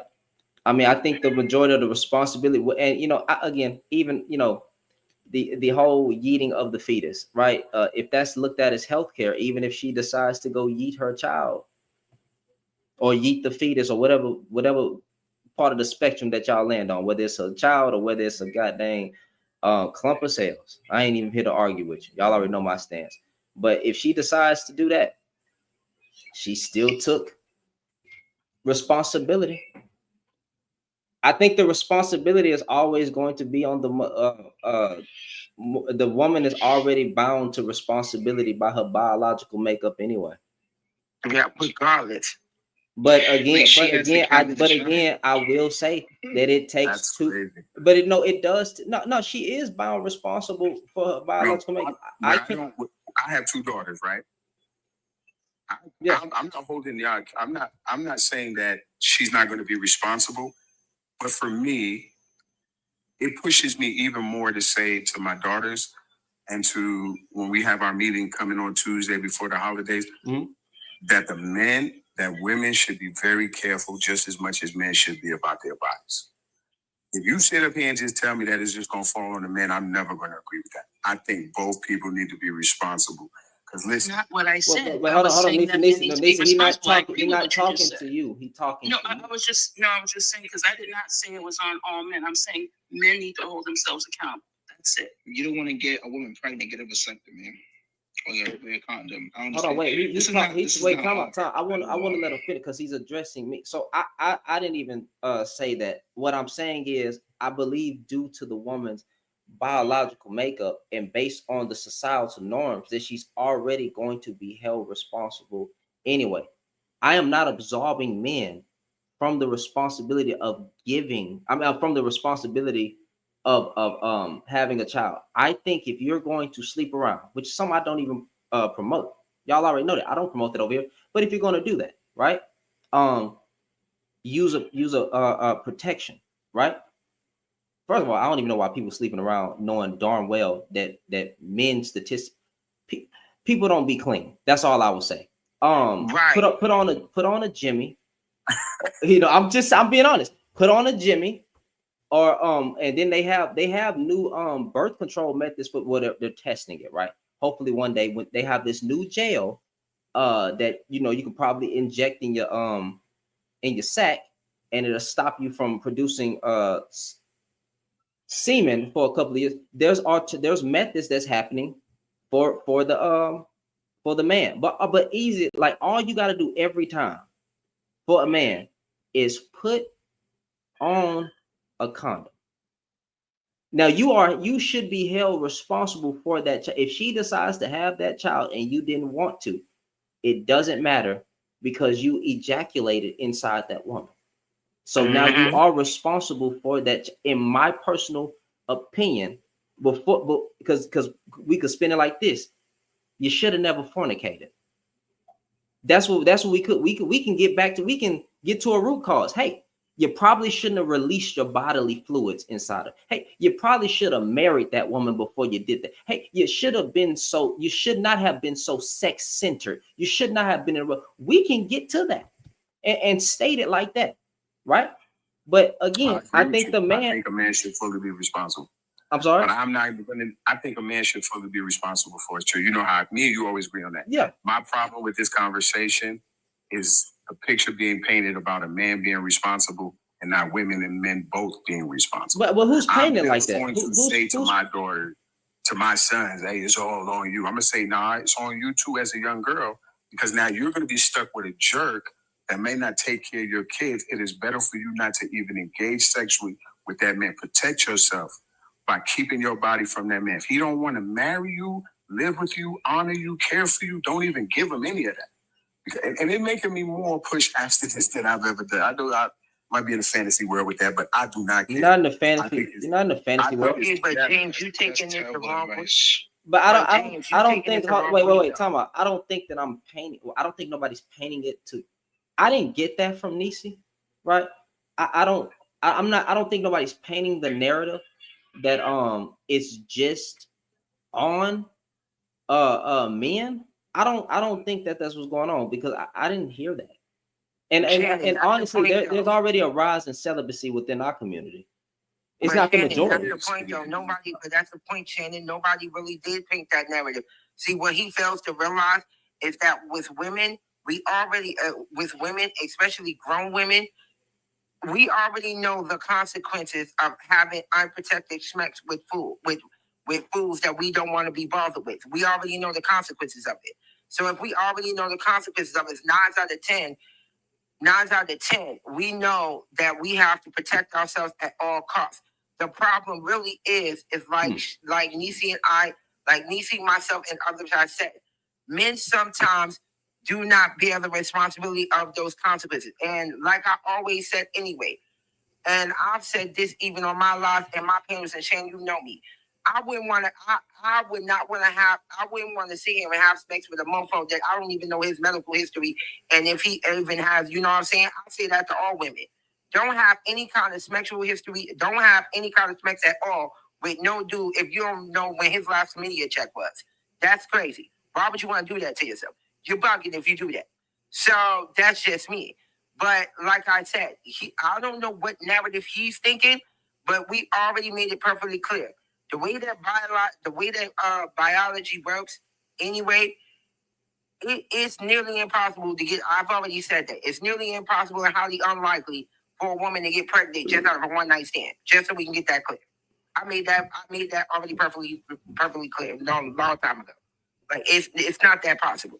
So before even having pregnancy, you need to worry about chlamydia, HIV, and AIDS first. I said that from the beginning. I'm keeping it a buck. Wait. Time out. Let me address. So I don't believe that narrative is being painted, and we're gonna get to the nuance of the conversation because again, I think we could do that. But I want to let this lady speak. This one, not lady, one, yeah, lady. Yeah, what's your name, ma'am? Heavenly. Hey, How you doing? I wanted to come in on the very beginning, like when we was speaking about the red pill or the how can I say this? The side door of the red pill, where we just want to ask questions, get a reaction, so we can see who will vibe with us, type stuff. And then it moved on to another topic and another topic. However, I just wanted to say the panel that you have had tonight has been very instrumental to me and my 14-year-old son. Because these are topics that kids are having. Kids. And there are adults out here having these topics with these kids and that are painting a story and yeah, I'm black. I'm blacker than the black. I'm born down South Atlanta, Georgia. Okay. And there are adult men having conversations with our black men or our black children that will take them to a level of hating or not liking black girls or women. I'm trying to speak in such a certain way because I still have a small kid, and that are so detrimental, and it's hurtful because I'm home with my son. I work 12-hour shift. No, his father is not around, but that's neither here nor there. I just try to do my best. However, he does act out because there is a lack of mentorship around him. He has it with his godfathers and, community, certain people that I built around him. However, it's very hurtful because there's no accountability on the people around certain, or his father. Let me just fuck it. He in his room. There's no accountability on his father's area to say, hey, dude, when the last time you seen your damn child? When the last time? Because you got 12. I didn't know this. I didn't know it. I'm number 6. I didn't know it. They kept it from me. I'm from Georgia. I'm in Chicago. So they was able to hide it so good because remember, I'm from the South and people say, don't ask questions. Don't ask a man this. And it was the church people who said, oh, you got a baby. And my daughter did die. I buried my child. They were saying you should marry this man because you're pregnant now. And I did the old traditional, BS. And so look, I ended up marrying him. Okay. Now here's the thing. They did have the don't do it t-shirts on and shit while I was going down the aisle. However, I said that to say this. We all have to be accountable. Because I saw the red flags myself. Saw them myself. And not only that, I knew who he was. We know who we get in relationships with. I'm not saying this for everybody. I'm not giving no relationship advice or none of that. I'm just saying for me personally, I enjoyed the panel because of the simple fact it makes you self-aware, self-examine myself. I knew who I was with. I knew who I was getting in a relationship with. I just didn't know all of it because I grew up in a Christian type mindset where they said, don't ask questions, men are to be the leader and all this and that. I'm the only one that had a job. The only reason I had a job is because he wanted me to get a job. And while I was pregnant, I was paying off his child support and I didn't even know it. I just kept seeing money coming out of my checking account. Because you're not supposed to ask questions according to the church. The man is the leader and all this and that. And I'm just saying for me, my story. I'm not saying this for nobody else. I don't believe in none of that bullshit no more. You can keep your books. You can keep all of the false, all of that. Move in a way that is productive for me and my son now. I make moves for me and my son. Yes, I still work 12 hours. Yes, I still got a side job. Yes, I own a home and a car and all of that. It does not mean that that's what I bring to the table. Once I open up myself to another person and I become what you need and you become what I need in your life, then we can meet middle ground. All of this back and forth about black men, this black woman, and all of that. I'm a single mother. My son 14 now. He speaks 4 languages. He plays the piano. Hey, I'm a single mom, and I think I did a mighty good job. But when he get on the therapist table or chair, hell, he might say, I didn't. I cook every day.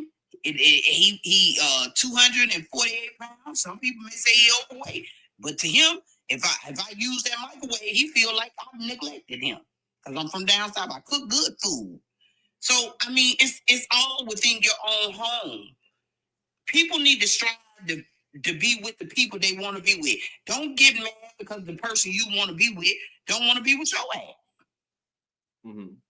Don't be asking questions or telling suggestions about stuff in your life or people's life that don't equate to you. That's how I feel like that's the equal ground. I see the red pill people talking about all black women, single mother, this and that. If you don't like single mothers, then why the hell are you speaking on it? Reach for the woman you want then. And if the woman you reach for don't like you, because ain't nobody finna deal with a lot of bull crap.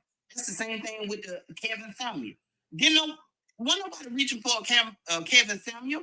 We knew he was gay. Most black women knew. I'm just saying. I'm trying to reach the middle ground. Don't go to talking about value in people because you look like you got $1 million and you sit at a desk and talk on a podcast. No, we can see what you are.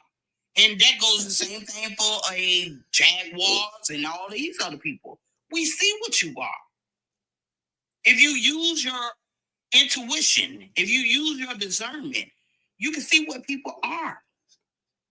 Stop reaching and stop trying to manipulate and do all these tricks and trades for people who are even not in your category.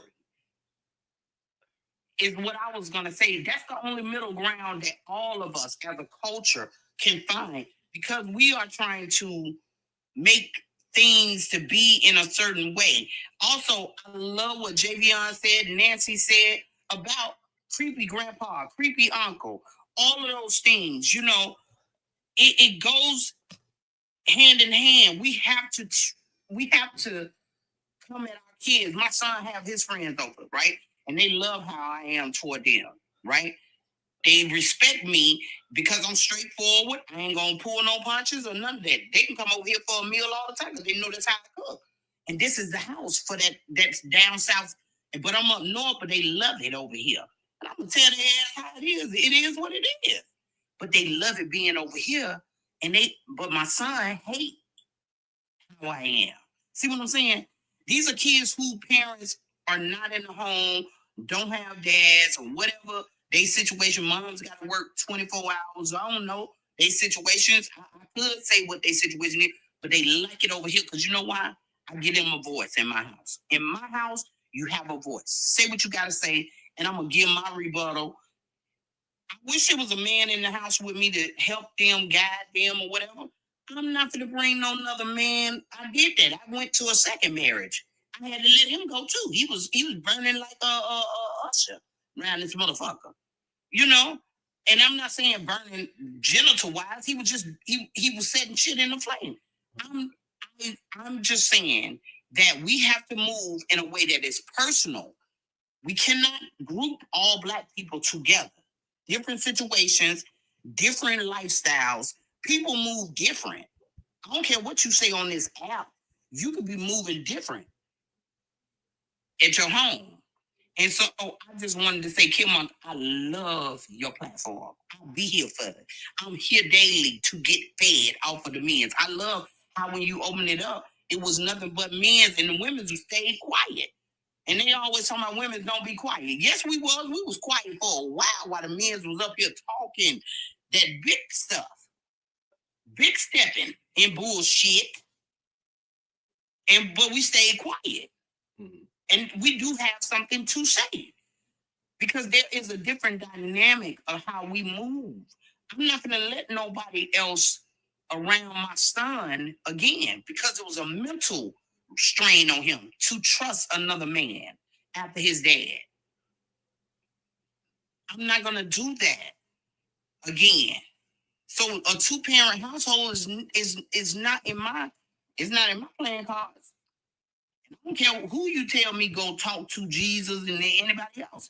It just doesn't work like that, because I have to worry about my child who is only 14. I have to worry about his mental stability. And I also have to worry about mine. I don't want to break up fights because you are unhealthy and haven't seeked the help that you need. And a lot of other Black men, and I understand it, Black women or whatever, we couldn't go get the help that we needed in the 80s and 70s. We couldn't go get that type of mental health because mama said, you don't talk about my stuff outside of this house. But now, a lot of people could have got some mental health now. I'm just saying, I teach my son the same thing. Son, mental health is the best thing for you. If he say to me in the morning, Mama, I need a mental health day off, I'm gonna give him a mental health day off. Because I don't know every dynamic of a child or a young Black man. I'm a woman, I'm a Black woman, but I don't know what he may be feeling as a young Black man. Going to school, getting good grades, feeling overachieved, and I don't know, he could be trying to live up past me and his dad's lifestyle. I'm excelling. His dad is a nobody.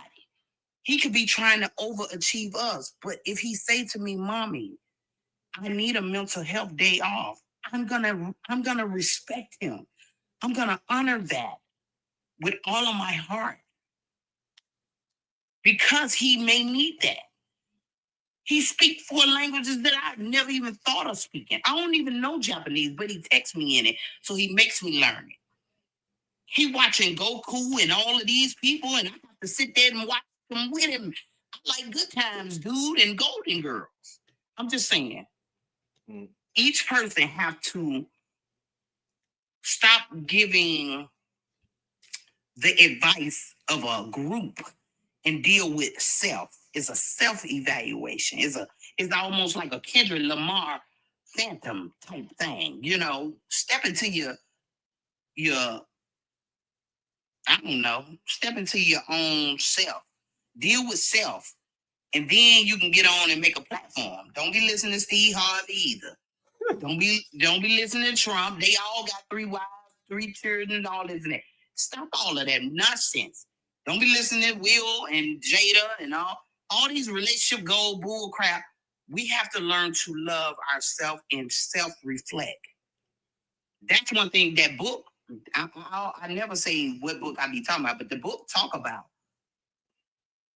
a man finds a wife. That book be talking about how a woman is treasured. Her kids love her. Her husband love her because she's up at night with the lamp on. She's out in the fields working. That's why they respect and love her. That book. You know, I have to make people go research that book. You know, that talks about the basic instructions before leaving Earth. If you want a kid like mine, or you want a successful marriage or partnership, let's say partnership, or business partner, basic instruction before leaving Earth, it talks about it. So that's all I wanted to say. I appreciate you. I ain't gonna talk no more. No, I appreciate you for coming up. Who is this? What was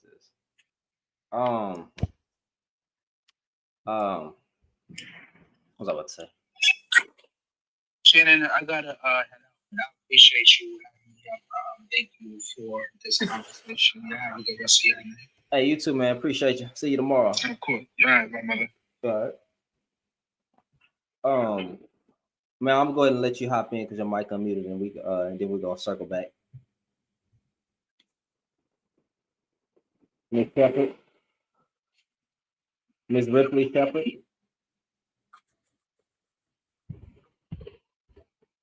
You know, I guarantee that person was asleep or away from her phone. Yeah. HNIC. Hey, yeah, man. I'm just say this and I'll bounce on out. Based on what we're hearing from a lot of people, some people talk about, people don't know their own bodies when it comes to intercourse, not knowing the responsibilities of a mother or father, husband or wife, not knowing how to successfully build and maintain a relationship, bad self-images and how to have a positive one. It goes back to if people, especially young kids, are not learning it at home, if they're not learning it at the mosque, synagogue, church, or whatever it may be. So one of the last steps would be in the schools.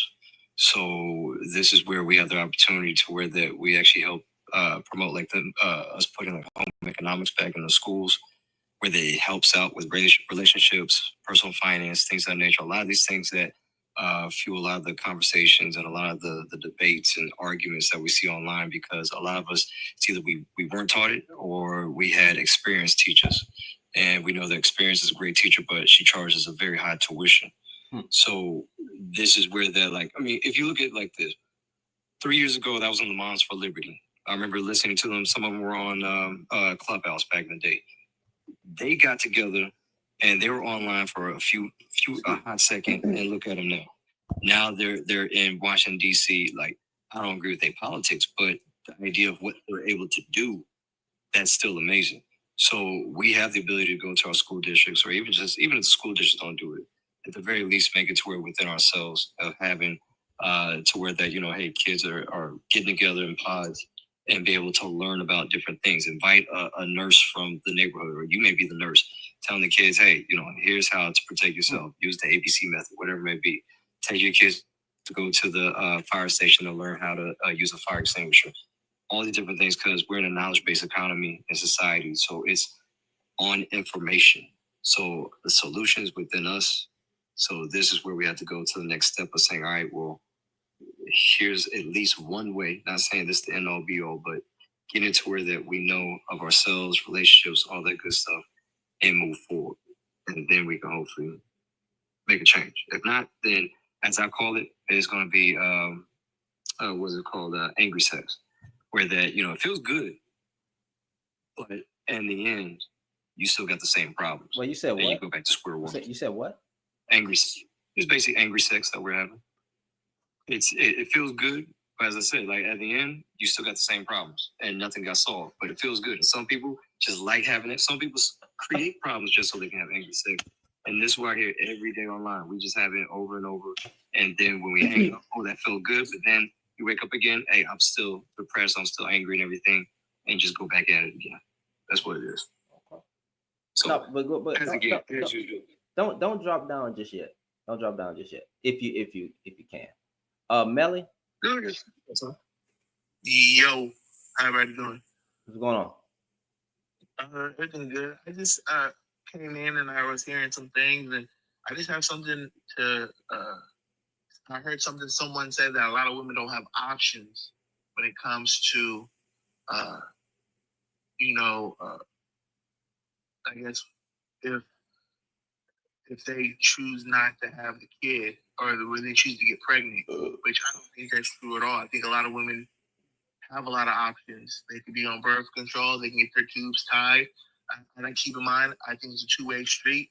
I think that if a man is coming to you telling you he doesn't want to have kids, and especially before we enter intercourse, I think if we're not taking the proper precautions on both ends, where I'm not putting on a Jimmy, or if I'm not getting my tubes tied, or you are not taking birth control, or you are not, for the women not being on birth control, or getting your tubes tied, or doing something so we don't have this conversation of, oh, I told you I didn't want to have the kid, and you're choosing to keep it after I already said I didn't want it. It goes both ways. We can't just put all the blame on the man if we're both laying down together doing the deed. If a woman don't want the kid, why she keeping it? No, I agree. No, but I'm asking you the question. Like, so you say we can't. Was we putting majority of the blame on men? I don't know. Not you, but I heard a lot of people. That's fine. Who did? I heard someone saying that women don't have a lot of options, especially. That was Niecy who said women. So there It was me. So options, right? Roe v. Wade has been overturned, but if I'm not mistaken, right, let's talk about the option. Roe v. Wade. In certain states, it's going to be a challenge because people don't have the financial backing. I can understand it. Like Texas, you can't get a yeeting of the fetus here. So if you get pregnant, you probably have to drive to another state that allows it because it's back to the state. If I'm understanding this correctly, and then not only that, right? There's Plan B, but if she takes a Plan B, she gonna F herself up if she keep popping them like they Adderalls. So yes, tube ties, right? She can get her tube tied, but what if her option was just not? What if she's not like she don't have any religious backing, right? But she just wanted to have intercourse, and but she just didn't want a child right then and there. But it was her belief she not just gonna yeet it, right? So she could get a tube tied, but she planning on having children later. But she didn't want to get her tubes tied right there. There's options, but she was referring to like cases where a woman gets raped, all right, and then still has to give birth, stuff like that. There's options, but besides all of those options, bro, the easiest thing that anybody can do, it's so easy for a man that does not want a child to just put on a strap. I agree. And I do no, so and I'll be fair with you to an extent. A woman probably should require that man to put on a strap. Now, I can't say, I don't know if I hope people are not bumping it raw like that. I know these STD rates are crazy, but again, all a man has to do is put on a condom. That's it. I agree. Before she pop a pill, Hold on a second, really quickly, because I want to address this because I'm the one that said this. I will say, I'll take it a step further. Why aren't men proactive in getting vasectomies? Like, because it's men, let's be honest, it's men that have a problem with wearing a strap. It's men that have a problem with wearing that. They're the ones that say that the feeling is not the same. That is not a problem with women. Men are the ones doing that. So why is it that men are so comfortable with, like, there are men that do the pull-out method. Why are men so comfortable with basically releasing their bodily fluids inside of a woman and then turning around and blaming that woman for why she got pregnant. Like, we don't control getting pregnant any more than we control having a menstrual cycle as women. We don't control what the body does. If we get pregnant, we don't control that. You control whether you put your bodily fluid inside of a woman. You can prevent yourself from getting a woman pregnant. If you know as a man you don't want to have any children, you as a man has the ability to prevent yourself from putting your bodily fluid inside of a woman. I don't know why it's so hard for you men to understand that. I don't understand why this is even an argument. Like, even if, let's say, I could be the most manipulative woman in the world. I could be wanting to have a bunch of babies like the Optimum woman. I could be purposely seeking out to get pregnant. That was funny. So you're saying to me, if I let you sleep with me, you're going to willingly give me your bodily fluid without protecting yourself and just let me have your baby because you wanted to have SMICs. You had no control over that. I could be the most grimiest person in the world. You're just going to give me your bodily fluid, knowing that the result could be a baby, and not hold yourself accountable for you giving me your bodily fluid. That is wild to me, that men don't want to take accountability for their own bodily fluids. That's absolutely wild to me. I think it's wild that you're trying. I get what you're saying, but what do you think is going to happen when you're having intercourse? Yet again, women are. You don't have to give me your bodily fluid in order for us to have intercourse. What do you mean? If you don't want that, then don't have that. It's gonna happen. Well, see, you can be. You should Wait, be wait, saying wait. that to Wait, yourself. time out. You Time should out. be Let saying me that to ask a yourself. question. You as a man. Wait, Nisha, Don't hold on. want Time any out. children, but you're giving me your bodily fluid. You should be saying that to Wait. yourself. Time out. Let's balance this out, bro. All right, bro. I'm married. You feel me? I'm married. Do you think I use protection in my marriage? I mean, if that some people do in their marriage, I don't know if that's. Yeah, what you do. I my wife has never had a pregnancy scare throughout this marriage, right? She has a natural birth cycle tracker that she's not even on anymore, but she knows when she's ovulating or about to ovulate, you know, because they can feel it or whatever, and we use protection. Okay, so like, and I've never had a pregnancy scare. Matter of fact, throughout, even when I was fornicating out there in the world, I didn't ever get a woman pregnant. It's not hard to not. It is so easy for a man to not get a woman pregnant. The condoms have a 99.9% freaking effective rate. Put it on, pinch the damn tip, leave a little space in between it, right? Leave a little space up there. Stop using shit that don't fit. If you're not a large man, don't get a large condom. Point blank, period. No, I agree. You know, so that's what I'm saying. When dudes be saying that they don't want the baby, it's so easy for you not to have a baby. No, I agree. I definitely agree. I'm not saying not. You know, there's condoms for men. There's also condoms for women. I don't have any kids. I'm 31. Same thing with you. Never had a pregnancy scare with anyone. Wait. There's condoms for. Yeah, there is condoms for women. Oh shit! I gotta look this up. Yeah, look them up. There's condoms for women. Diaphragms and stuff. The condoms for women, they're he's talking about that. Oh, okay. I see what he's talking about. Diaphragm. He's talking about a diaphragm. Yeah. And going back to my mind went somewhere else, bro. But there's also shit. There's also women saying that I don't like the condom way it feels. It drives me out. I've heard women say that too as well. It ain't just men saying I don't like the way it feels. Fuck what she think if you don't want that damn child. No, like, I'm sorry. Wait, time out. I'm sorry for being misogynistic right there. Y'all gotta forget, but I'm gonna say it again. Fuck her feelings if you don't want that damn child. Or listen, either she can accept you putting on a condom or don't have sex. Don't have sex. It's point blank, period, bro. If she throwing out these signs, right? And she can't handle what is it, latex allergy? Because I get the texture made. Yeah. Listen, some women are allergic to latex. That's true. Discipline. But they have different lambskin condoms exist for a reason. Discipline. Listen, you got to be so secure in yourself as a man. You don't want you want to live a life of having intercourse, random sex, right? Well, then that would, There comes responsibility with that. Man and bro, I'm being fair, man and woman. I don't think nobody's up here painting the picture that it's more one party than the other. Now, I think it's already required biologically that a woman is and society on a societal level that a woman is already held responsible if she gets pregnant based on her biological components. She gets pregnant if a man releases that sperm inside of her. Point blank, period.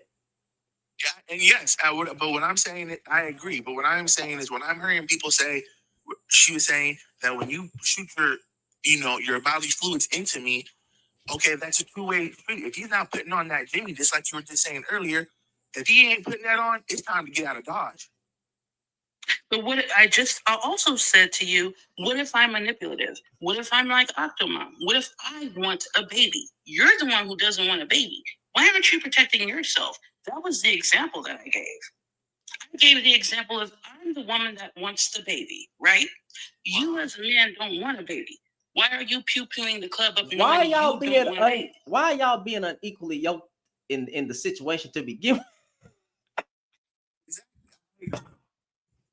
That's what I was saying. Why y'all being unequally yoked in what y'all want before y'all even have intercourse with each other? No, I'm just playing. I'm not. No, seriously though. But like, honestly, if I'm that woman, if I'm that manipulative woman, that don't give. If he said women will be like, oh, I don't want to use a condom. Why are you sleeping with her? Why are you sleeping with her? And then on top of that, giving her your bodily fluids where she can end up pregnant, gets pregnant, wants the baby, and you're sitting up there. I didn't want the baby. Wait, That's on wait, you, hold on. sir. Hold on. No woman can make a man. I mean, no man. Wait, no woman can make a man get her pregnant. We don't. So what we have to say is we don't know when we finna make a cum face. We don't know when we about to release. Is that actually what we're saying? You can't throw her ass off you. Is she riding you so much that if you can secure, you can't throw the motherfucker? You can't. Hey, get off. You know what I'm saying? Hit the turtle back. Nothing. I'm not trying to be immature, like and be funny about it. I'm being serious though. You don't know when you finna pull out. Give her the Heisman. Yeah, that's what. So I'm saying you don't know as a man, not you personally, but a man don't know when he pulling out. There's no such thing as an accidents, baby. Listen, there is no such thing as an accident, baby. You didn't accidentally get this motherfucker pregnant. You released. I don't even play with them terms. These babies aren't here by accident. So if we can put blame on both, whatever. But dog, you know when you about to nut. She can't make, well, she does make you ejaculate if you be feeling good. I get you, but she can't make you get her pregnant. And that's all I'm saying. I mean, what do these women do? They be putting y'all That's my point as well. I can't make you get me pregnant. That was my point as well. Thank you. They be putting y'all in a wrestling move or something. Like you say you about to come, and then she hit you with a freaking lock, a lock so tight that you can't get out them up. Some, you know what I'm saying? It's almost like if there was a crime, there's the driver and there's the person that actually held the gun and everything. They're still responsible, right? So say that one more time. I missed it. I ain't gonna lie to you. I missed it. Yeah, you still if you're co-conspirators. Yeah, you're still both, of course, are responsible for it and everything. The question I have is that will we go back to a standard saying that, hey, we're not going to legitimize you two until you get married or anything, because what are the standards when it comes to children and childbearing and things of that nature? Because there was a time where if you have a child and y'all ain't married, the men will get on the guy and the women get on the young lady or the woman, and then there's no baby shower or anything else. No one's going to that because you guys are violating the standard and everything. And I remember when I was an educator, there was a debate that we had because there was a girl, she was 14 years old. Never forget, still keep in touch with her and her husband. They live in Tulsa because I see the kid and everything. But when she got pregnant, there's a few of the teachers like, no, we're not going to celebrate this. We're not going to give her gifts and stuff like that. She's 14 years old and everything. Why is she getting pregnant? There's others like, no, we have to help her out and everything else. But then they're like, okay, if we help out, then that's going to encourage other young girls because that's attention and everything. So what is the standard that we're going to have and uphold to make it to where that, hey, here's what we know that's the healthiest. Here's what we want to make sure that we perpetuate, and people can see that as an incentive, saying that this is what we want as our North Star, and where we move from there. Because once again, we're in chaos, and as what Ayala says, we're out of order. That's what it is right now. So what are we going? Are you implying that we should punish a 14-year-old girl for being pregnant? That's a baby. That's a child. I didn't say punish. I don't think you said mean it's punish. already- I think But not help her because she got pregnant? Wait, Ma'am, that was extra stuff. Please, ma'am, it was extra stuff to where that as teachers, some teachers say, hey, let's get her a baby shower, get her other stuff. They're like, no. Some teachers are like, no, we're not going to do that because that is promoting it for other young girls, because that is attention. That is an economy that even when you look at Instagram and everything else, that is a currency that we know that our young girls and also young women actually go into. So if we give more attention to that in that aspect, then we're saying, some people are saying that that's going to encourage even more girls to do reckless behavior and even more boys. So this is these are like the hard conversations, the hard actions that we have to take to whether we say what is the standard, what's the gold standard that we're going to uphold. are we promoting okay? Shannon, hold on a second, please, because How old? Wait, honestly, hold on. How old was the guy that got her pregnant? Was he the same age? Yes, thank you. Yeah, was he 14 as well? He's 15. Oh, all right.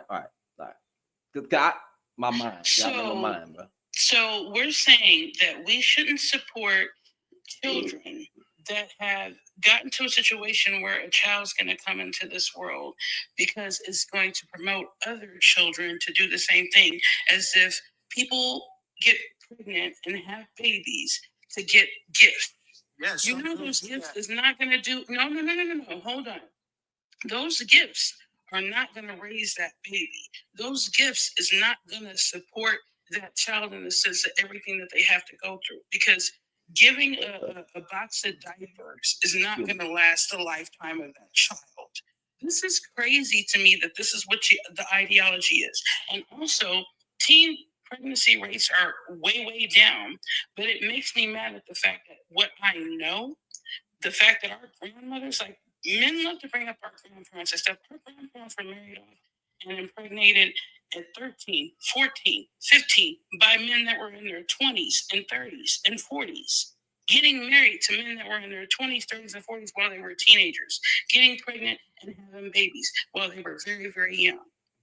And now we're going to say that in today's society that we're not going to support a 14-year-old pregnant girl because, and you're saying that they're getting pregnant by 15-year-olds. I can tell you statistically, the facts actually say the opposite. Most of these girls are getting pregnant by older men that are in their 20s, 30s, and 40s. These 14-year-olds, 13-year-olds, 12-year-olds, there's an 11-year-old, there's a very famous writer who tells the story about how his mom had him when she was 11 years old. Crazy. And that's because she was a mentally ill, like she had special needs. And she was being SA'd. She was being raped by somebody that was close to the family and got pregnant, had this baby. And he said he realized when he was 5 years old that he was smarter than his mom, who was only 11 years older than him. The fact that this is the narrative that we're trying to push. We don't want to support 14-year-old girls that are being impregnated because they should have known better. That is not a solution in the community. Y'all come up here talking about solutions, but y'all solution is to punish the little girl who was impregnated. Y'all sound ridiculous, and y'all don't give a damn about the community. No, I'm saying that don't make no sense at all. That makes no sense at all. And teen pregnancy rates are down in our community. In fact, all birth rates are down, regardless of age, are down in our community. And in fact, other communities as well. Okay, ma'am. But for you to come up here and say some shit like that, you should be ashamed of yourself. This is exactly what I'm talking about, Shannon. I'm pointing at the moon. People are looking at my fingers, whether it be. No, I'm looking directly at the damn moon that you pointed to, sir. And the moon is, and it's tainted. Ma'am, I am It's talking. fucking tainted. Ma'am, I am talking. Thank you very much. now. I don't give a damn. You know, you're not about to sit up here and talk to me anyhow. I'm a moderator here. You can shut the fuck up. Hold on, Lisa. Hold on. Wait. Time Don't out. take Time me out. there. I don't like to go there. Hold on. But I will go there. Time out. You're not going to sit up here and tell me that we need to punish children Time- for being SA. You got to be ashamed of yourself, Wait, sir. hold on. Wait a second. I'm trying to understand what's going on. So, all right. That's very disrespectful.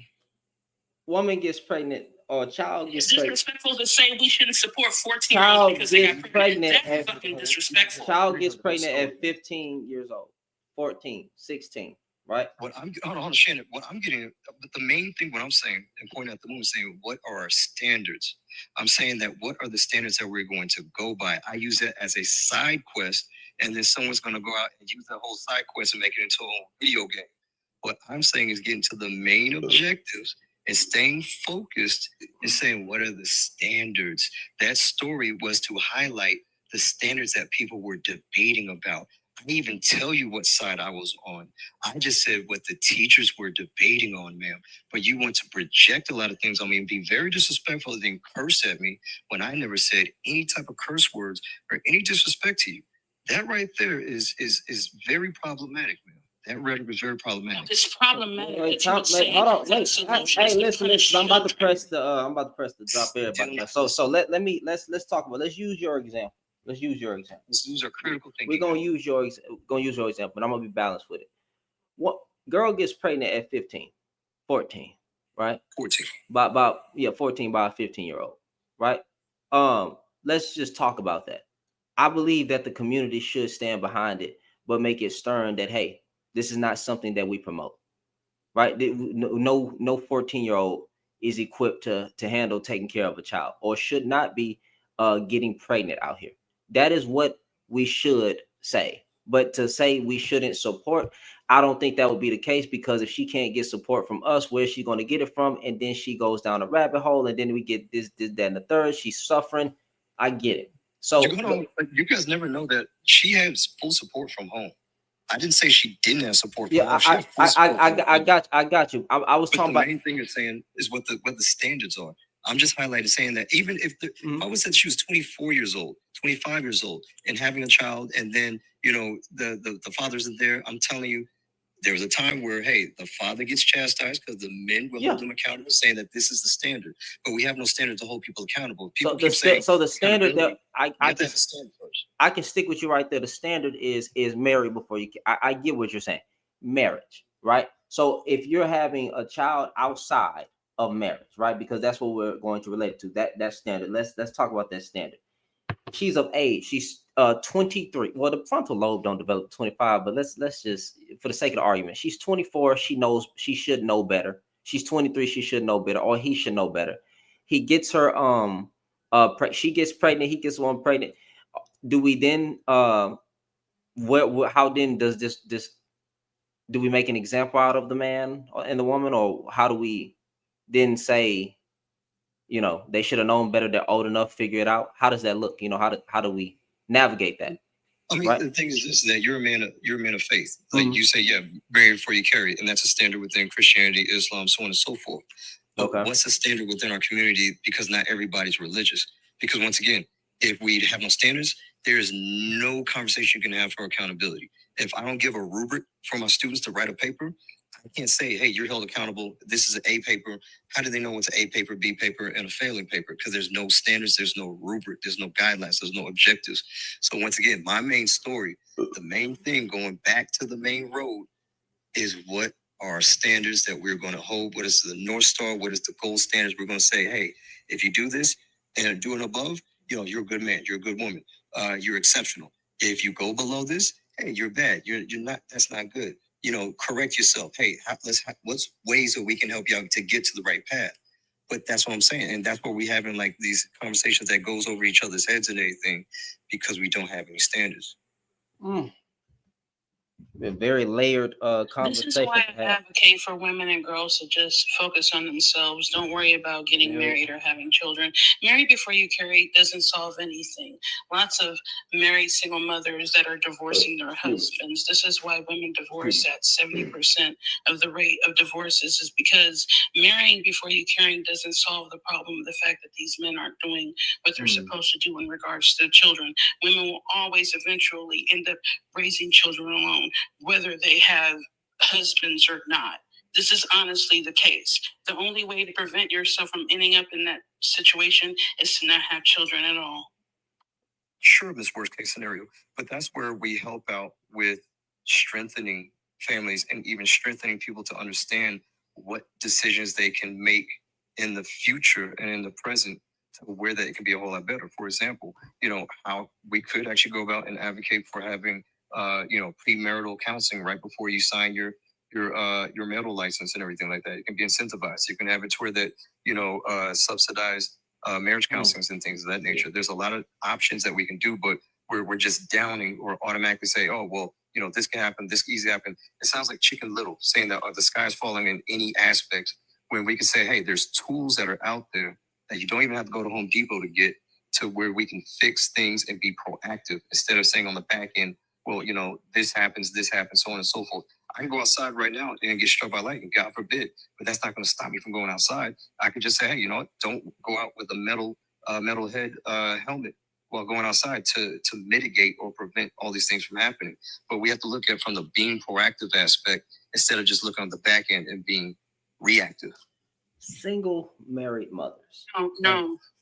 Really quickly, if I could just say this, because as somebody that came from a two-parent household, I was a kid that prayed for my parents to get divorced.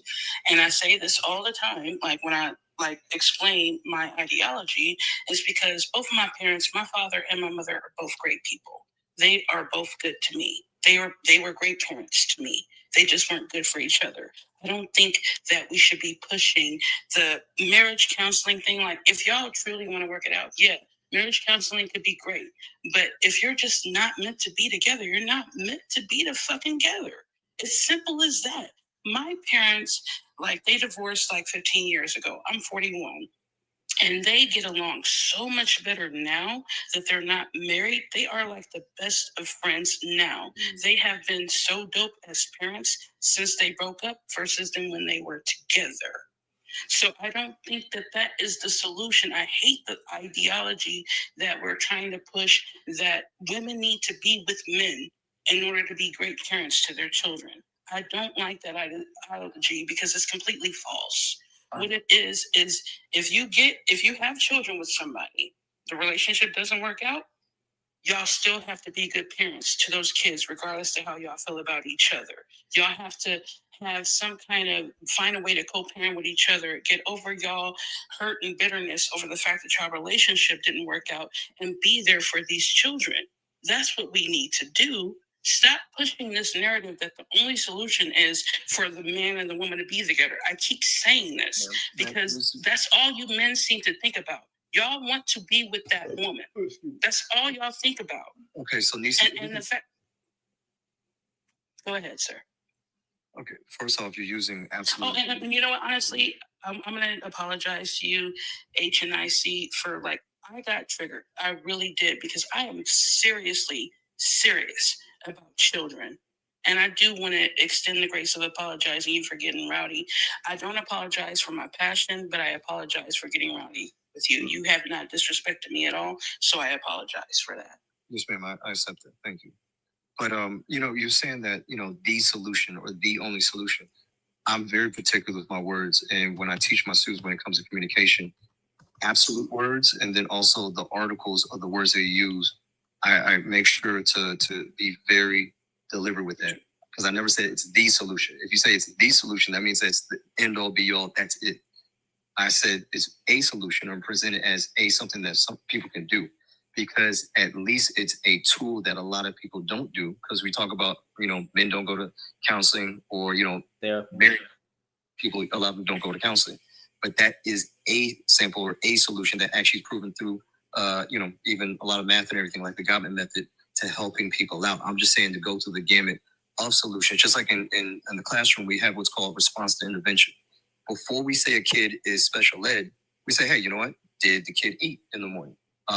Maybe do they have seeing problems and they can't see? Or maybe there's a kid that's around them that talks a lot. We look at all these different things and say, all right, once we cross those off, then special ed and everything, then let's go into testing and everything. So that method you can use in many different aspects, whether it be in project management, whether it be in all these different aspects. So in marriage, you can do the same thing. Say, hey, you know what, we're going to try this. We're going to try marriage. We're going to try going out to, dating nights and everything like that. Before we say, all right, now it's time to cut ties, but go through those motions and go through what works, at least from a either spiritual or scientific method, before we get to conclusion saying that, hey, we're just gonna, pull the cord, because unfortunately too many people have been shown they just pull the cord without going through a lot of those motions. And a lot of people say, hey, you know what, if I would have went through marriage counseling, it would have been a whole lot different. Or if I would have went through this type of marriage counseling, it would have been a whole lot different and everything. So I'm just saying that there's a lot of things that we can do to be proactive, where that we can get to mitigating or even preventing a lot of the destruction of a lot of the households out there.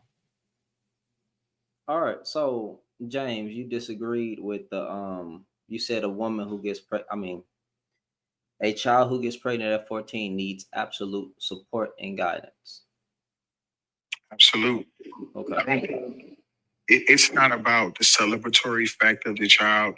I think it's about, they're not normalizing it. This child has made a decision to be a parent at 14. At 14, you are a high risk for being unalive, giving birth to this child.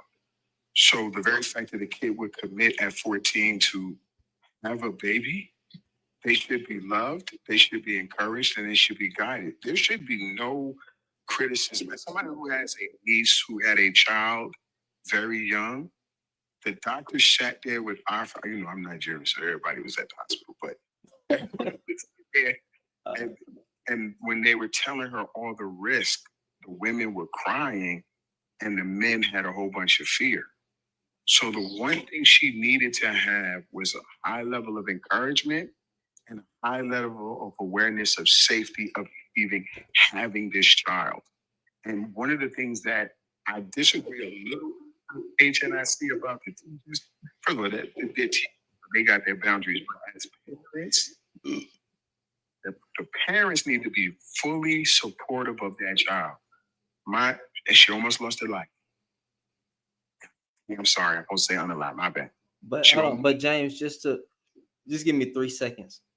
Yes, he specifically said that the child in that situation has full support of their parents, right? But he was talking about on a community basis coming together, because I don't look at the baby showers as support. Like, I don't, diapers, baby clothing, milk, formula, whatever fuck. I don't all that stuff that I don't look at that as actual like advocating for teenage freaking mothers and stuff. Like, I don't look at that as that. I get that it's a time where they bringing out just supplies, right? But he did say that he said the parents would support the child, but as a community, should we? I rebutted and then said, I think we should show support as a community, but then maybe if you want, I think she would still get that talking to from her mother and her dad. If the dad's around, if the mother's around, whatever, right? I think they would still have a stern case like, hey, this was wrong. You shouldn't have did this, whatever. Talking to the young man and both families come together. I think they would still have a stern talking to, right? Or should, but he specifically said that the family would support them, but as a community, should we? I think that's the angle that he was spinning. The community should. Okay. Listen, at the end of the day, if you have smacks, you know what I'm saying, there's a likelihood of you getting pregnant. But the child is not a burden. If you decide as a woman to have a child at 14 years old, you are putting yourself at risk. That child can be pregnant going to school. That school needs to be a part of that community. They need to make sure, hey, these are the things she's dealing with. These are the challenges she's going to have. I know he was talking specifically about the party side, and people just celebrating the baby. I'm talking about after all that, every day someone should be encouraging that child. Is it truly Every her day. choice in that age range? On a societal basis, is it truly her choice to have that child at 14 years old, or is it the parents? It was a child for us. No. It literally was. My niece had the No, but I'm choice. okay in the States. I'm sorry. In the States, is it her? Because I'm trying to be. I don't even like talking about children sex. No, Like I don't even want to talk about States. teenage. Let me be stuff. clear. In the United States, the parents had the choice, right? But my brother and his wife really took on the heart of our niece. I was shocked by that. I literally wanted them to, I had my own opinion about it, and my niece was adamant about it. And now, thriving, smart kid, doing well. He's 12 now. He's bigger than everybody. But and it was her decision. And I think that was something that was very critical because we never been in that. But I think every case is different. You have to figure out the health. They made her go through a whole medical process. Can she carry the baby? Is her body ready for it? And all these other kind of things. And I never forget the older family member, you know how we are. Older family members like, no, that we gonna abort it because she got a whole life ahead of her. And the parents was like, she feels very strong. I don't want to do that. And she said some pretty strong things, man. Even to this day, my niece at 14. Bruh, and did an excellent job. Man, shout out to her. I'm just saying. And let me shout out DeZoro right now. DeZoro is in medical school. I love you. I'm proud. She ain't gonna see the video, but I think I was scared. Probably would have had a different response. I'm being honest with you. And, can we say what would happen either way? I personally boil down to, I'm going to love you either way. I'm going to love you either way. Mm-hmm. You know what I'm saying? Now, we know what I would have wanted to see because I'm thinking your future, all these other things. I'm thinking your body. I'm thinking all the things that you could go through. But, and you know what? As a man, there are some things that we sat down and talked about when it came to her life and what she wanted. And she says to this day, I want to thank y'all for honoring my decision. And that was her choice. Now, granted, if older women was not having it. Mm-hmm. But I still wrestle with that. Even today, because my daughter's 17, got a full ride scholarship. Oh. We got shut down. We got shut down, bro. I already know it wasn't nothing I said, you know what I'm saying? But I'm gonna win my appeal. Trust me. We'll be back on TikTok tomorrow. I had sent the link I had started. Hey, whenever y'all ready to come up on YouTube, you know what I'm saying? Y'all let me know. You know what I'm saying? You gotta click that link and go through the whole process right there. Then I can bring you up. But anyway, it's late anyway, y'all. But anyway, hey, I hope y'all enjoyed the live. It got a little weird talking about what was going on with the 14-year-old. I know it was just an example, but still, like I feel uncomfortable. But teen pregnancies do happen, but I don't know, man. Though I don't believe in an abortion, was it really her choice though, or was it the parents? That was my only thing. Is it her choice? Man, hey, anyway, man, y'all have a good day. Y'all stay safe out there. And thanks for the super chats. Thanks for engaging, and I'll see y'all tomorrow.